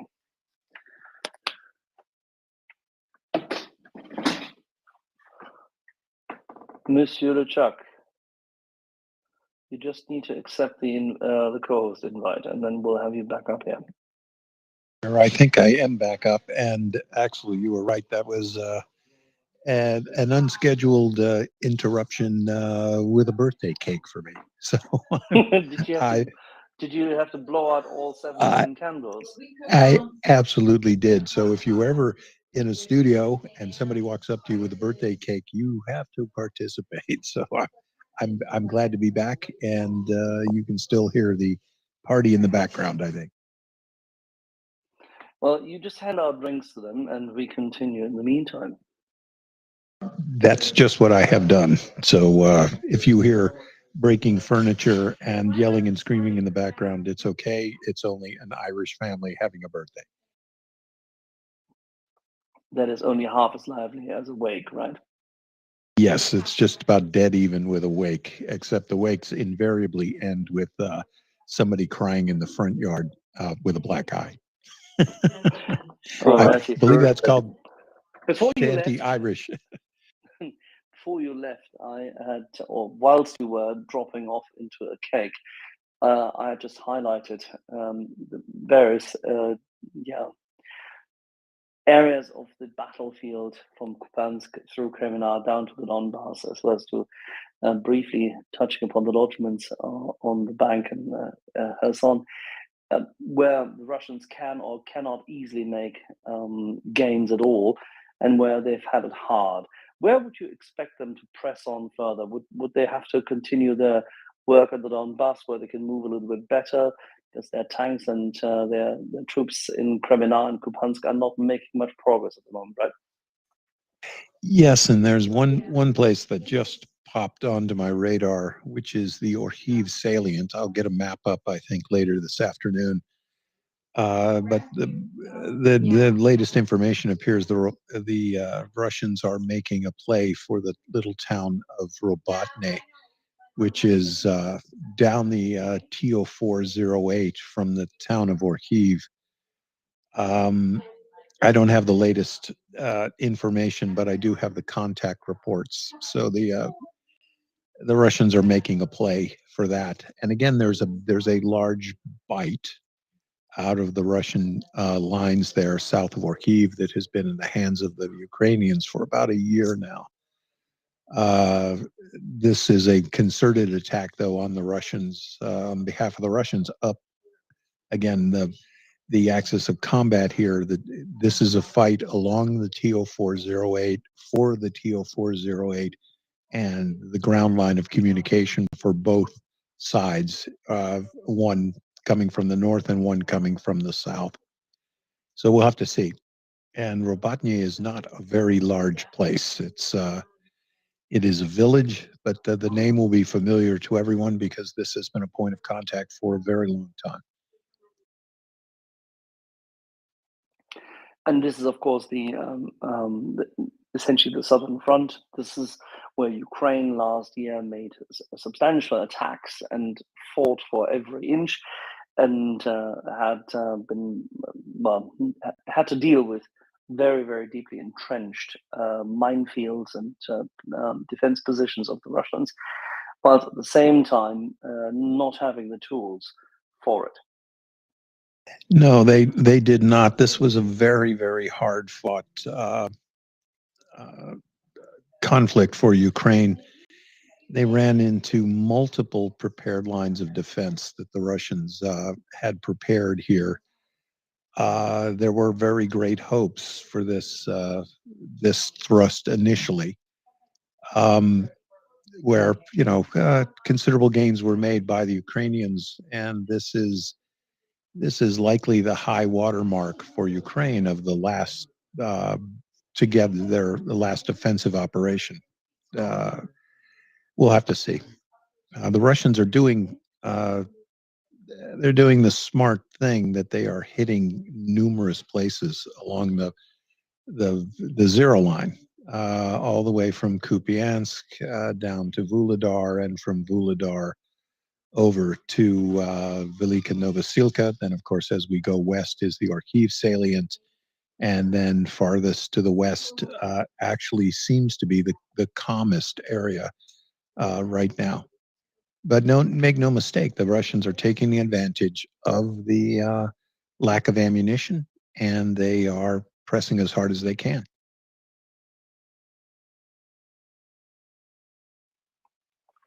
And if you look at Kremina, in order for them to make any sensible, real, lasting gain, the Russians would have to fight their way back through Kremina, all the way to the Oskar River, of course, but they would have to regain Izium in order to really make a difference. That is not in the cards at the moment. No, I really don't think so. The Russian forces arrayed around Kremena, they are sufficient to, well, they would appear to be sufficient to do anything Russia wanted, but they cannot seem to get themselves even into the reservoir there. They cannot seem to get past the Toniki. They just don't seem to be able to press it. That's not for want of trying, but they keep rolling the bones on these very small scale attacks, which invariably are broken up and sent back. But it just doesn't seem to happen. However, by pressing contact in all these different places, they're forcing Ukraine to not, and Ukraine hasn't fallen into the trap that it tries to be strong everywhere, but it is still a logistical strain on Ukraine to be strong at the point of attack. And especially because Russia is outside the barn. We use that example a lot. This is the interior lines of communication and the exterior lines. Ukraine has the interior lines of communication, which means it can address threats from wherever they occur. Russia has to travel farther along the outside to make these attacks occur.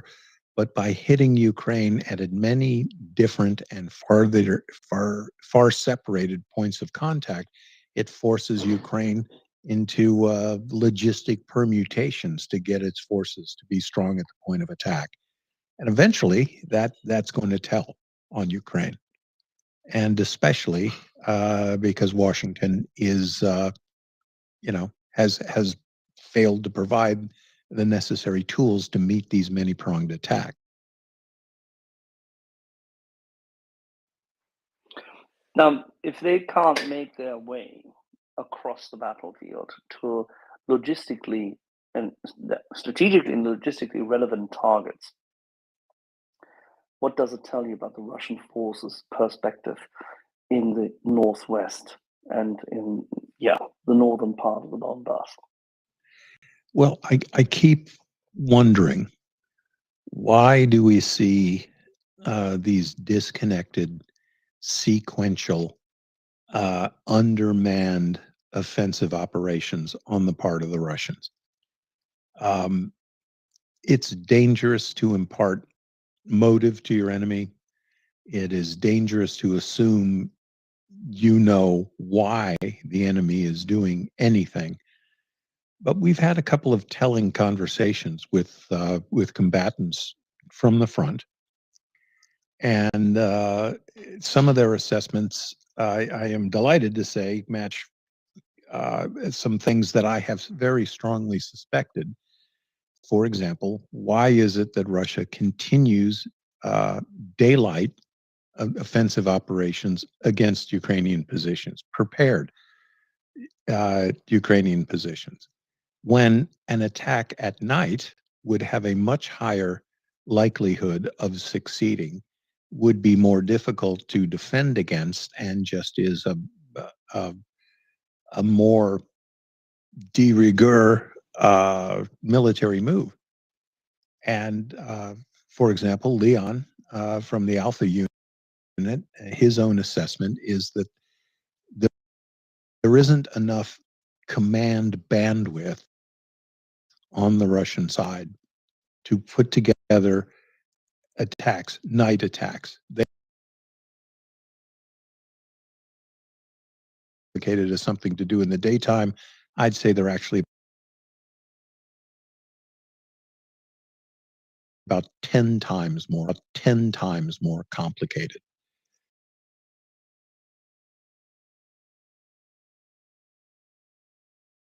Soldier newly mobilized arriving at the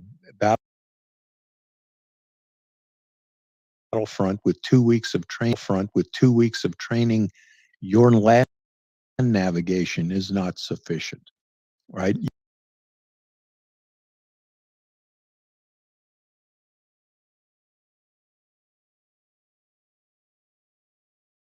You have,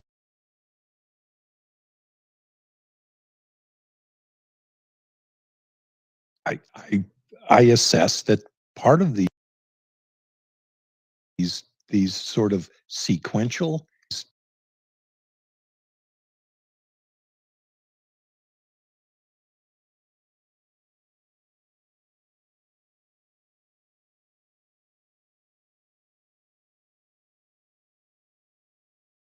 Russia keeps doing this during the day.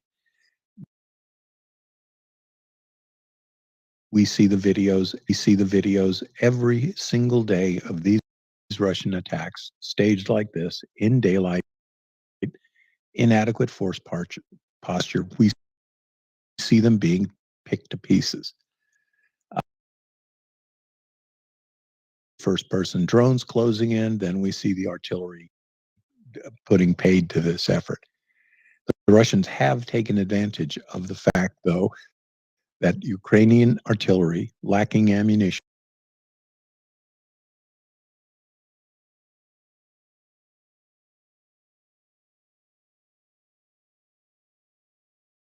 accurate than artillery or any indirect fire weapon. You know, they do hit what they're aiming at, but that actual number is about 50 to 60% of the time. So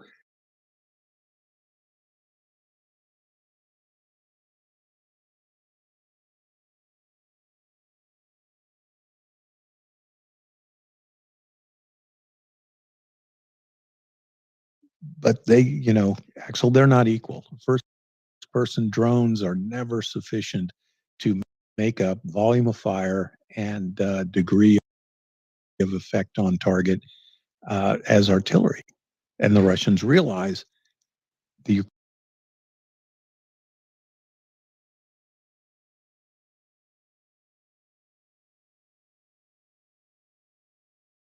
And this brings us to the other point that, of course,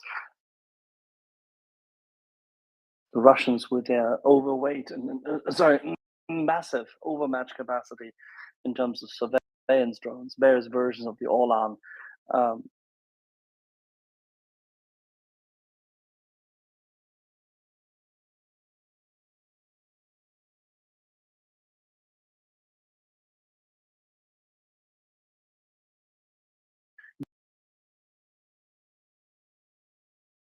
them, and the Ukrainians have absolutely no answer because, or sorry, not absolutely no answer. They have very little capacity to answer this with counter battery, and they can't take out the Russian.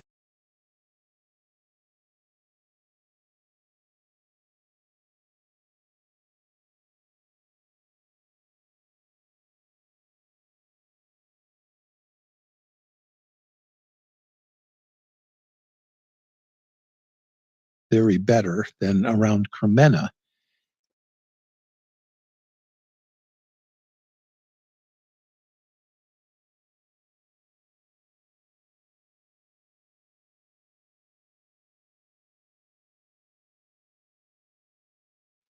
Russia has been trying for months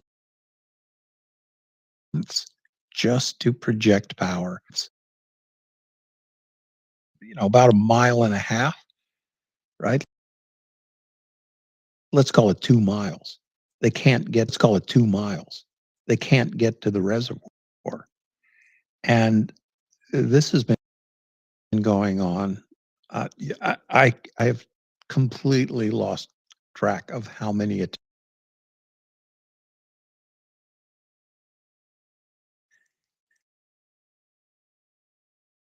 observation that Leon made, that he doesn't think the Russian office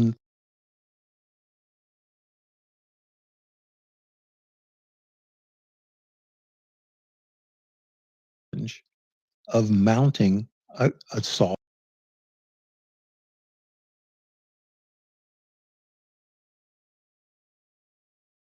For the Russians previously had been the brigade task group. So that would be a number.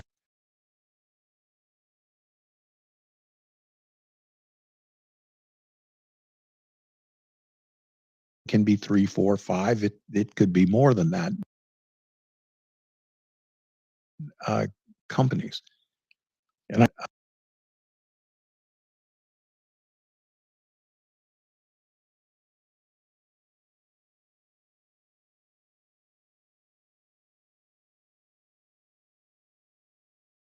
bigger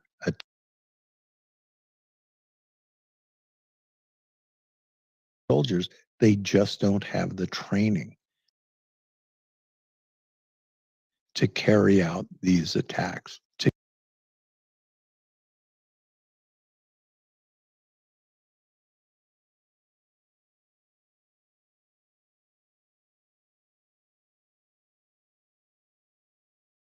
Again, it's one thing to navigate during the day. You can see landmarks, you can see things around you, you can see hills, you can see valleys, you can see roads.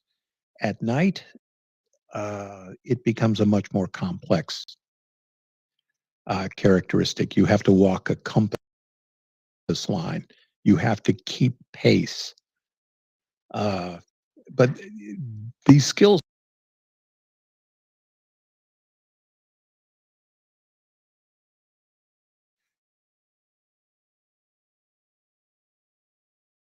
but it is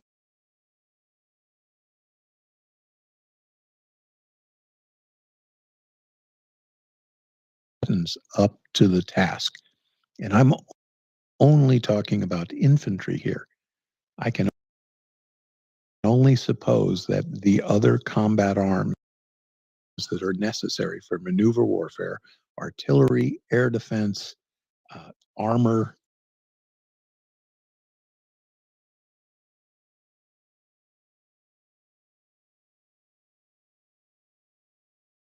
into combined arms, when you highlighted that they have to resort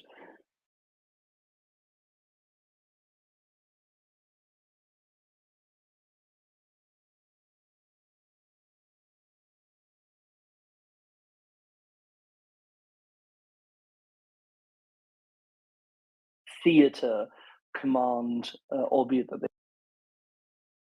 had 4 different generals.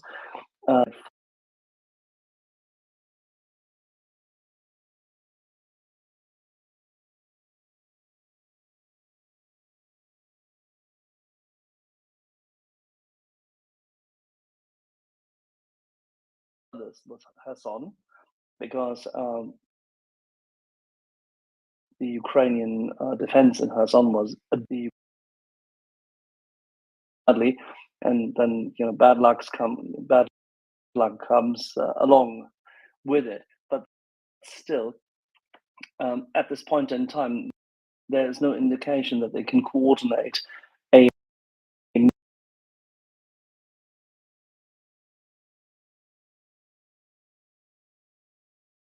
the junior officers, because they've burned through a lot of them, and there are very, very few really capable mid-level officers, captains, and let's say majors. We also have to highlight, Chuck, that say a captain in the Russian army is nothing. A major has very little function other than that he commands a much smaller group and has significantly less impact. We've seen more colonels of the Russian army being in charge of functions which we would hand to captains or say a major in our armed forces, which leads us back to the heteroscedasticity of their overall say allocation of power and authority in the armed forces. As long as that is the case, their forces will always be brittle. As long as that is the case, they can always be beaten more easily, because when they are being attacked and when they're hit hard, and if they break somewhere during a counterattack, Russian troops tend to fold. Russian troops tend to run. They tend to run in disarray, and this is something which, this has been seen in the First World War and the Second World War, and the Ukrainians capitalized on this in their in the Kharkiv counteroffensive.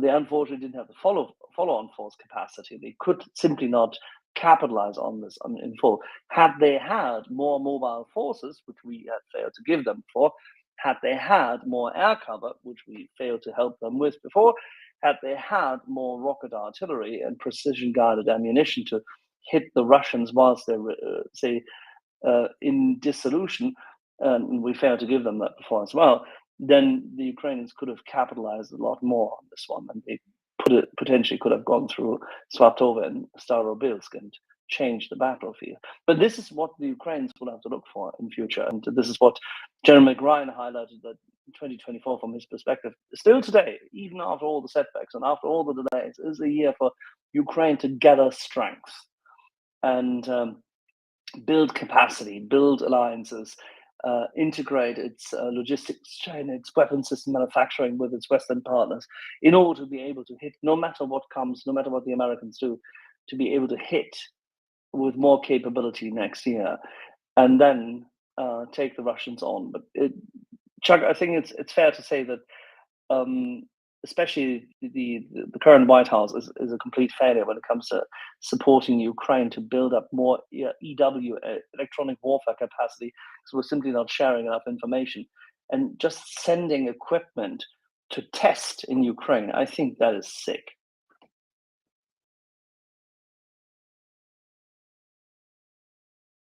Boy, my button is fighting me to the death. And Russia entered this war as a superpower, right? You just mentioned their multi-pronged attack.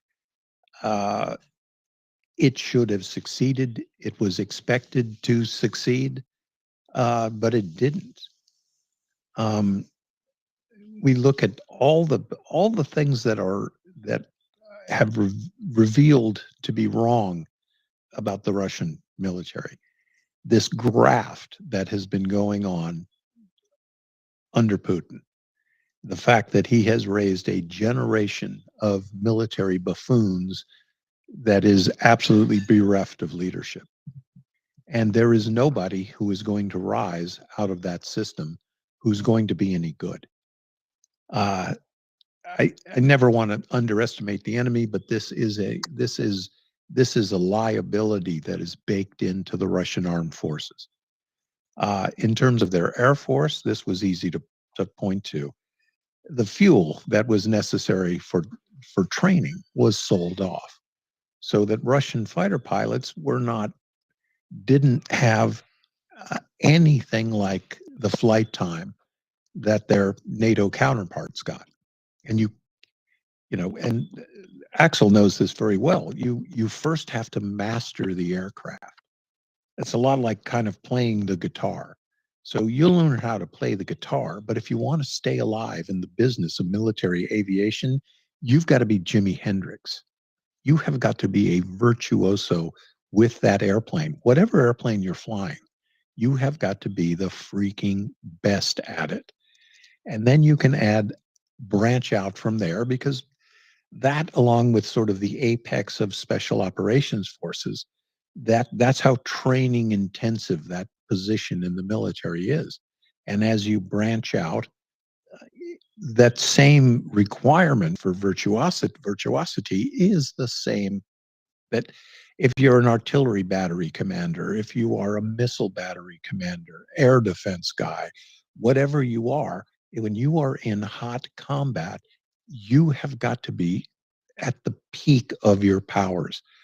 And that is this magic elixir of completely understanding the standard operating procedures, knowing what the book says, and Axel, knowing when to depart from what the book says.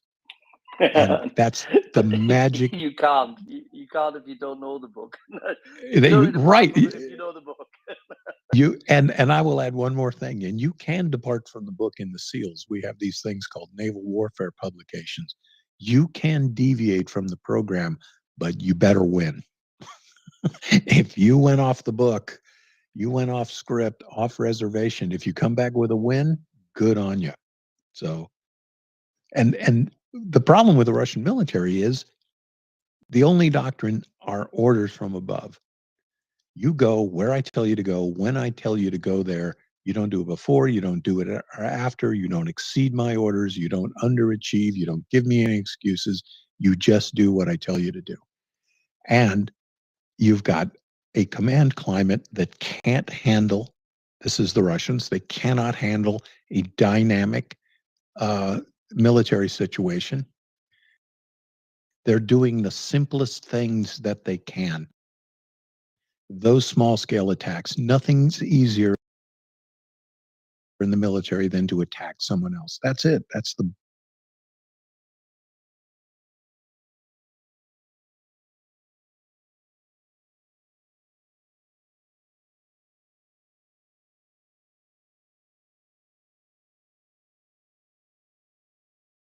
position.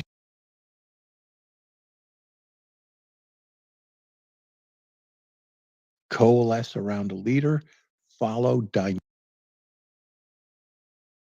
dynamic changing orders, and do that. They were losing 20, 30, in some cases 40 kilometers a day because they were cutting and running. Yes, so let's hope that we help our Ukrainians to rebuild their capability.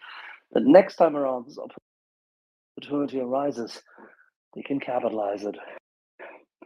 Alrighty, having said this, with this, Wishing that as well. Thank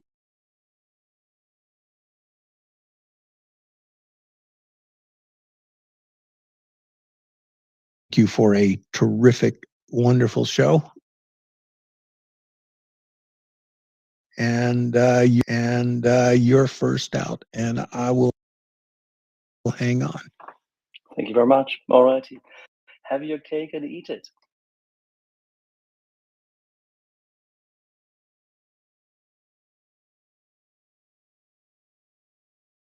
Cake on the shirt is my move, Chuck.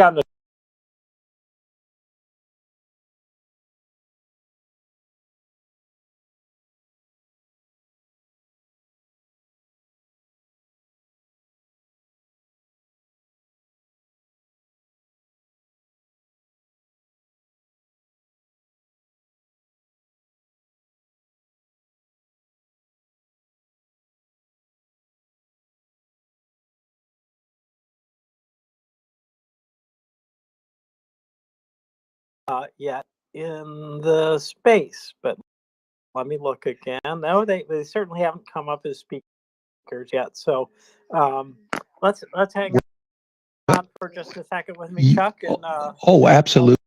unless you got Absolutely.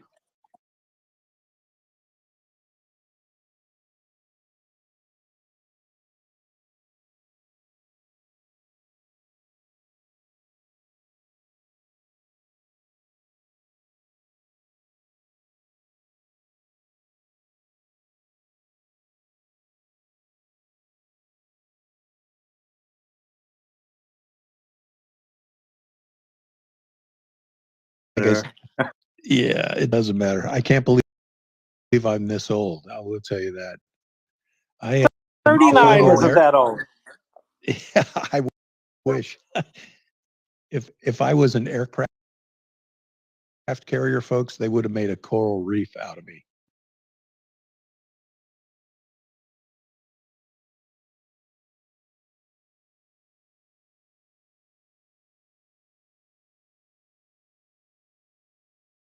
But I will tell you this: a couple of years ago in Jackson Hole, I came into the lift line years ago. Old. I'm like, yeah, dude. I've been doing this since I don't know, since 1983. I've been doing it, so it's pretty funny. Still going strong. He's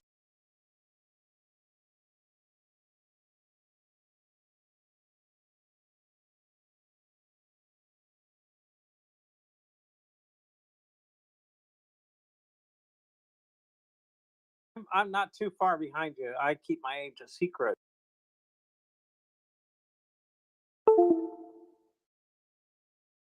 But we were born in different but